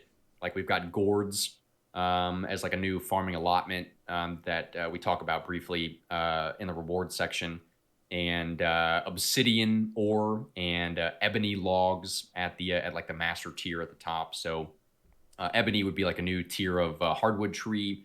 Obsidian would be almost akin to like amethyst, but a medium level requirement. And yeah, the gourds would be a new farming allotment patch that come in 3 tiers. And there are brass instruments in here. The sackbut didn't make the table here, but the sackbut that I mentioned that I played as the medieval trombone is a brass instrument. But we don't, aside from I guess like a brass necklace, we don't have brass in the game. But brass is an alloy, just like bronze is. So bronze, is an alloy of copper and tin. And brass, is an alloy of copper and zinc. So we also offered zinc ore and brass bars as part of this too, because we tried to stay somewhat authentic to what ingredients you might actually need to build something like a lute. I love it. So like a lute has a gourd body with like a wood neck and strings that could be made out of either gut strings or sinew from tree roots from farming or something. So again, we've tried to stay pretty thematic. The drums require hides and bars to create the frame. So we've tried to keep it like pretty logical without taking a whole leaps, hopefully. I just hate like coming in and like sharing how fucking pumped I am for this, because I don't want other people to be like, oh, you guys are just like circle jerky in the idea. But I'm literally obsessed with this. Like, I just fucking love it. I love that you went the extra mile to figure out how these instruments are made, and then like giving new resources that make total sense to come into the game. Yeah. Fantastic. Thank you. Yeah, I mean, again, feel free to ask any questions you've got. I know I'm doing a lot of talking over here. Feel free to also, play devil's No. advocate, whatever feels appropriate. I will ask Um, when I have genuine questions, because there's a lot of things that yeah. like when I first read through this, there's just a lot of questions, but it's a lot down below this stuff. This is kind of like the Yeah, basics. sure. Yeah. We're still kind of in the basics. I'm trying to not hurry, but try to speak a bit more succinctly, given that I know we've already been going for a while. So I think we're going to overtake General Tractor for the longest Sae Bae cast in history. So, Oh yeah. Anyway, yeah, let's finish up this workshop section here. So yeah, you got your instruments. They come in 3 tiers. They require production skill levels. They're made with existing and potentially new resources that are logical. And it's a 2-part process. You make an untuned instrument that requires production skill levels, and then you tune the instrument, which requires a bard level. And those levels are equivalent.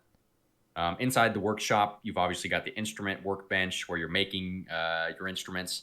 And then a couple other hot spots as well that get talked about much more later. Transcription desk for combining these ancient hymn fragments, which is a reward output that we offer.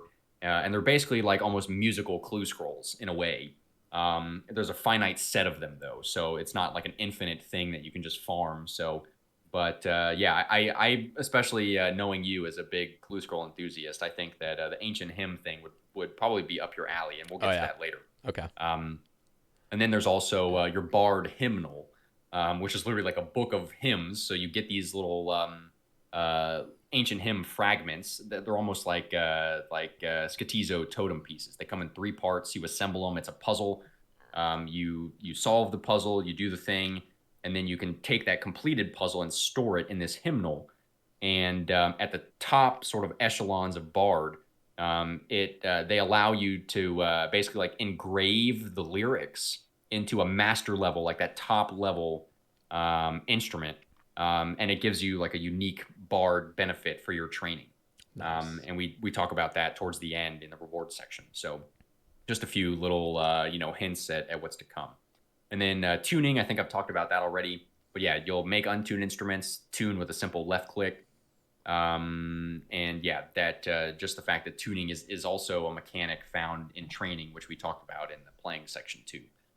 Yeah, okay. I think that's enough about that. Let's get into the juicy stuff. Bard battling. Hell yeah. This stuff, yeah, I like a lot. And gosh, well, I guess the genesis of these Bard battles really stemmed from Gnome, who we added to the project, I think about a year and a half in or so, and was incredibly valuable because just having a fresh set of eyes on the project, just the different perspective was really eye opening. And so those ancient hymns that I was just mentioning, that's a reward output later on. Those like little musical puzzle, like clue scroll type things almost, was actually one of the training methods originally. But the more we thought about it, the more we realized, like, should that really be a training method? Because if we wanted the players to like genuinely solve the puzzles and make them hard to game, and hard to just like brute force, as a training method, that's just like too much mental exertion, to like constantly be solving puzzles and things like. And on the other hand, if it were to be gamed, in the same kind of way, that clue scrolls, have a plugin that, you do the step once and it's cool, but after you've done it, a couple times, it's like, just tell me what to do and get it over with. That didn't feel like a really great system to have as like a core training method. So we saved it for a reward component that is finite in number. So you can't just like infinitely farm, these hymns. There's a set of 24 of them that you basically sort of discover or find as a reward output through training or other systems. But Bard battling came into view, and this again was just trying to aim at a different audience, and also again talking about trying to design systems that hone players' abilities that they can transfer to other elements of the game. So, obviously the title sort of says it all, but Bard battling, I mean, is pretty similar in nature to, a sort of encounter that you would find, in PvP combat. and even, like end game PVM stuff too. So bard battling is like the first expansion training method. So you've got your simple core playing, which is like pretty brain dead to be honest, and pretty simple, but that has to really exist, I think, for the sake of just establishing that strong core identity. Yep. Because if we started getting in, like imagine if Hallowed Sepulchre was like Level the 1, totality go. of the agility skill. Yeah. Yeah, it's like that would be fucking terrible. So again, I think any new skill needs to have diversity in training methods right out of the gate.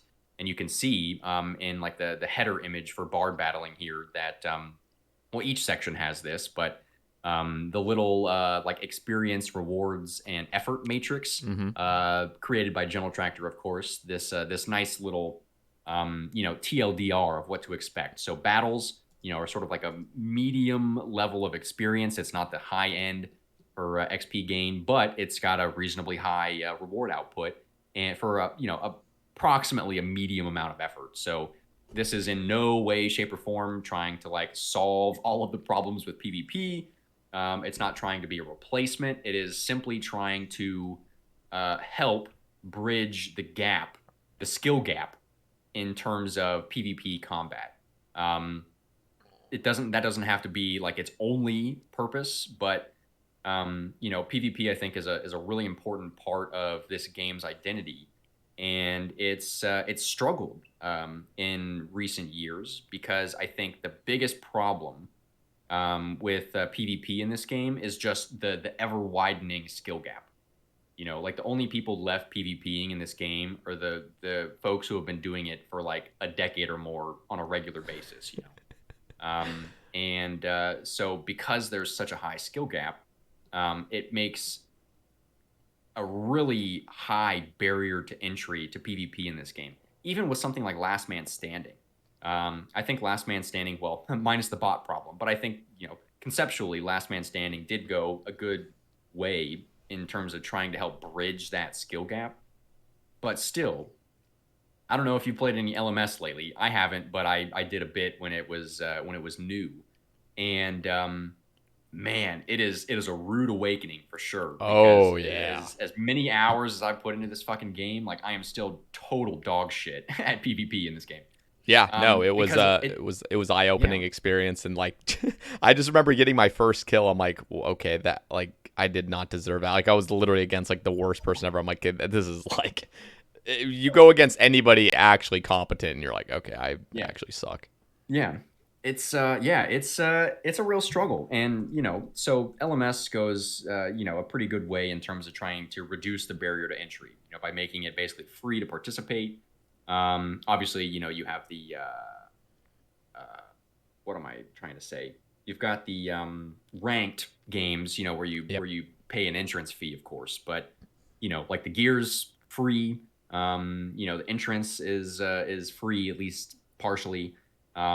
But in terms of skill, it does nothing to reduce the skill gap, because you're still, doing NH tri-bridding, 4+ way switches and combo eats, and and then you have spec weapons on top of that, and like it might feel like it's done a lot, from a veteran PvP player standpoint, but it doesn't go nearly far enough. Yeah. I think the PvP arena that's coming to replace the duel arena is going to be really interesting to see how it changes the PvP meta, and whether or not it brings any sort of like new lifeblood into that community by creating, I guess, not really an elo system, but some kind of ranking system that's trying to match make players so that there's not such a disparity in skill.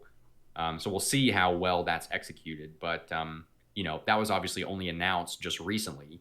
But this idea for bard battles has been knocking around for like 2 years behind the scenes, I guess. So, to me, and I guess to I try to only speak for myself and not the other guys in the team, because I guess one other thing to sort of bring up is the fact that the three of us did not all agree on every element of this design. I don't think we really emphasized that at all. But I think it could have gone a long way to just sort of help eliminate some of the friction that people have felt with it. Because, as soon as somebody sees a part of the design that they don't like, their walls go up and they're like, now Yep. that's it. But I mean, we were doing that with each other. Honestly, like the Bardic influence system that I mentioned, honestly, it was kind of a hard sell to the other guys on the team. But I think that's a great thing, is that we're working with one another to try and achieve the best possible outcome. And yeah, anyway, so this Bard battle thing, the genesis of it really came from Gnome, because early on we had to draw the boundaries for what Bard was going to be, and I think Bard has a lot of advantages in terms of the way we've branded it. We actually struggled quite a bit early on figuring out what the hell to call the skill. And I think when I first pitched it to Gentle Tractor on Reddit, I was calling it the musicianship skill, which doesn't really roll off the tongue quite as nicely as Bard does. So it's got a lot of advantages, and again, a bard is not just a musician, but a storyteller, a poet, a traveler, so many things. And it's also a very common, video game RPG trope as well. But the downside is that because it's a common, RPG trope, players have expectations, preconceived notions of what a bard should be. And in a lot of other MMOs or RPGs, bards are like a combat support class. And we decided very early on that Bard was in no way, shape, or form going to meaningfully impact combat in this game. Because I just think that that's not what nobody's asking for it. You know what I mean? And we've been down that road before with EOC, and even to an extent with summoning when that was released. Like, I hated the launch of summoning because it completely changed the combat formula. Like back in those days, I actually had a maxed range tank because I was weirdly enough into PvP a lot back then. That was basically all I did. And I had a maxed range tank, I think at like 104 combat. And when they introduced summoning, it made me max level, even though I only had like 50 attack and strength. So anyway, yeah, summoning just, forever changed the nature of combat in this game. And I think combat is actually at a pretty decent point right now. I think the devs have worked pretty hard to try and, strike a balance and make some hard, integrity changes that were, kind of a hard pill to swallow for a lot of people. But yeah, I think, content like the Inferno raids have really gone a long way to show, how far our combat system can be pushed. And so I don't think that it really needs any help in that department right now. And plus, skills in this game have just been neglected far more than than PVM has been. So I think if you just look at what the game needs right now, it's not more combat updates, and especially not like game-changing updates. But with that being said, I think that there is room for some subtle, PVM adjacent type experiences in Bard, for diversity and for teaching purposes, as I've mentioned several times. And again, doing it in sort of an isolated manner where it's not, it's just, Bard battles are what they are. They're not making any kind of, meaningful, tangible impact on the way you experience combat in the rest of the game. And so I think that that's fine to do. Will some people disagree? I'm sure plenty of people disagree. But, again, the whole notion of this Bard thing is just like trying to come up with some like creative solutions to long-standing problems. And the skill gap in PvP has been like this insurmountable struggle that has only served, I think, to drive people out of that community and keep them from participating, because the barrier to entry is just too high in terms of skill, in terms of risk, in large part in the wilderness. And frankly, it's sort of, it's sort of a shame to say, but I think that whether it's deserved or not, I think that the PvP community in this game has like an irrevocable negative connotation to it at this point. toxicity and that kind of thing. And it's not to say, that other areas, other communities in the game aren't as toxic or maybe more, but I think that just this perception of the PvP community being, toxic and just this negative connotation around it is really hard to overcome all these years down the line. And so I said this earlier, but I don't really think, maybe I'm wrong, maybe the PvP arena will prove me wrong, but I don't think that the problems with PvP, namely trying to get more people to participate in PvP to keep the PvP community alive, I don't think that's really possible with more PvP updates. I think you've got to do a completely off the wall, totally or seemingly unrelated kind of activity or something that would hopefully teach players the skills and, in other words, help close the skill gap in order to, if players so choose, after having, done a fair amount of bard battles, hopefully the aim would be that they've learned enough through that process in a completely non-PvP related activity to then be able to feel a bit more, competent in a PvP scenario. And maybe it might encourage, people to experiment a little bit more. But right now, other than Last Man Standing, which is hardly a PvP tutorial, but there's really nothing that tutorializes that element of the game at all. Yeah. And I think that there's certainly room for improvement in that department. And this is just our, experimental take on it. So basically, the gist here is that you would be battling a bard NPC. So this is not a player versus player experience. We talk about that a bit later as like a strict reward component. There was some confusion on these battles. Like, this is not meant to be a PvP thing to train your bard skill. Like, this would be against, NPC AI that Jagex would hopefully develop well. These battles would primarily take place inside of the pubs and inns of the game. I think that is just, again, pretty thematic and fitting. I know there was a really popular suggestion ages ago for like possible run energy restoration taking place in pubs and stuff across the game.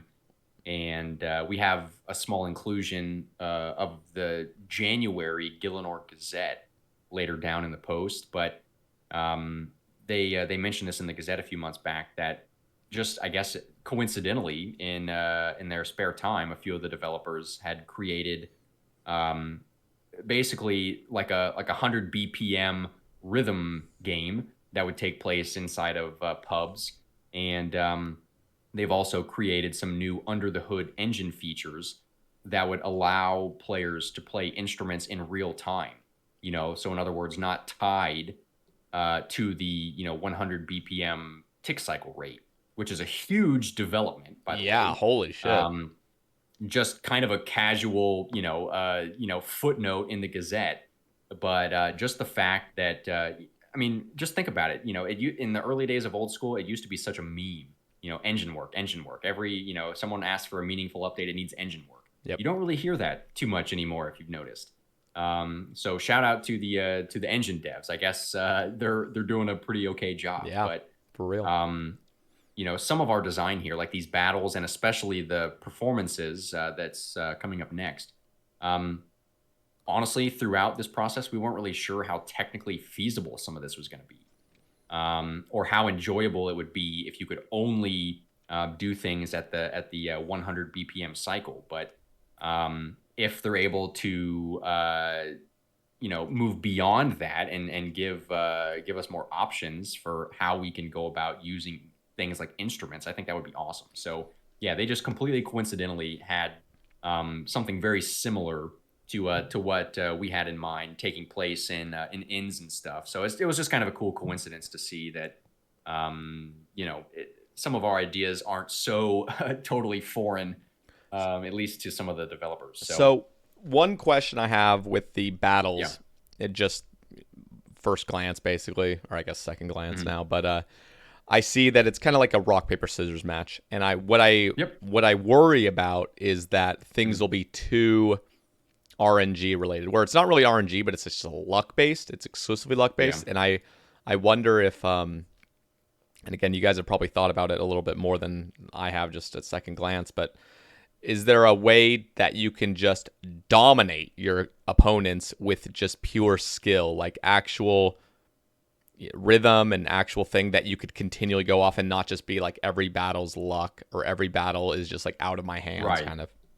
So No, that's a great point. And obviously, unfortunately, well, I guess depending on your outlook, but RNG does play a significant role in PvP in our game.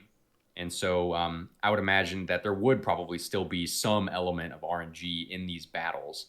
But I guess it's also important to note too that these battles would ideally scale in difficulty, so that you're not just thrown into the deep end immediately. Because again, the whole idea of this kind of system is to create teachable moments. Yeah. So yeah, there is a sort of instrument triangle, akin to the combat triangle, with instead of melee, range, and mage, you've got percussion, strings, and winds, and they would have strengths and weaknesses against one another, similar to the way that obviously weapons and stuff have in combat.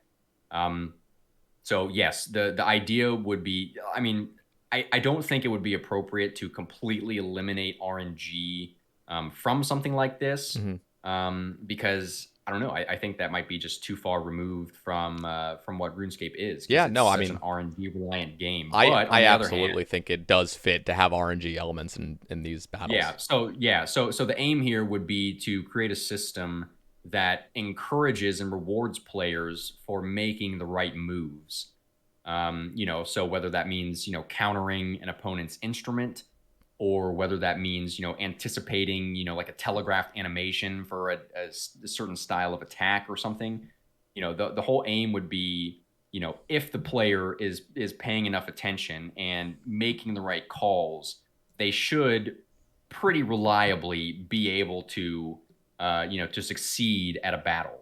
Okay. And I also think that if in the event you were to fail a battle, I don't think the three of us actually discussed this too much, because again, so much of this would be subject to change Yeah. anyway. I don't know how important it is to talk about, but in terms of how you would earn XP throughout this, whether it would sort of be like trickle XP with like sort of like a larger XP drop at the end, or whether it would be more black and white where you would just get an XP drop on a win and either reduced XP or nothing for a loss. I don't know. That kind of thing is subject to balancing. But. Yeah, and I'm not trying to like get into like the very micro details of this. One thing Yeah. I do think would be fantastic is making it sort of like a Slayer task, or just not Slayer task, but just a task that hey, like this guy wants to battle you at this inn. Go there. Yeah. Like that's like your next thing. So it's not just like, okay, I'm just gonna keep battling this dude over and over and over and get XP. No, yeah, that's a great point. I don't know if we actually mentioned that explicitly in this battle section, because that, as I've mentioned before, even though there's still a lot of information in this post here, we didn't include quite a bit of detail. We kind of struggled to arrive at the right level of detail, but no, that's a good point you make, because yeah, again, this whole bard skill, one of the themes that we revolve around is trying to get the player to kind of move around, rather than just camping one finite location. So yeah, I would envision it to be something like you engage in a battle, and especially if it's a successful one. Maybe if it's an unsuccessful one, you have the ability to do it again. But I'd say on a successful battle, or X number of successful battles, that particular NPC at that location would go on something like a cooldown. That would then, he's all played out. He's spent his chops for the time. You got to go and come back another time. Yeah, it's like it's kind of like the devil went down to Georgia. I don't know if you ever played Guitar Hero 3, where they're like doing the little battle and stuff. Yeah, break their strings and stuff. Guitar Hero 3 was a heavy inspiration for the next section, and we'll get there. Awesome. Yeah, but no, as far as like a sort of like task type system goes that you were talking about, we do have some inclusions of that kind of thing later on, but it's interesting because we chose to go with the implementation of having that thing gated behind the Bards Guild, the College of Bards, as it's referred to in the game currently. There's actually a number of NPCs like the ones just outside, like to the east of the Karen Castle. There are three little bards outside at a little bard camp right there, and they say that they're students of the College of Bards in Varlamore. And so there's already a number of references to that college and game, and so we figured why not commandeer that and just make it the Bards Guild. And so that's detailed in the rewards section down later on. But yeah, so we have the idea to basically have task systems for performing, but also I don't see why it couldn't be included for battling as well. Yeah, to basically give players some sense of direction. Where they could sort of point in a general direction, like, hey, this NPC is at this location, go check them out and have a battle, because otherwise it would be probably a little bit too ambiguous with players. We wouldn't want players just like running all over the continent looking for the next place to train. That would not be ideal. So so anyway, basically this is kind of a rock paper scissors type encounter, and it's meant to, of course, we decided to pretty closely mimic PvP here, and the same thing with the interface in the mock-up. You can see this is like your instrument options interface that would replace your weapon attack options when an instrument's equipped, and with a few different options here to modify your gameplay. And like the top 4 buttons, I would imagine, would really only have utility in these battles. But some of the other, like the play button, you could play your instrument through this interface, like for the basic playing if you wanted to. It's also an instrument option as well.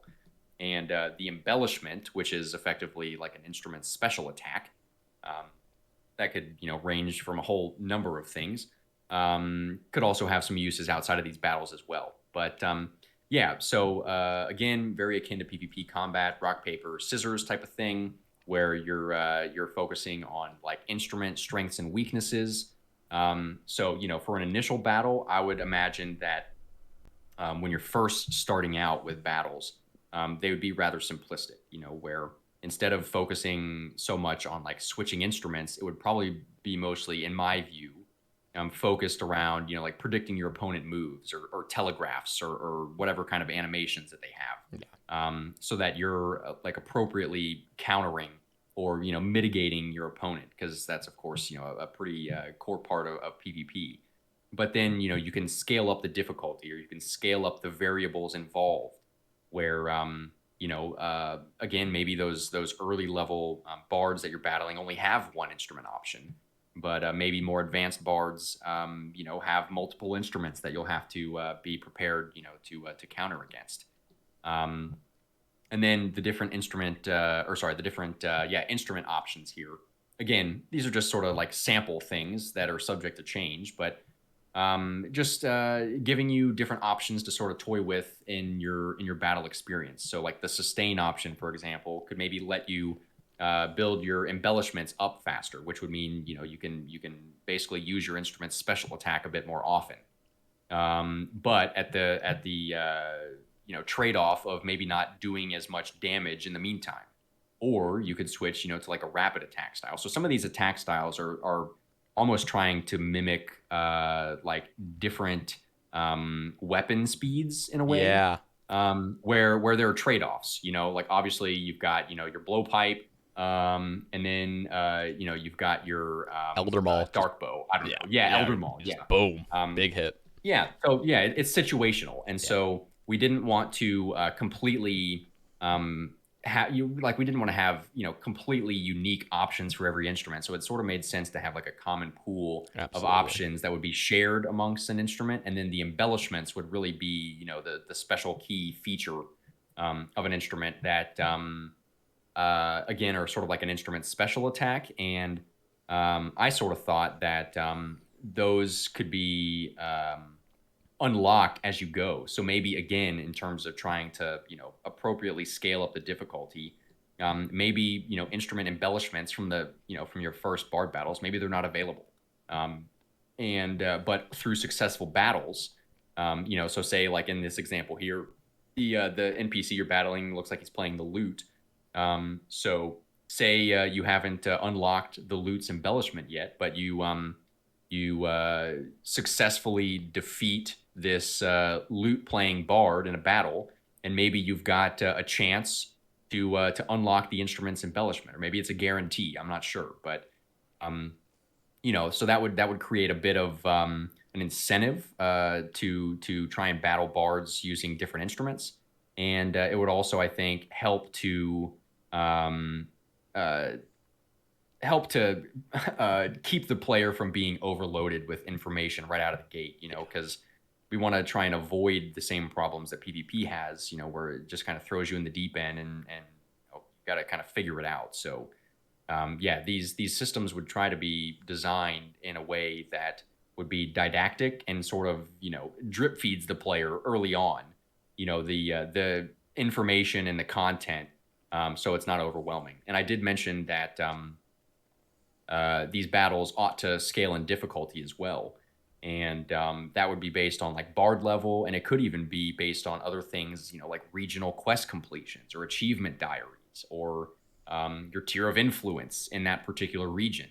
Because again, you're earning this bardic influence that I mentioned in the playing section. You're earning this bardic influence as you're doing your regular bard training. Well, I guess this is important to mention too, that under this paradigm of influence as the primary reward system, it would be appropriate, I think, to gate certain training activities behind an influence threshold. So for battles, not only would you need 20 bard to begin, and again, that just kind of makes sense, that you unlock access to more advanced methods as you level. But depending on how much clout you have in a certain region, might determine whether a bard is willing to entertain you in a battle or not. Yeah. If that makes sense. So, Absolutely. and instead of just being able to rock up, as Joe Blow off the street with your level 1 recorder, no one's going to want to entertain you in a real battle like that. So you got to have a little bit of clout in the area, what I mean, in order to participate. And the same thing would go with the performances that we'll get into here shortly. Final bit, I guess, to kind of mention in the battles. Well, the other option, I guess, I haven't really talked about in the interface here is the resting option. So, of course, in PvP combat, in particular, one of the key features of PvP and being successful is timing your eats properly, and your combos and that kind of thing. So, of course, that ought to be, that ought to play some kind of role in these battles as well. And so in these bard battles, instead of health, you would have spirit as your sort of, effectively your health in these battles. And it would scale based on your level evenly with your opponent. Again, maybe this is going a bit too far and, a little bit too overreaching, but I figured maybe it could be an interesting inclusion if in order to, rest and restore your spirit in these battles, what if you did it with like literal spirits, like literal alcohol that you would brew through cooking, that, the brewing part of the cooking skill is absolutely dead content, needs a full rework. So Holy maybe that's shit. maybe that's outside the scope of, introducing a bard skill, but we're just putting it out there on the table, like that could be an interesting inclusion if we wanted to do, a brewing rewrite that you could maybe have player, brewed ales that would literally serve the purpose of, being your spirit restoration in bard battles. And you could have, different, debuffs and stuff from the alcohol. So I would imagine, at the cost of, drinking, an alcoholic beverage to restore a bit of spirit. First of all, you're doing that, at the expense of not, attacking your opponent. So you're already losing out on DPS. But beyond that, you would probably have some kind of, like accuracy debuff, I would imagine, And maybe these brews aren't like an instant heal. They could like restore over time, Yeah. and maybe at different rates. So yeah, there's all kinds of cool inclusions and variables you could include here to more closely mimic like actual PvP combat. Because I think obviously without healing and without eating, you're kind of missing out on a pretty core component of PvP. So yeah, so we wanted to have some sort of inclusion there as well. And we also mentioned, yeah, the influence and regional quest completions could optionally scale the difficulty of these battles as well. Rewards. Rewards. This is actually something that would have somewhat of a linear reward output, where depending on the tier of bard that you're defeating, depending on whatever region you're in, would give primarily like raw resource materials that would feed back into bard, so you could create more instruments theoretically. And so yeah, you can see these lovely little reward drop table cards, courtesy of Gnome. And yeah, again, just sample tables to give you just a little flavor idea of where our head is at here. But yeah, it could include new and existing raw resources. Probably not a huge amount of them, because if this is a training method, players are going to be farming this content somewhat. And if one of the aims of Bard is to try and sink resources out of the game, it would be a little counterintuitive to just be like dumping them back into the game. So numbers subject to balance, of course, but there would also be a few unique rewards to find as well. One of the big ones would be instrument straps. So I guess I haven't just like come out and said this plainly, but I think it's probably obvious to most. But instruments would be equipped, in your hands, probably two-hand equipped. But you might want to have option to I don't know, be carrying like a skilling tool, for example, rather than your instrument. And so an instrument strap would be an add-on to various instruments that would allow you to basically equip it in the cape slot. And it would turn it into, I guess, like a different item. I don't know from a technical perspective what that would look like, but I mean, I guess they would be two different item IDs and they would behave differently. So one would be equipped in your hand slot and the other in the cape slot. But it would just free up your hand slot to, again, we're thinking in terms of a non-combat support role. Yeah. If you're out doing your wood cutting, you wouldn't need to have an instrument equipped, but also we also don't want to create a skill that's just like -1 inventory slot, because now you have to carry an instrument on you everywhere. Yeah. So this would be, trying to alleviate that minor hurdle there. And just give players, I don't know, a bit of a fashionscape opportunity as well. And yeah, you could also find some of like the ancient hymn fragments that I alluded to a bit, and also some POH blueprints, which this was an idea courtesy of Gnome that actually comes from his exploration idea, but figured it could be an interesting inclusion here, though maybe it, like I think of all things in this design, this could probably be one of the first things, to be cut if we were trimming the fat, but we had some ideas for a few different like POH rooms that you could add to your house, like a brewery, a tannery, and a sawmill, I think. That would come, at an increased cost for the enhanced convenience. But the POH is already strong enough as it is. That's just one sample suggestion for what a unique reward might look like here.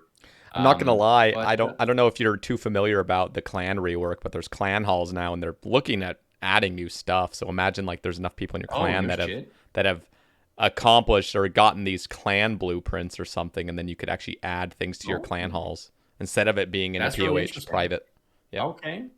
I mean, honestly, I kind of like that. Yeah, because frankly, I'm of the opinion that the POH is like way too overpowered as it stands currently. And it's just private. It's like you can't Yeah. interact with anybody in it. So Yeah, well, I mean that's another big topic too. I think that was one of the fundamental flaws of the construction skill in general, was that construction could have almost been a mini game, because it literally just takes place inside a private instance. Until Mahogany Homes, of course. Mhm. Or I guess you could argue like stash units was a little bit of token construction XP, but yeah. So we wanted to have we needed to at least have some training methods that just take place out in the open world for everyone to see. And I guess we'll move on to the last training method here. I know we're going long, and it's already well after midnight for me here, so I'll try to be succinct without rushing. But yeah, performing. This is kind of like the pinnacle bard training method. This is to bard as hallowed sepulcher is to agility. So it's the high XP, high effort training method that is hopefully fun.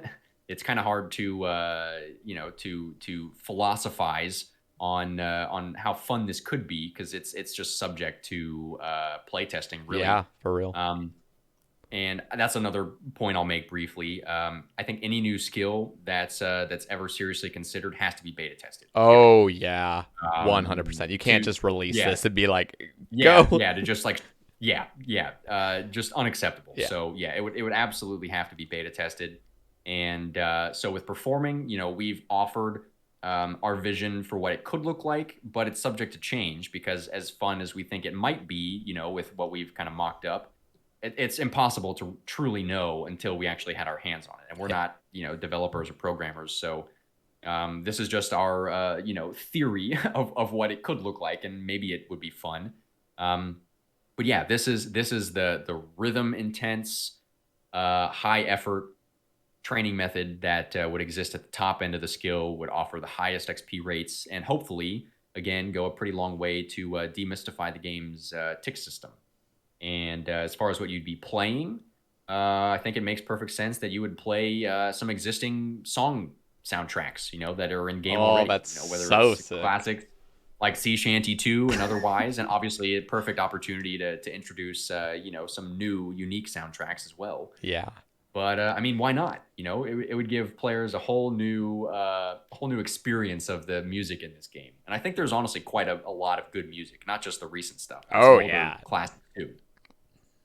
Again, you would need 40 bard to begin your performances, so pretty low barrier to entry skill wise. But then you would also need tier 3 regional influence in any given region that would contain a performance location. So again, there's like 24 regions throughout the map that we've designated, and not necessarily every one of those would have like a battle location or a performance location. I mean, there would be many of them, but not every, like, I think it would be a little over the top to have like 24 hotspots for playing, as well as 24 battle Yeah, locations. 24, absolutely. like that's a lot of development. So we're trying to take it easy on the devs here, even though we've already thrown so much at them. Yeah, so again, I mentioned this earlier, huge Guitar Hero 3 fan, and a lot of this was inspired by Guitar Hero, but also like Aim Booster that I mentioned, and Osu. Where basically the gist of this is that it's a game about accurately and precisely clicking moving musical notes.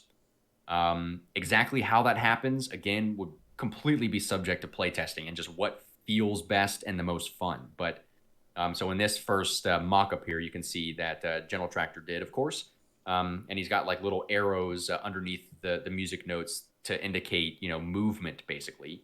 And this would be in more sort of like Guitar Hero fashion, as the notes are like moving towards you and you're meant to click them in sequence. We also had a different iteration of these performances that had almost like a scrolling ticker at the top that showed you the notes that were coming down the line, so you could kind of prepare.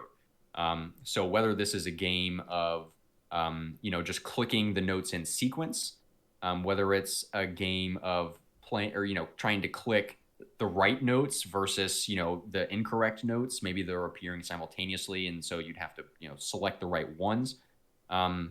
Regardless of the exact manifestation of this, the whole gist is it's a clicking simulator pretty much, and a very rhythmic one. I also imagine that there would probably be some kind of like tempo indicator on the screen as well.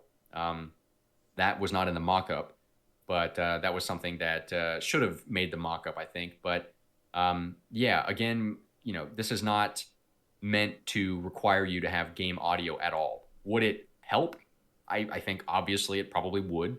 But yeah, we would want this to be designed in such a way that it's very clear what's going on, and what you need to be doing without having to have your game audio on. So other games, rhythm games, I don't know if you're familiar with, oh gosh, what's it called? Crypt of the Necro Dancer, I think. Nah, I never heard of it. I'm not super familiar, but it's like a rhythm based dungeon crawl game, and you can only so there's like a metronome almost on the screen, where there's like it's kind of hard to explain. I won't get into it, but yeah, there's basically a visual indicator on the screen showing you like where the beat is, like where the tempo is, so that you're not just like randomly clicking notes whenever you feel like it. Yeah. So yeah, the whole point of this is that you'd sort of be like clicking the notes to the tempo of the tune.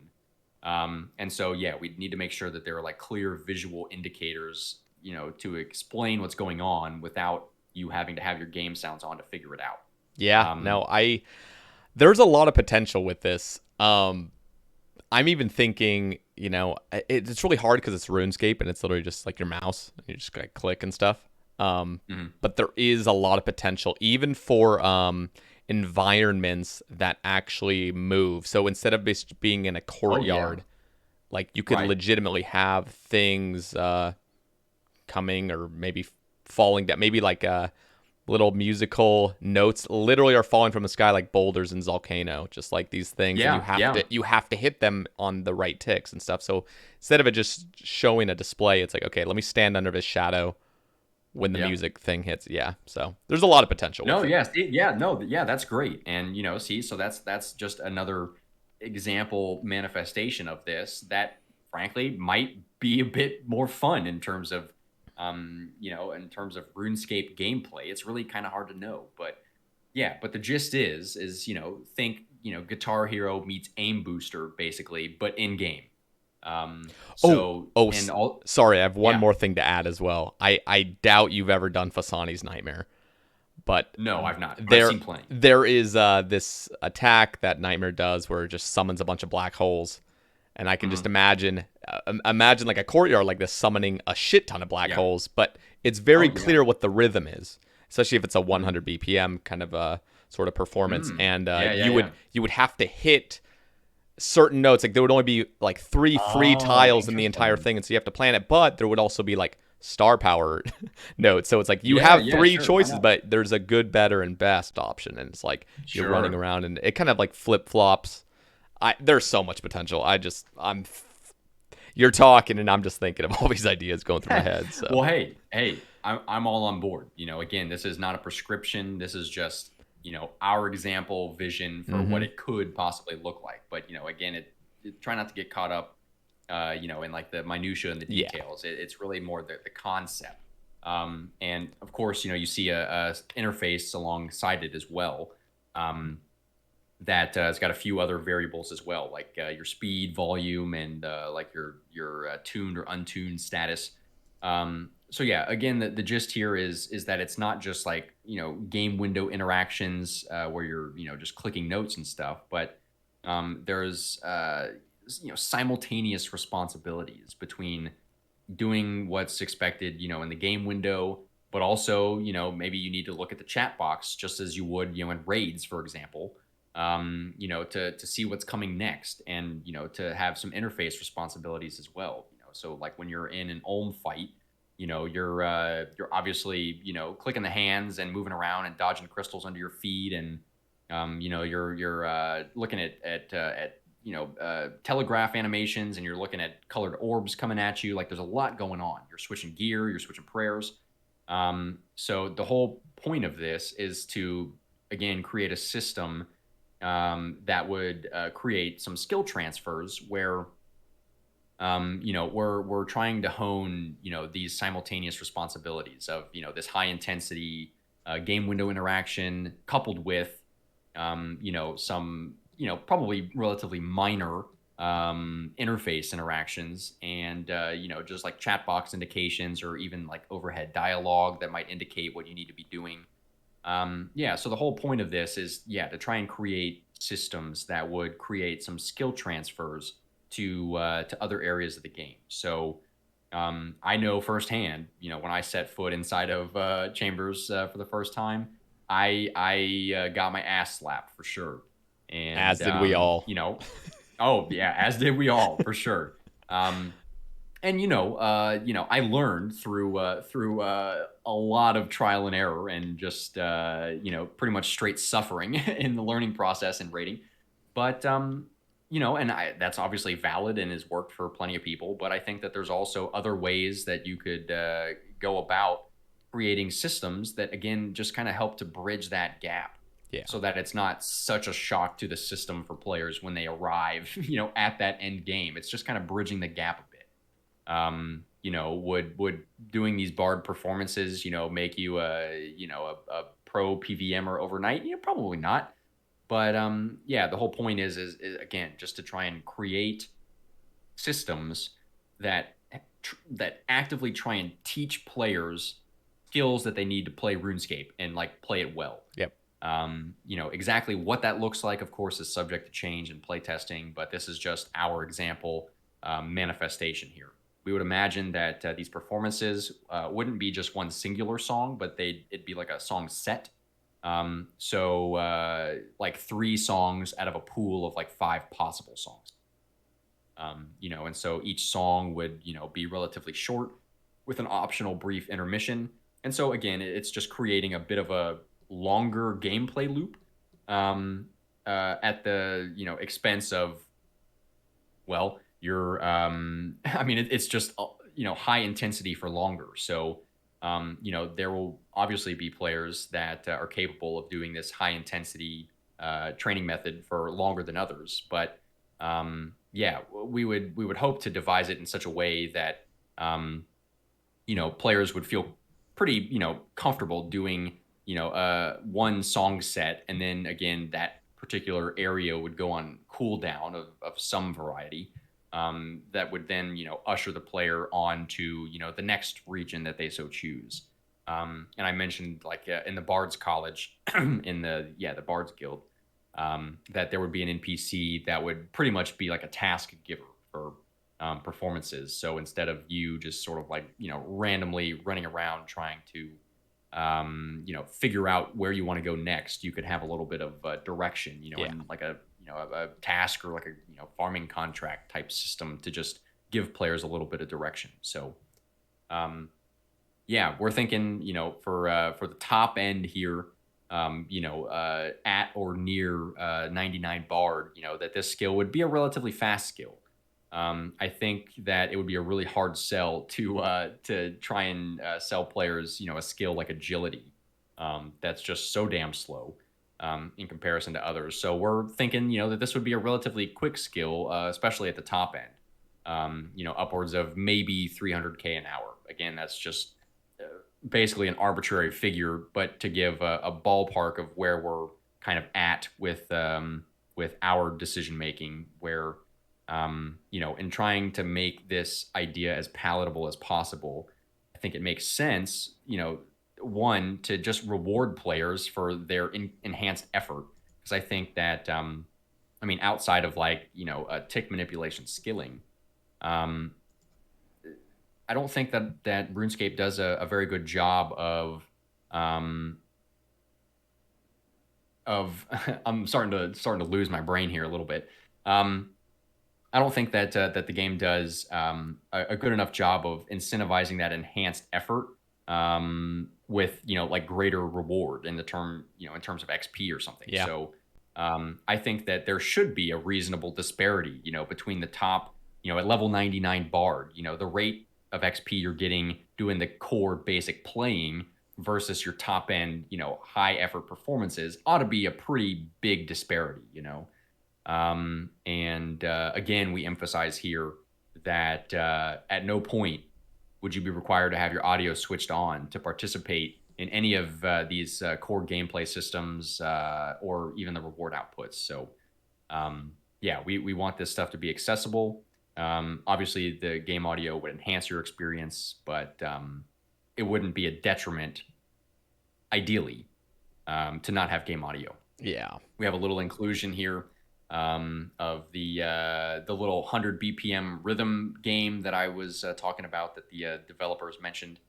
And it's just kind of cool to see that by complete happenstance, the developers seem to be not too far off of where some of our ideas are. So I love it. Kind of cool to see. Yeah. Oh, rewards. Rewards. Here we are. Strap in. Um, Gosh, what to reward? Honestly, this was far and away the hardest part of our design, and we went back and forth many, many times on this. Of course, we started off with the more simplistic reward systems. Just the things that seemed obvious. So you'd grab an instrument, maybe play a tune, and now it gives you some kind of a skilling buff that could either be like a visible skill buff, like a skilling tool almost that would enhance your XP slightly, or even we went down the road of maybe playing a little ditty, and now it gives you a chance at like additional resources for no extra XP. But both of those avenues, I think, have strong arguments against them, especially in terms of altering XP rates. I think it's pretty clear historically that the community in large, including me, are not really about that. But also in terms of just like straight up buffing gathering skill output, we didn't feel was the right direction to go in either. Yeah. Because again, we did not want to create this like overwhelming obligation for Yeah. players to feel like they have to train Bard and like do the Bard thing first before they can go play the rest of the game. Yeah. That's a good So good decision by you guys. it's thank you. So yeah, it's tricky, and I know there was a lot of feedback about the Bard rewards that we have on offer that they were just complex, or they felt like they were like shoehorned in or didn't fit, or just the fact that the reward output is not like linear. And those are all fair criticisms, but again, I think they need to be examined in light of the fact of the alternatives that I just mentioned. So these linear reward outputs for something like this are not so straightforward.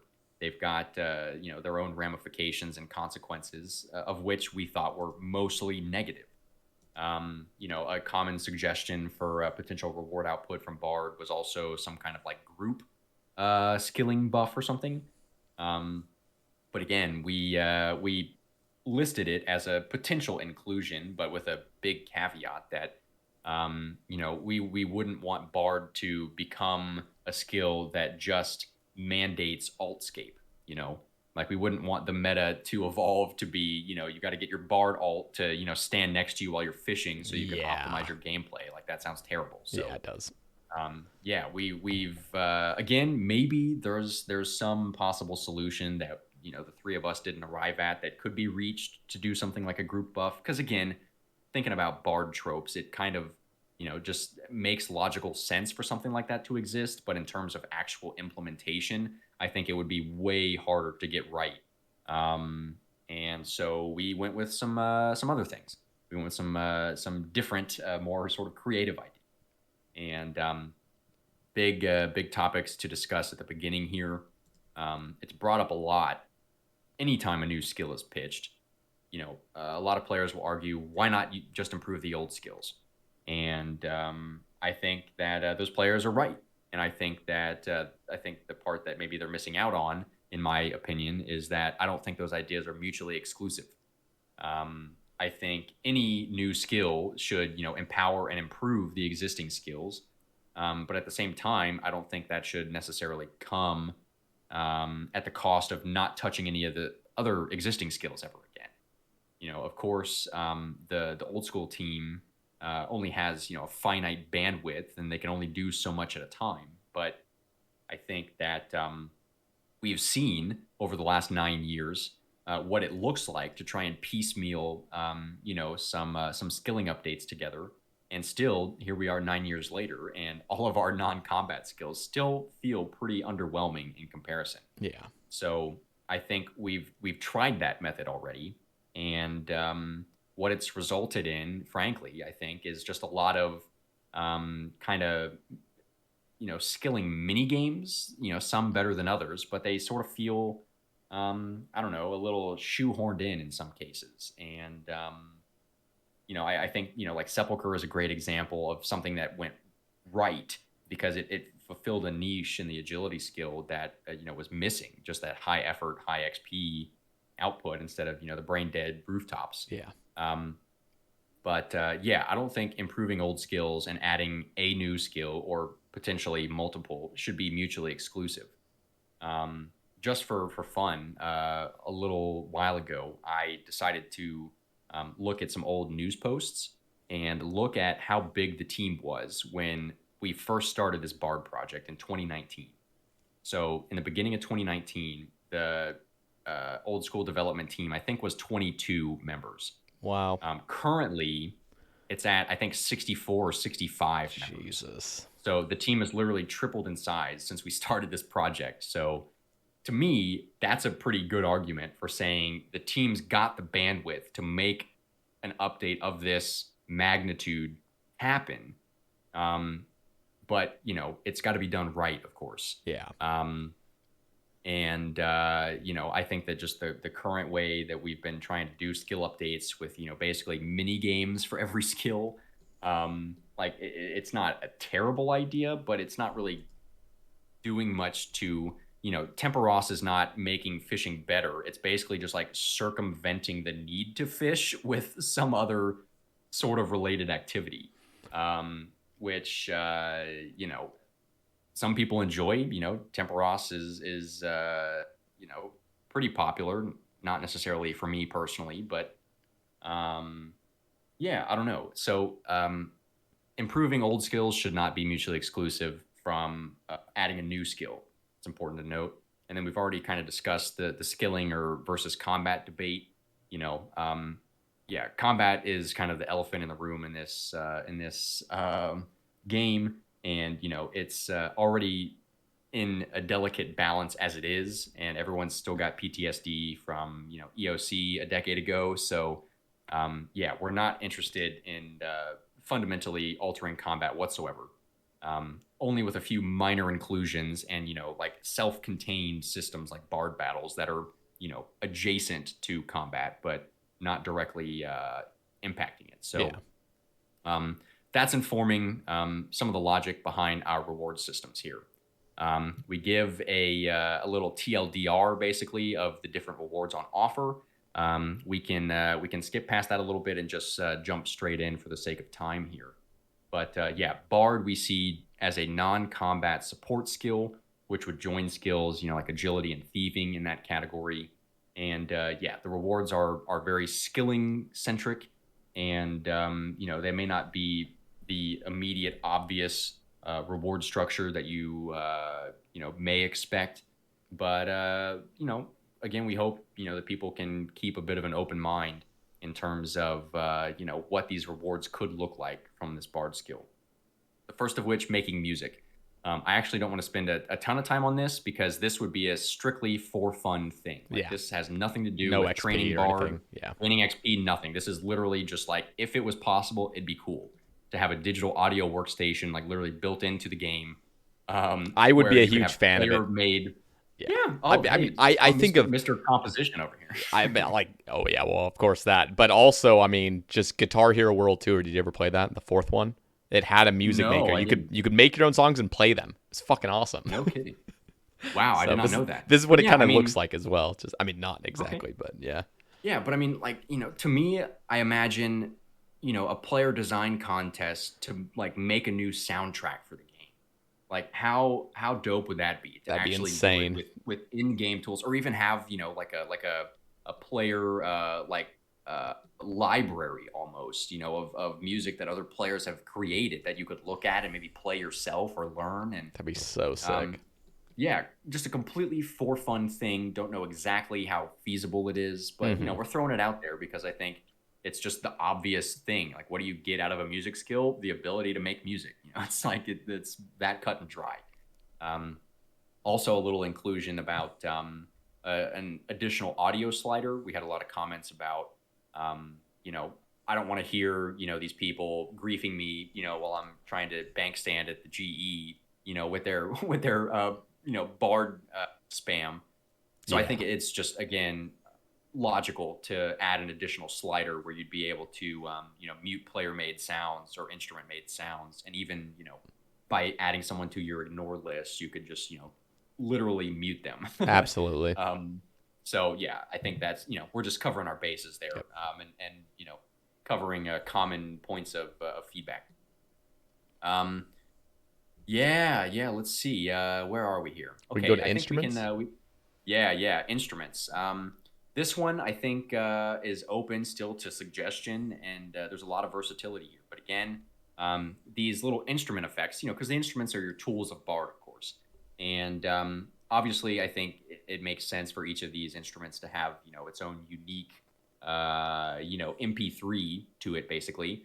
But I think that each of these should also serve as, almost like a regional tool of sorts, and they don't all have to have the same function. So we give a few examples. So we already have the lyre of the game, which is charged with raw fish, and it teleports you to various locations, in the Fremennik province.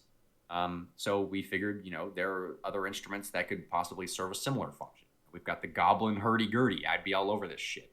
Where you could charge it with teleport spheres, and it would teleport you to specific locations in Dorgish Khan. So it'd be a bit That'd of be like so a fucking quality handy. of life enhancement. Yeah. So if you don't know, the teleport spheres literally teleport you to any random location in the city on any level, and it's absolutely garbage. Yep. So having, just like a small quality of life feature that's, attached to this region's instrument just kind of makes sense.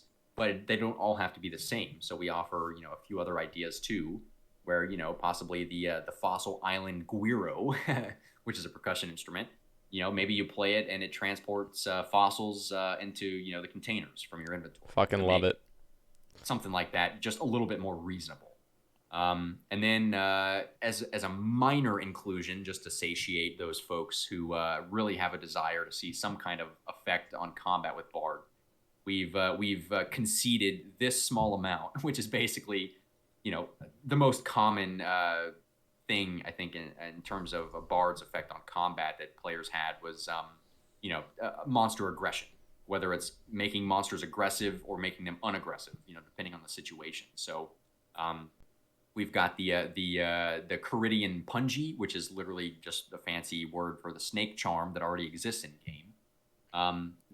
Yeah, so I think that would make the most logical sense of the instruments on offer, to maybe play it and make certain monsters lose their aggression toward you. Obviously, this would have to be, gated in certain scenarios. Like you wouldn't want to, play your snake charm and, now you can just AFK bandos. Like it would have to be disabled, in boss encounters and other things. Yeah.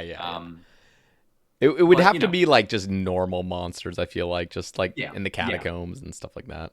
Kind of cool. Exactly, or think about, some Lobie trying to get over White Wolf Mountain for the Yep. first time. Like maybe, something like that. And then you have the opposite of that, which is the war drum.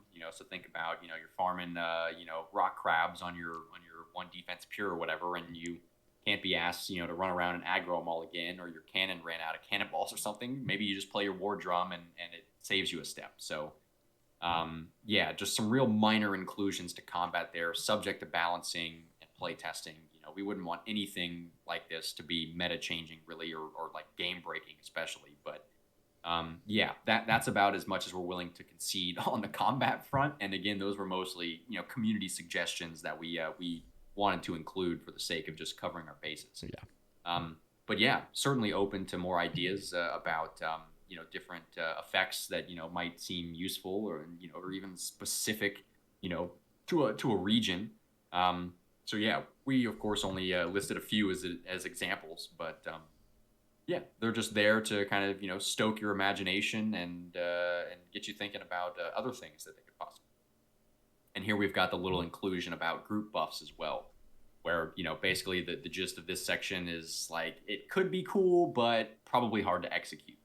And we wouldn't want this to be overpowered, especially not benefiting alt account users, because that's just like summoning with extra steps in my view. The whole group buffs thing, whenever I think about it, I'm just like, it's cool in theory, but if you think too deep about it, it just becomes a nuisance. Just like, gotta do my buffs, like, god damn it. Right. Yeah. Yeah. So we would not want to overly obligate players to like, have to train Bard and then have to, have their Bard alt at the ready, so Yeah. they can actually, play the game. That's Yeah. ridiculous. So if anyone's got any clever ideas as to like how to make that work without it being broken, feel free to let us know. But we marinated on that one for quite some time and couldn't think of any real reasonable execution of that. So, Yeah. but we put it out there again, just as like we hear you, your feedback, and what your expectations are of possible Bard rewards. But in our view, it would be hard to get right. Bardic influence. This is the big one. In this iteration of Bard, again, I want to make that clear that this is not necessarily a system that would have to be, um, you know, uh, tied to the Bard skill itself. But for the sake of the rewards we've offered here, this is the overarching system that kind of ties all of the other reward systems together. So, again, think of Bardic influence, sort of like Slayer points, where, well, here, I'll read the little beginning bit here. So, as a traveling storyteller and instrumentalist, you're constantly affecting the world and its many kingdoms and citizens, including yourself, through the power of your Bardic influence. So, yeah, this is the overarching reward mechanism. And it's like your clout currency, basically, that you earn while just normally training Bard. So, you can see on the left hand side there, the gaining influence box. So you'll earn a small amount of influence for each like completed gameplay loop, whatever that means. So if a playing gameplay loop is 30 seconds, for example, you'll earn some amount of influence, at each at the end of each gameplay loop, and the influence that you earn can also be enhanced in various ways. So yeah, playing would earn you a small amount of influence, which again you can enhance slightly by using a region's home instrument. And then performing which is the top end training method, would only earn you a moderate amount because again we wouldn't want to have high effort, high XP, and high reward output all from the same training method because that would incentivize players to only want to do that. So that's why performing. That's why that high effort, high XP performing training method comes at the cost of maybe not earning as much on the reward front or on the influence front compared to battles. So battles would be the biggest way to flex your bard skills and earn your clout. So, but yeah, with enhancing your influence, you can do that through leveling bard. So I would imagine it, being like a bracketed system. So say at level 1 bard, with each completed gameplay loop while you're playing, say you'd earn 1 influence, but then say beginning at level 20 bard, for that same activity, for that same gameplay loop, now maybe you earn 2 influence or 3 influence. So it could scale based on bard level, and it could also scale based on quest points, achievement diaries, and I mentioned using a region's instrument. So there are different ways that you can modify your effective reward output, and we'll get into what that looks like now. So again, credit to General Tractor for all of the great mock-ups here. Look fantastic. But yeah, this Bardic influence interface, there is quite a bit going on here. But basically, you've got all of the region icons that General Tractor custom made, by the way, at the top here, and so the whole idea of influence again is pretty similar to Slayer points in the sense that like you're earning them through just training normally, and then you get to sort of choose how you spend your influence that you earn. So it's like a generator spender kind of system, and not all of the rewards are tied to this system, but many of them are. So what that means is that certain reward systems, like the Anima Echoes we'll get to next, those are gated behind having influence. So, in other words, you can't just like go out and farm echoes indefinitely. You would have to participate in Bard to continue earning influence, so that each time you encounter one of these little random event echoes while you're training your gathering skill, it would consume some amount of influence from the region you're in. So hopefully that would go a long way to accomplish a couple things. First of all, it keeps people actually actively engaging in the bard skill, so they're not just using bard as like a means to an end. Yeah. So yeah, it's participation based, which is a bit different, because a lot of skills in the game are kind of just like automatic unlocks for most of them. You get the level and now you can do the thing. There would be elements of that, of course, in Bard, but some of these systems would be gated behind participation, in Bard to keep earning influence, to keep getting the rewards. But yeah, it's an expandable concept, So again, influence is pretty, it's a pretty vague, broad term for a reason because it could mean so many different things. We've offered a few ideas for what that could look like, but it's an expandable concept for really any conceivable rewards that people would find agreeable and balanced, obviously. Yeah, and it also gives an opportunity, for just more distinct rewards and again, just to kind of create some more identity for each region in the game. So I think it's important to also talk about what influence is not, because it's kind of easy at first glance. I had a few folks comment this, that the influence system to them sort of smelled like Corinne favor, and got to come out and just flat out refute that point, because this is not Corinne favor at all, especially original favor, where you had like these mutually exclusive systems where you could only earn influence in one house, but if you earned it in an adjacent house, you would lose favor. It was really awful, and also just doing completely arbitrary tasks. It was that fucking have nothing miserable. To do. Yeah. It literally, it's the worst system they've ever added to the game, like bar none. It's not even close. Yeah, So it's bad. no, this is not that. There's no meaningless tedium of forcing you to go around and do random shit in order to get influence. Like, you literally just train bard and you get influence. It's also not really like a rep system. So again, it's like in choosing which rewards, again, think of Slayer points. If you choose, to unlock one reward, it doesn't prevent you from unlocking the other rewards on offer. Yep. There are some games that do that. Like WoW, for example, I think has some systems like this where just like classes, like choosing like a certain thing, and then you just physically can't go up on the other ones. Exactly.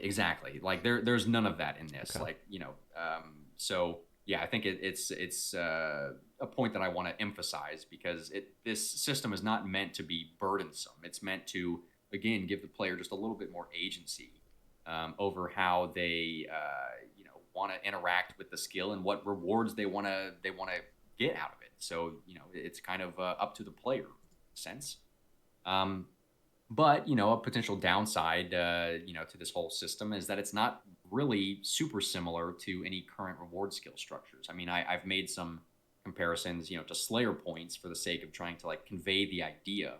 I guess that's kind of like the best correlation that I've got, but it is still a little bit different in the sense that like so many of the Slayer reward points on offer kind of suck, frankly. Obviously you have like helmet recolor unlocks, and you've got cask extensions and stuff, but not all of those are really ideal or optimal. So we'd hope that all of the rewards through influence would be desirable, and so again, because you've got only like a finite amount of influence, it would sort of give the player a bit of friction in deciding which rewards that they want to choose at that time. But they're not mutually exclusive. So if you choose, this particular reward first, it's not going to gate you from getting any other rewards after. So and we've got an example here where basically the idea in this Shopscape example. I want to clarify, this is not an endorsement of Shopscape. Again, this is more of like an alleviation of Shopscape. I don't really foresee in the immediate future having Shopscape be eliminated completely, because I think it's just trying to make changes in RuneScape is trying to trying to Take a piece of pivot a candy from a barge or baby. something. Yeah. Well, it just like things take a while, Yeah. So, um, an idea that we have with influence here. So, say you're performing in Keldegrim, or you're doing battles at the Keldegrim pub there, where nobody trains brewing. But you're doing your battles and you're earning some influence in Keldegrim, and maybe you've earned enough to unlock a new feature from Orden, who's the ore seller, in Blast Furnace. And now that you've got enough clout in the area from having participated in Bard in that region, now maybe you've got access to a new like special shop stock. Where in this instance, we give the example of a gold mining hammer, where it would be equipped in your offhand alongside your skilling tool, your pickaxe in this example. So so coupled with some instrument perks as well. I think I skipped over this one a minute ago, but if we scroll back up just real quick to the instrument section again, we've got the dwarven viol, which is the precursor to the violin basically. But an example effect here of playing this viol, which is the region instrument of Keldegrim, to access more of Dondekin's gold mine with dense gold rocks and an ore deposit point is what General Tractor listed there. Love it. But basically the idea is that you could sort of try and synthesize some of these rewards a bit, so that you can use your clout in this region to unlock this tool that you can use anywhere, but then maybe couple it with an instrument effect, and now all of a sudden maybe you have a realistic way of actually obtaining gold at a reasonable rate without just like straight up world hopping at Blast Furnace until you can't anymore. Yeah. So again, this is just one example of how this could look, but there's so many different manifestations of what this influence system could look like. But this is just one example of train in an area, you earn some clout because you've established yourself as a musician in this region. The NPCs maybe treat you a little differently, and maybe you want to help a brother out a bit, so they could have a enhanced shop stock with an item like this that could enhance your gathering. That's kind of the gist. So that's influence in a nutshell. Now let's talk about some of the reward systems that influence is gated by. Anima Echoes is the first of those systems. So Anima Echoes, this was a section where when I listened to your ramble on this, it was interesting hearing your initial just take and your at your first glance there. And I feel like I recall you making, I don't know if it was just an offhand statement or just a comparison to summoning, but there were a couple of people who were a little bit confused by this section in the Reddit thread.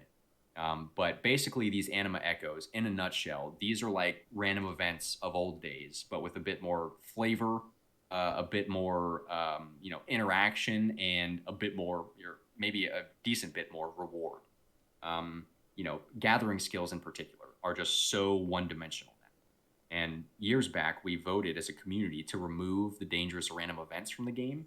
And I think that really only served to highlight just, how boring gathering skills really are because of that. And so we figured this could be an interesting opportunity and a creative way to enhance the gathering skills with a little bit of fun gameplay and reward from it, but without overshadowing the gathering skills or trying to be a replacement for your Yeah. So the idea here is that I'll read the flavor text at the beginning. So the life force that imbues all the living things on Gielinor, known as the Anima Mundi, is a byproduct of a balanced ecosystem maintained in part by Guthix himself.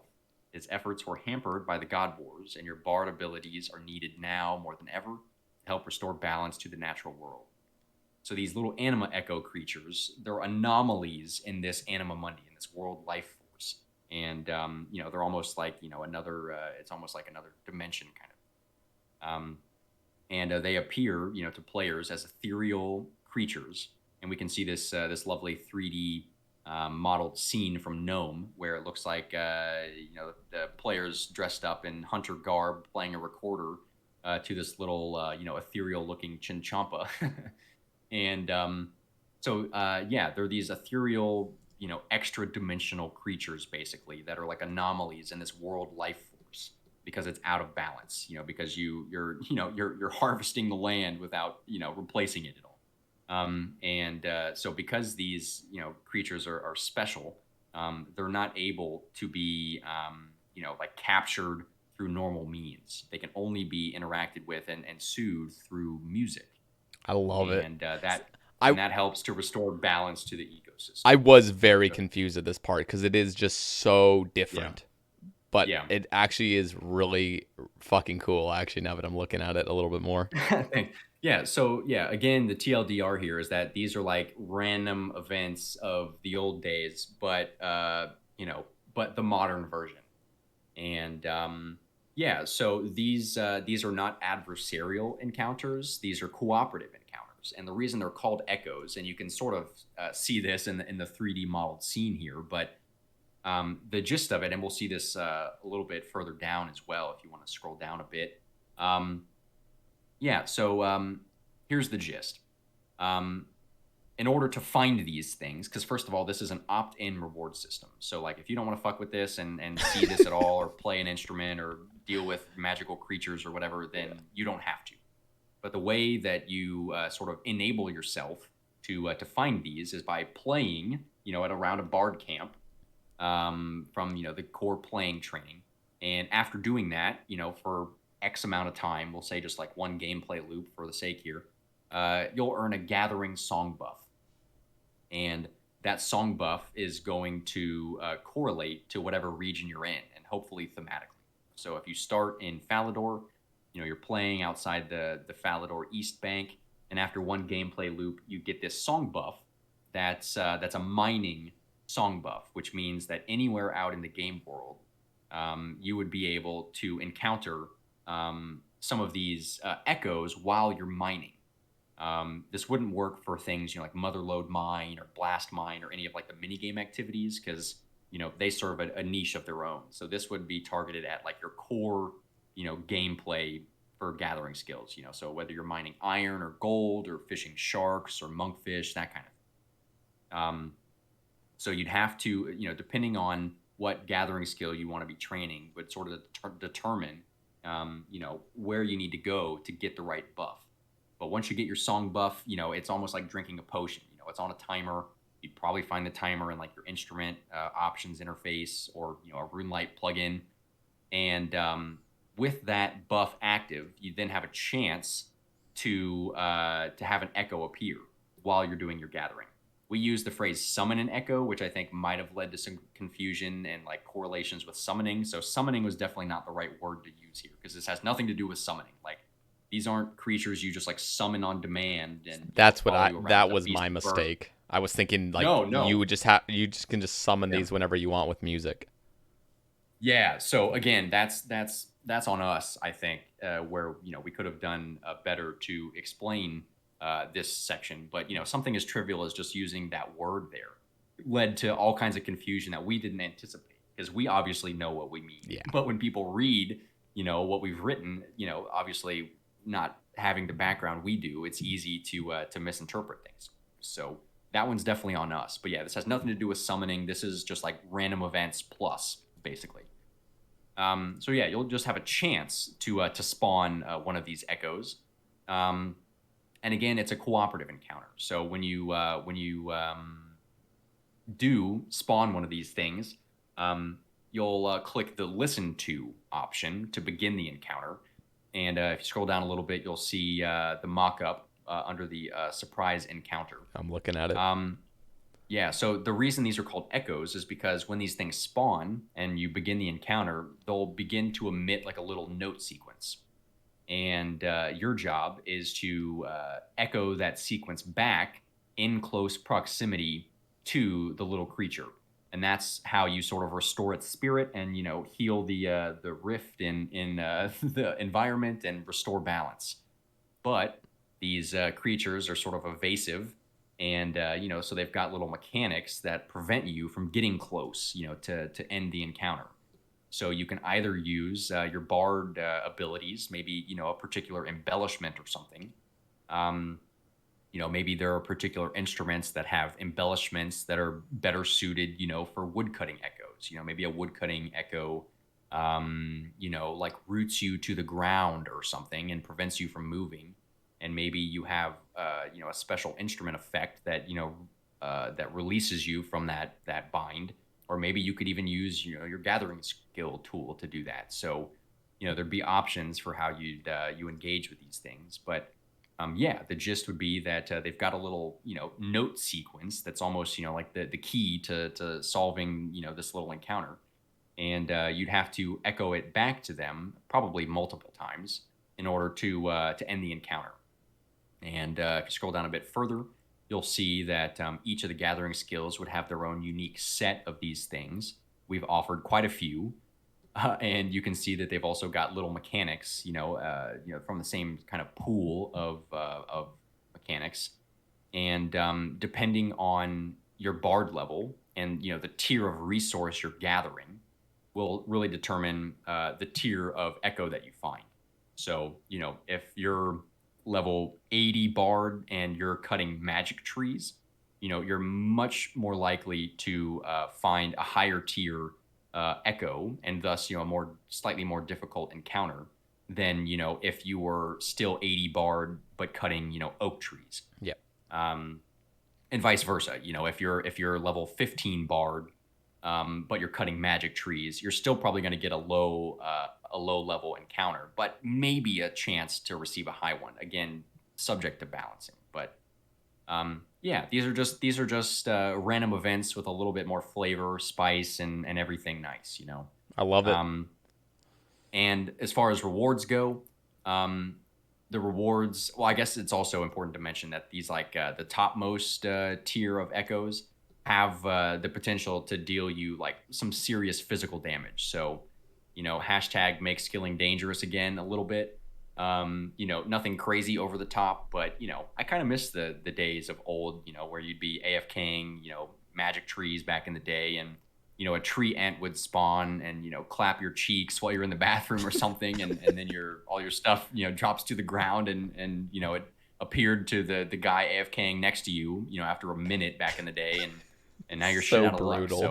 So fucking brutal. Yeah. So maybe not that intense. Obviously, death mechanics are different these days, but just to add a little bit of variety and spice to gathering skills, especially, and we've intentionally targeted the core gameplay loops here. So not tithe farm, not Temporos or Motherlode Mine. Those things serve their purpose. So we're really targeting just like the core old school gameplay here and just trying to make it a little bit more exciting and lucrative. So looking at the rewards, again, the little cards courtesy of Gnome. The drop tables here would be very akin to Impling loot tables, and would primarily focus on rewards like raw resources, again, of course, but also runes and clue scrolls possibly, and just in general, things that would hopefully help to just reduce that burden of shopscape. So this wouldn't be a replacement by any means, but again, Bard is a non-combat support skill, so we're trying to come up with creative, inventive ways to enhance the gathering skills, without just like replacing them or overshadowing them with just domineering systems that that just invalidate these existing skills. So that's why we have anima echoes that still require you to participate in your gathering skill as you normally would. And then, these are almost, I would even go as far as to say that these could be labeled as like a distraction and diversion. Yeah. Where that's really cool, because really the only distraction and diversion we have like now that's actually popular is clue scrolls. Like that's it, really. Yeah, true. So. Yeah, because I think the actual designation of D&D came into the game with Shooting Stars. Relatively recently. Like, of course, clue scrolls are a distraction and diversion in and of themselves, but I don't think they actually carried the the label of D&D, at least like in the game, but now there's actually like a little, yellow, quest looking icon to designate distractions and diversions. So yeah, I would say that these echoes are definitely in like the D&D type category. Because yeah, I mean, it's literally what they're meant to do. They're meant to sort of distract and divert you from your core gathering gameplay just to go do a fun little encounter real quick and hopefully make a good buck from it. So we hope that these would be, designed in such a way that you wouldn't just want to do them for the loot that they offer, but hopefully, the gameplay itself would be a reward of its own. Yeah. Again, tough to know without playtesting, so it's subject to iteration and stuff still, but that's the gist. And then as far as loot goes, obviously, if you're, I feel like I've said the word obviously about 3,000 times tonight. I haven't noticed. Maybe you've noticed. I haven't. Well, I've noticed. I'm gonna try and stop. But anyway, yeah. When you're training, your wood cutting again, for example, and you find one of these little creatures, and you do the little encounter, you echo the note sequence back, and then Guthix blesses you with your reward. You wouldn't want to just have your inventory, just completely full of random shit from these anima echoes. So we actually completely ripped this from Trailblazer League, the Crystal of Memories that would like teleport you to your last location, except we called it the Crystal of Melodies. That would basically more or less work like a looting bag, but specifically just for the echo loot, and it'd equip in your ammo slot. And so every time you would complete one of these echo encounters, the loot would be, or toggleable, I guess. But all else equal, would go to this Crystal of Melodies sack that you would keep in your ammo slot, and it'd only be accessible from the bank. And that's cool. So I like it. Same kind of restrictions, and you would get that item from an optional sort of like bard tutorial entry quest. Like it wouldn't be a hard lock, like Druidic Ritual is for Herblore, but just like a basic quest. It would start in the Rising Inn Tavern in Falador. I concepted this at it's in a Google Doc somewhere. We didn't include it because we didn't have room really. But yeah, just a little entry quest to Bard called Bardic Dawn. That would begin at the Rising Sun Inn. Get it? Dawn, rising. Anyway. Yeah, so it would basically be optional, but you'd be incentivized to do it because this little pouch that holds all your echo loot would be pretty valuable, I think. Yeah. So yeah, that's echoes in a nutshell. Rewards focused around helping to alleviate that burden of shopscape again. It's not going to be a complete panacea to that problem, but hopefully it would go a decent way towards just making your core gathering training worth it, because I feel like these days it's hardly worth it at all. Yep. The next bit here, we're getting through to the end, folks. We're getting through to the end. I'm gonna kind of fast track through some of these sections at the end because I think we've kind of hit a lot of the core bits now. Yeah.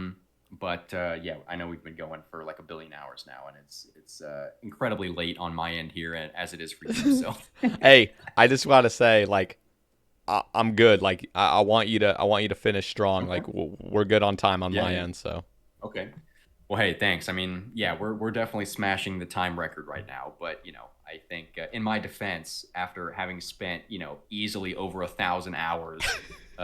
Cogitating and struggling on this project for so long. I think that just a couple hours to kind of, clarify some things. And I know you've obviously got a great audience, and including a number of, JMods and developers too. So, I'm trying to keep that in mind as well, that, in the event that, any JMods are listening and want to just hear, some more context here, that hopefully this might give the devs a little bit more insight, into just our train of thought and how to potentially execute on this. Again, obviously, completely speculative and that kind of thing. But yeah, I just want to try and do this whole thing justice, and there's a lot to look at. But yeah, again, I hope that so far I've tried to draw some comparisons for each section here to hopefully try and make each part of this design a little bit more digestible. So comparing the anima echoes, to the random events of old days, and comparing performing to like hallowed sepulcher is to agility type of thing. So yeah, there's a lot going on here, but there are a lot of moving parts. But as I mentioned before, not all of this would have to necessarily be included straight away, on an initial theoretical Bard launch. Some of these things could be introduced down the line, like this next section, melody riffs. This would be another distraction and diversion, basically. That would be sort of similar to like shooting stars. But yeah, the gist here, it's almost kind of like Stranger Things, where you've got like the upside down realm. Yeah. But yeah, the gist here is that there are like dynamically generated resource areas, but they're hidden. They're not, we didn't want to just like tack on, extra areas to the game that just feel kind of forced and artificial. So, yeah, just these little subtle portals that would lead you to an alternate, echo dimension or realm, where yeah, it would be a finite, like time gated resource area that would have mid and high level resources. It would require 40 Bard and likely some tier of influence to be able to like find these things. But yeah, so the gist is these things would well, I'd imagine they'd be on some type of rotation, similar to shooting stars, so they wouldn't be freely accessible everywhere all the time. But they'd be sort of dynamically generated, and there'd probably be predictable locations over time. But yeah, the gist is that these are time gated encounters, just like shooting stars. So they don't last forever, so you can't farm them indefinitely.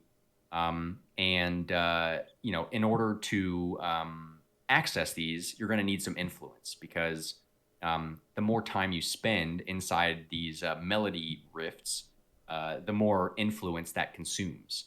So there's a trade-off there. Interesting. You're earning your gathering rewards, in a pretty finite, close space there, that's dense with lucrative resources, and also some roaming echoes that you could encounter and get loot from. But that comes at the expense of of depleting your influence. So again, it's creating a system that isn't just like infinitely farmable, and hopefully that means not infinitely bottable either. That's another sort of reason for the existence of the influence system, is to hopefully try and deter some level of botting. Yeah. It's obviously not going to. There I go saying obviously again. It's not going to eliminate botting from occurring, of course. But, Botting can't be removed from any. I mean, there's literally botting in medium clues now. I mean, I saw a video of it. Like, there's literal bot farms doing medium clues. Doing. Oh, was that Sir Pugger video yes. that just dropped recently? Yeah, it's I haven't crazy. seen Like, it yet, they're but I'm gonna everywhere. have to There are people legitimately botting in, like, there's Terminators out in the wilderness that are full robots killing everybody. Oh it's like my God. you can't. Yeah. We can't design content around like removing bot. Yeah. Like, they will find a way to you can't. infiltrate. Yeah, you can't, and so we were intentional in not designing content specifically to try and avoid exploitation, because like you said, it's inevitable. Yep. But we also wanted to at least have it as a consideration and another possible argument for something like an influence system, because if there is a barrier to entry and active participation required for continued access to some of these rewards like echoes and these melody riffs, hopefully that would at least go some way in at least preventing the bots from accessing them so freely. Yeah. So that hopefully in the time that they're not accessing the rewards, they're being banned. So maybe that's just me being hopeful. But anyway, you've got these dynamically generated resource areas. I'd imagine they'd exist in multiple locations across the game world simultaneously. So not like there would just be one entrance per game world or something. But yeah, and also the resources inside these would be instance per player. Again, to incentivize social activity, not ruthless competition. And you would kind of find these things using like an instrument's embellishment as almost like a locator orb. So we got a cute little mock-up here where you'd play an instrument's embellishment if you've unlocked it through battles, And then yeah, it'd give you sort of like a little note of or a little trail of musical notes that you could sort of follow that would lead you to the entrance. And yeah, they're only open for a finite amount of time. So it may behoove you to work with other players, just like with shooting stars or even like penguin hunting back in the day, where it would behoove you to arrive at this thing sooner, um, so that you can take full advantage of how long this melody rift is around. But yeah, so I envision this to not necessarily be like a group activity, but it could have some benefits from cooperating with other players, to find these things more quickly so you can take full advantage. Because again, they only last a temporary amount of time. Yep. Um, yeah, so inside here, you've got your usual mid and high level standard resources. Like we've got some rune rocks here, some other special trees, and also just like other resources. We got like the gourd tree from raids, which this was sort of a quick mock up, relatively speaking, compared to everything else. Yeah. But you could also expect to find some new resources that I mentioned way back in the instrument making bit. Whether it's bamboo or gourds or new ebony logs or, even, the new zinc ore could possibly be found in here. And are these Um, only found in melody riffs? no, no, we chose not to go into detail about like where else you could find these things. Cause again, it's sort of beyond the scope of Bard, but no, we would expect that these newly introduced resources would also be accessible in like the wider game world as well. Okay. But they would probably be on the rare side, in terms of just their prevalence in the open game world. So the idea of these melody riffs is that there'd be like a concentration, of valuable resources in one spot, where you could sort of pick and choose what's most valuable to you. And also, all of this loot from in here would be stored in that same bag as the Echo loot. So, yeah, so you could sit here and again, this is meant to be like a distraction and diversion where, I don't think that most players would ideally only be hunting these melody riffs, but it's something that maybe you happen to find one that's nearby, Yep. where you're doing your skilling training, and so you just run over real quick for I don't know 5 minutes or however long these things last, and go and farm your resources and hang out with with your gamers, and have a good time. And so obviously from these you should also expect to have some kind of like rare reward as well. I think that's one thing that's actually really lacking in the non-combat skills, is just like a chase 100%. item. No, like literally, that There's is. no chase item. Yeah.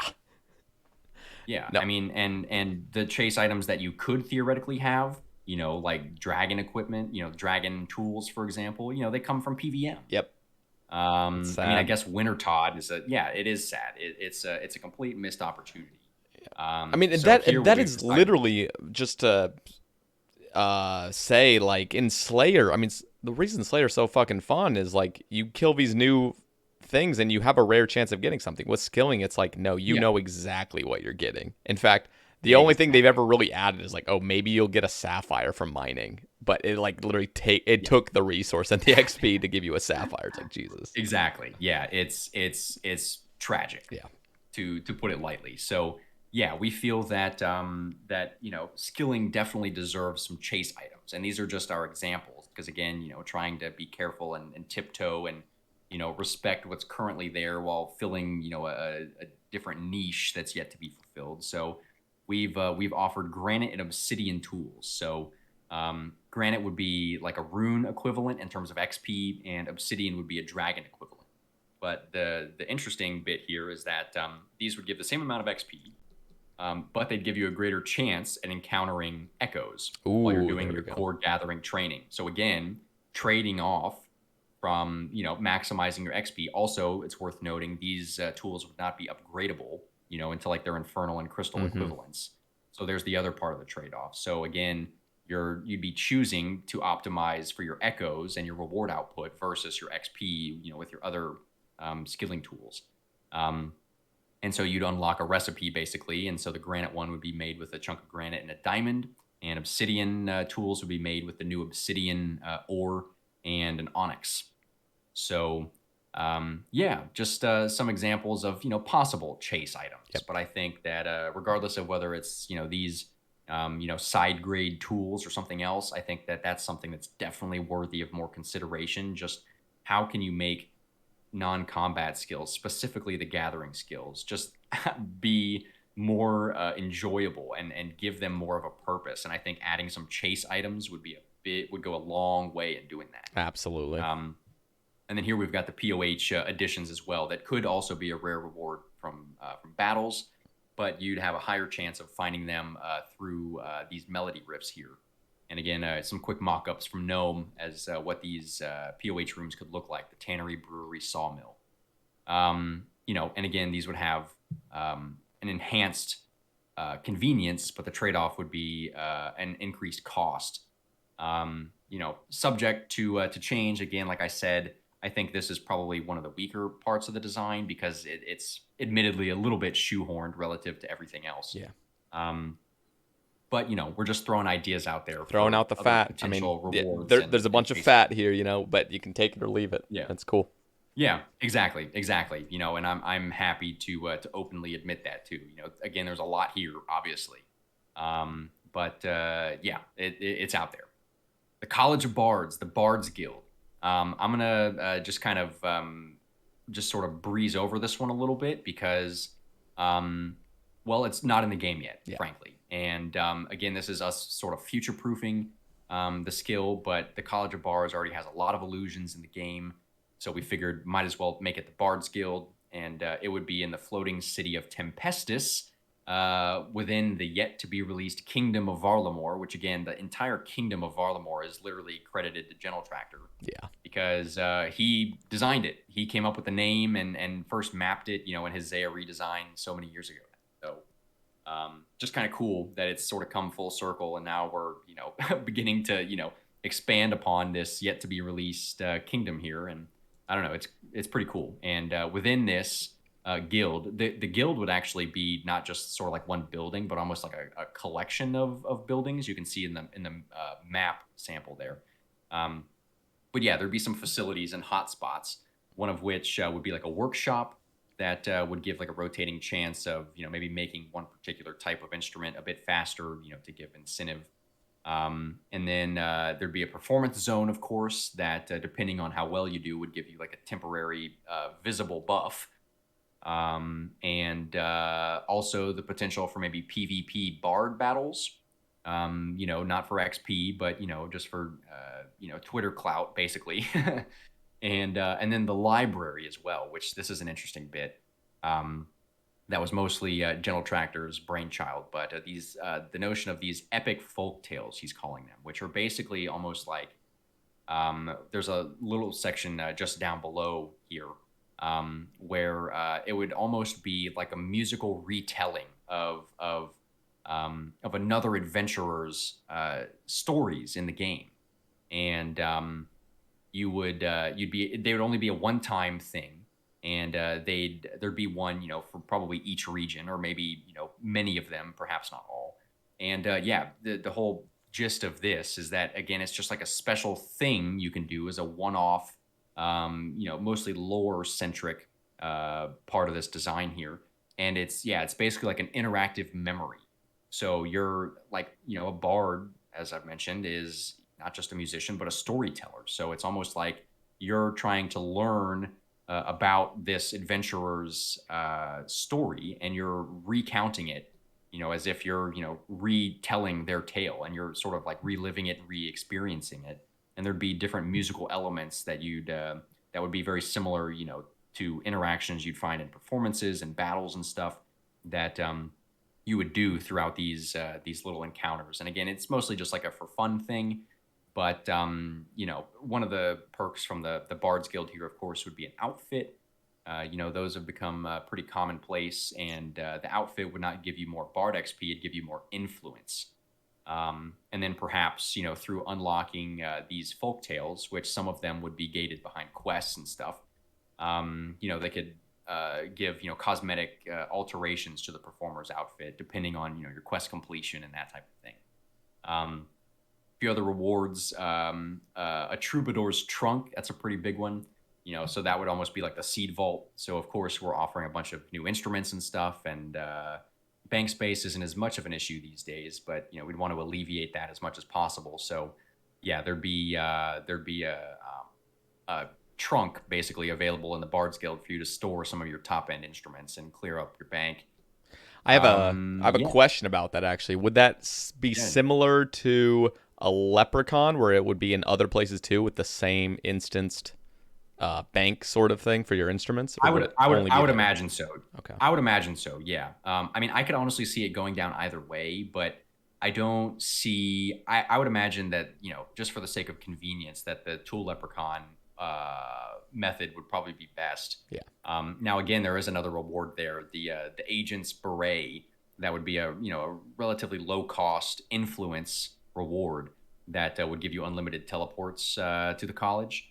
So that would make accessing this trunk, if it were just in one location, it would make accessing it be a little bit less burdensome. But we really want to avoid Bard becoming a skill of how well you can juggle instruments in your inventory. That's just not fun. So they've come up with all kinds of creative solutions to combat things like that. So I think that the leprechaun method there is probably the way to go with something like that. So I'm looking at the juniper berries, and it looks like a robin pet. Where does that come from? Just anywhere in Bard, or what? What are you thinking?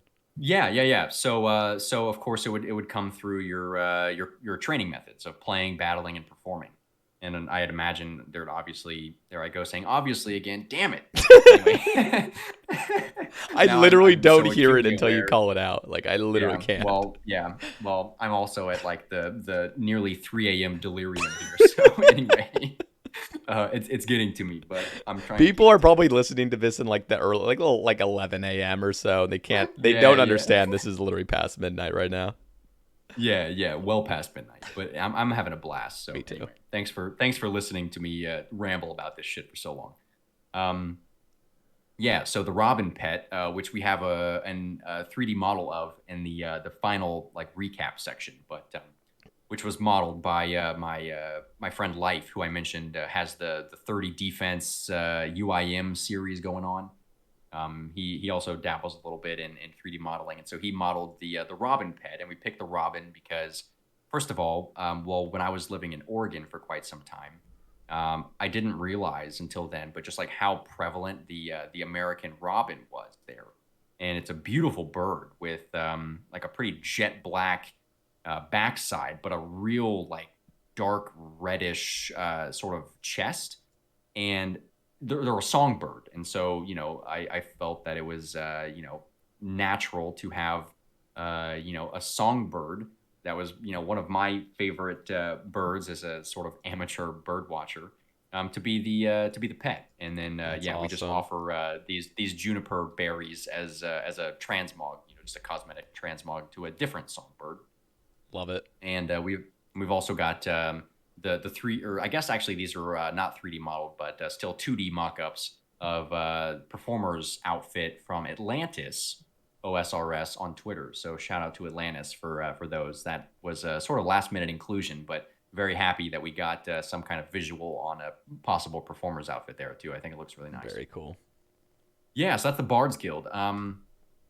Ancient Hymns, I mentioned these earlier. These are a reward component found either from your training, like in battles and performances, or more commonly from like your little D&Ds of your melody riffs and echoes. But yeah, they're kind of like totems, Skatizo totems, where you'd find them in 3 fragments and then combine them together in order to reveal a puzzle. And the little puzzle that's included here is actually a solvable puzzle that General Tractor mocked up as his tradition. So I don't know, for any puzzle enthusiasts there, I guess, you could try and solve it, or at least try and figure out the logic there. But anyway, it's just a sample, of course. But yeah, the whole gist of this is that the puzzle is basically giving you information as to how to consecrate this hymn. So you find these fragments through training and also even through reward systems like the echoes. And you combine the fragments for this puzzle. And once you sort of deduce what the puzzle is telling you, it's basically giving you instructions. And so that's like the transcription part, more or less. So next to the puzzle there, you'll sort of see a very succinct breakdown. We intentionally sort of avoided putting too much detail here because something like this could easily be included far down the line after a bard, a theoretical bard launch. But basically, there's parts to the puzzle. You'd have to translate some lyrics or some runic symbols, and that would basically like reveal an instrument that you need to complete the puzzle. And then there'd be some musical notes that you'd have to sort of figure out what that means. And after decoding it, it would reveal to you a prayer bonus. So like for master tier clues, you've got certain clue steps that say wear this amount of mage bonus in order to complete this step type of thing. Similar kind of thing. But you'd have to have like a specific prayer bonus gear equipped, and then you'd also it also reveal a location. So basically, you got your prayer garb, you got a particular instrument, and you got a location. So you roll up with all of those things and your hymn, of course, and you complete a little ritual to like consecrate your hymn or to sort of make it holy, and that's the completion of that one particular puzzle. Again, there's like a finite set of these things, so there's only 24 of them that you can see in the Bard hymnal interface if you scroll down just a bit. So these completed puzzles you'll store in your hymnal, which is inside any music workshop that you've got access to. And what you then do with these completed puzzles is you engrave their lyrics into a master tier instrument. And that gives it a unique bard benefit for your training. And you can only engrave one set of lyrics with one instrument. So it's not like you can just have one instrument with all of the effects. So you have to sort of pick and choose. And in this version, we've given the players, again, the agency to, decide how they want to combine instruments and these engraved lyrics for these special effects. And so in creating one of these, let me back up here. Yep. So after having, any master level instrument that you want to use, you can take one of these completed puzzles and engrave its lyrics, and that creates basically another tier, effectively, of instrument called a divine instrument. So that's just And right again, beyond master? Yeah. Okay. It's it is an upgrade. It's not a side grade, so it is sort of an upgrade. But and they're interchangeable too. So it's not like at least I would envision it to be. So it's not like if you were to put one of these effects on an instrument, like it would like that's it. You'd be able to sort of mix and match as you see fit.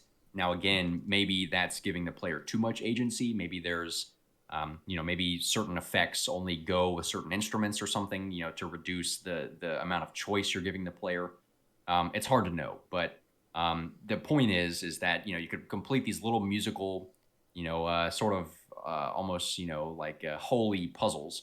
And this was, again, I mentioned this was actually like one of the training methods originally, and I'm really glad it didn't end up that way. But I felt it was important to still include something like this because Bard was founded in, medieval musical practices.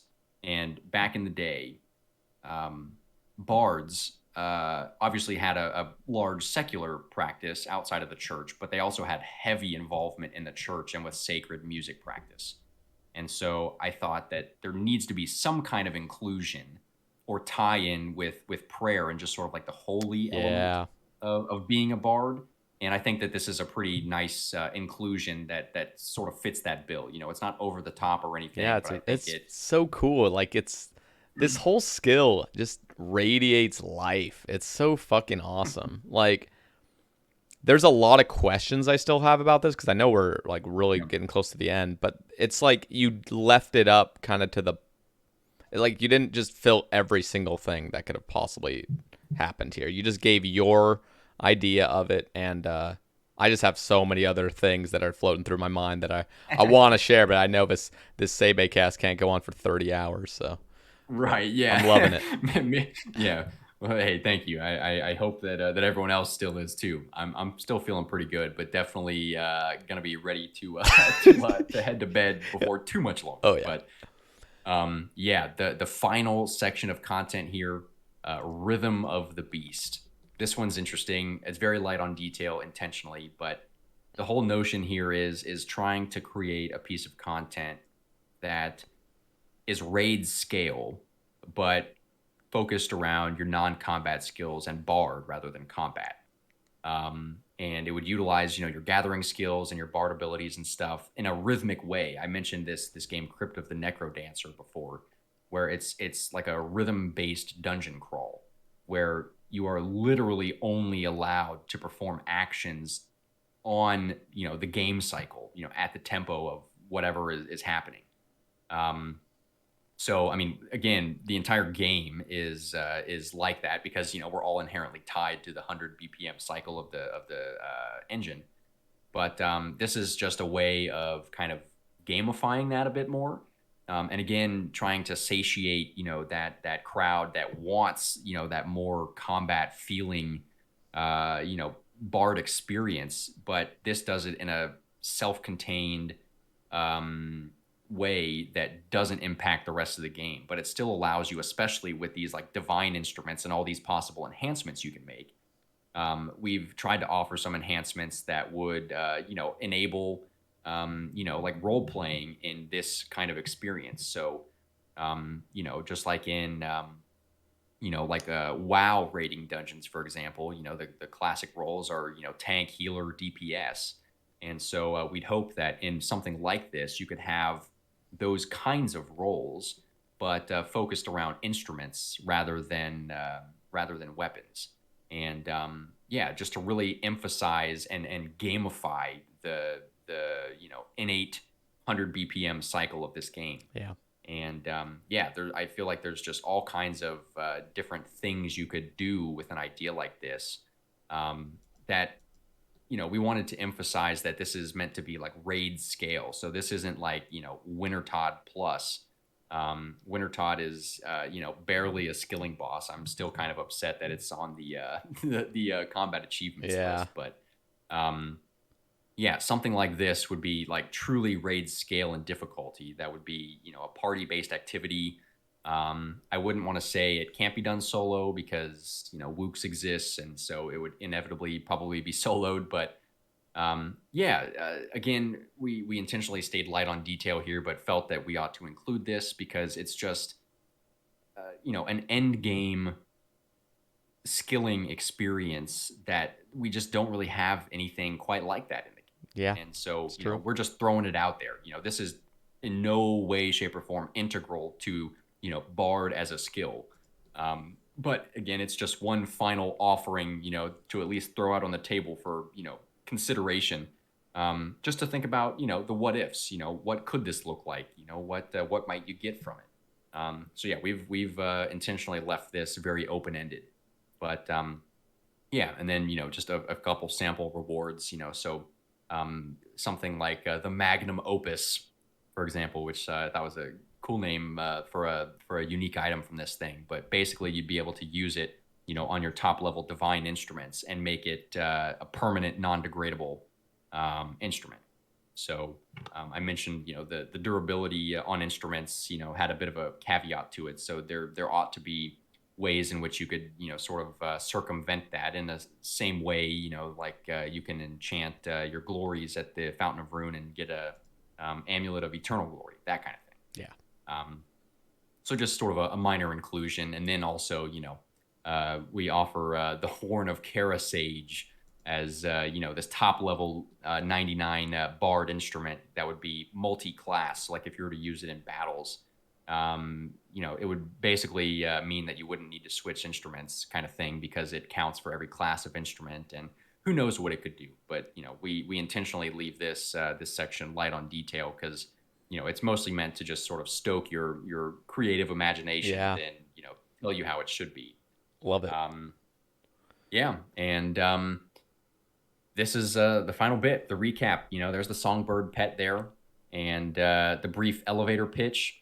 Yeah, again, we envision Bard to be a medieval non-combat support skill, and we hope that we've offered systems that integrate inventively, and we've presented we've presented a diversity of options for both training and reward outputs, and hopefully we've conceptualized some systems that could lead to some teachable moments and some skill transfers to help bridge the gap in certain areas of the game. And yeah, I mentioned this too. I think Bard could even be more than just a new skill. It literally could be a whole new medium for experiencing the game, both mechanically and thematically. And it's all about, I think any good game creates a positive union of story and gameplay. And I think that RuneScape has a lot to offer for both of those. But I think that creating a more positive union between the mechanics and the thematics of this game is something that Bard could really aim to do. And yeah, so I won't go over all of this verbatim, but so I laid out the design pillars at the very beginning of the post, and so basically after all of this, let me know what you guys think. Did we actually address the problems? Could we do it better, differently? Do you want to solve different problems? I don't know.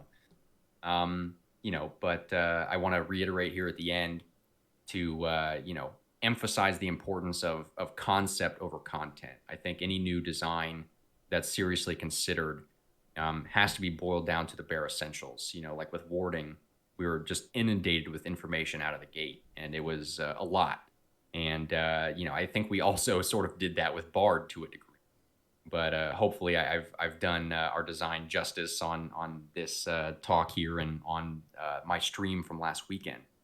But yeah, we don't want people to get bogged down in the details and the minutia, of numbers or exact particular manifestations, because that's all going to be subject to change in the actual design process if it were to make it that far. So this is just one example manifestation of what this could look like, and this isn't an exhaustive list.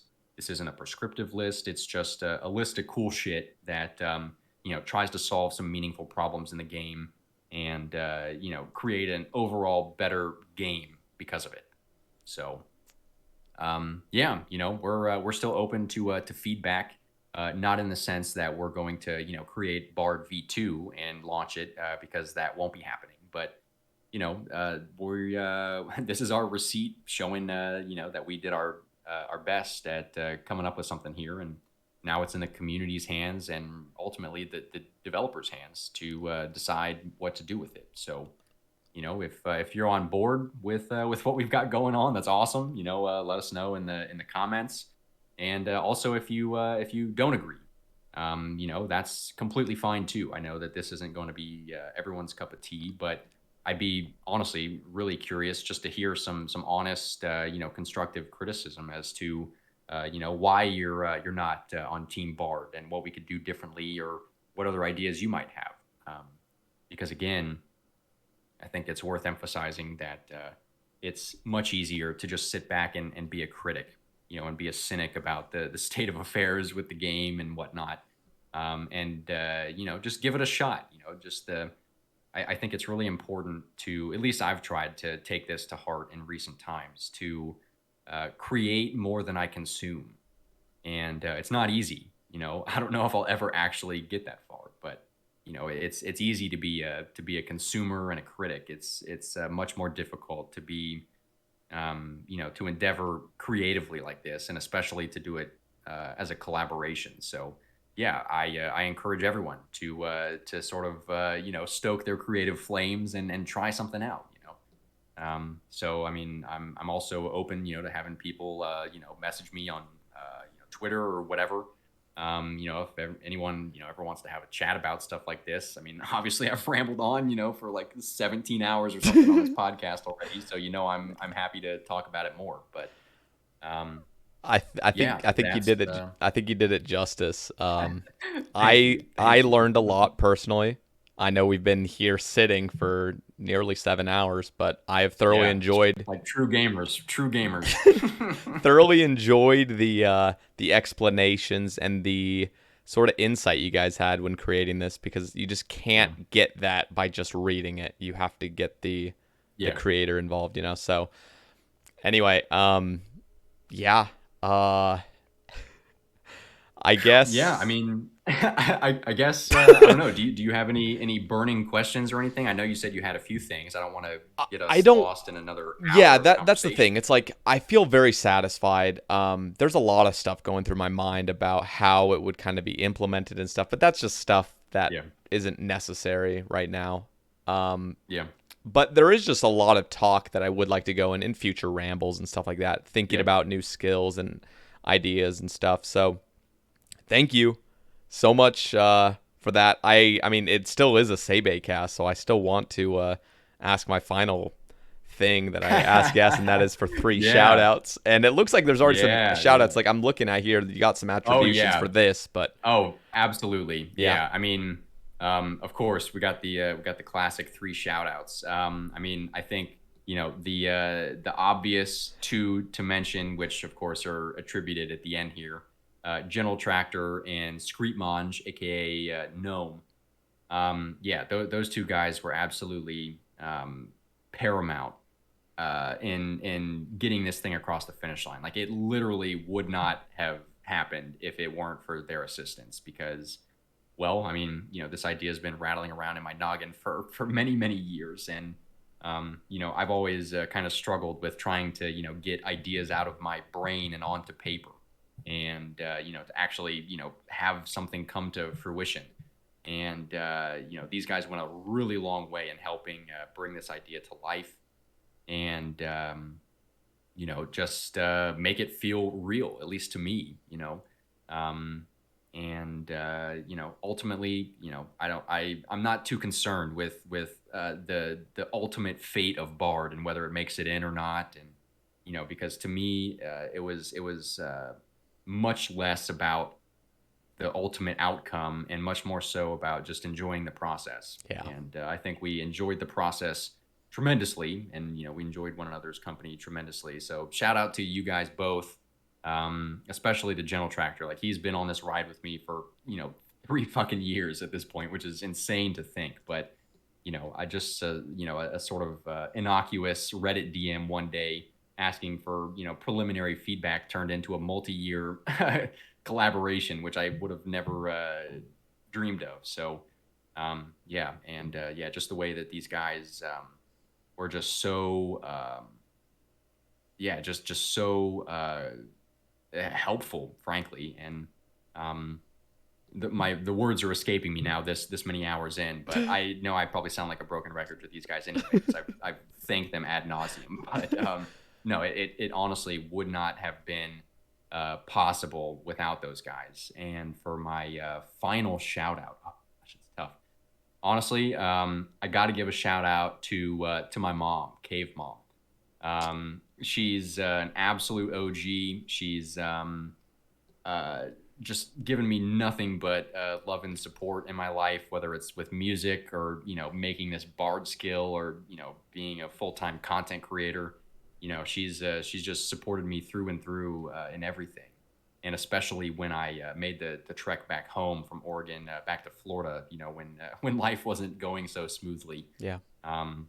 At the start of the pandemic, I moved back in with mom for a little while, which was a very humbling experience, to just admit, that I needed help, and to, start to pick up the pieces. And that was when I invested quite a bit of time in Bard, just like using it as an outlet. And she was very helpful and accommodating, and yeah, just supportive throughout the whole process. So yeah, shout out to mom for all the love and support. It means a lot. So That's yeah, unbelievably those are wholesome. my three shout outs. I love it. Caveman, it's seriously been a total journey this whole entire Yeah, evening it's into the morning. It's yeah, it's been an absolute roller coaster. I'm gonna have to call out of work tomorrow because I'm gonna be fucking exhausted. But no, seriously, Sayer, thank you so much for given me this platform to talk about this passion project, and it's been great, to finally get to chat with you, one-on-one like this for so long, after having watched your stuff and supported you from behind the scenes for so long. So yeah, it's been an absolute pleasure, and thanks for having me on. Same can be said. I seriously, absolute pleasure having you on. This went fantastic, guys listening. I hope you guys took something away. It is fucking 2 a.m. right now. I'm losing my own train of thought right now. But all I can say is, guys, down in the description, go give Caveman a follow. I'll have all his links down there. The original link to this Reddit image, the skyscraper image. So if you guys want to follow along, if I didn't follow along well enough, you guys can just look at that as well. And I feel like I'm missing a million things. Like basically Probably. to say right now. We could have kept talking for a few more hours, I'm sure, but we got to draw a line somewhere. Yeah. So I think this is a happy ending. So Caveman, thank you so much again, guys. If you guys want to support the Sae Bae Cast, there's a link down in the description to the Patreon. And that's it from me. We do have guests planned for the rest of the month and the month after, but I will not be spoiling that yet, mainly because I don't have it all fully scheduled out. But there will be a guest next week. And follow me on Twitter if you guys want to keep up to date with the next week's guests. And I guess we'll just leave it there. Thank you guys for listening. We'll catch you in the next one. Peace. Ciao.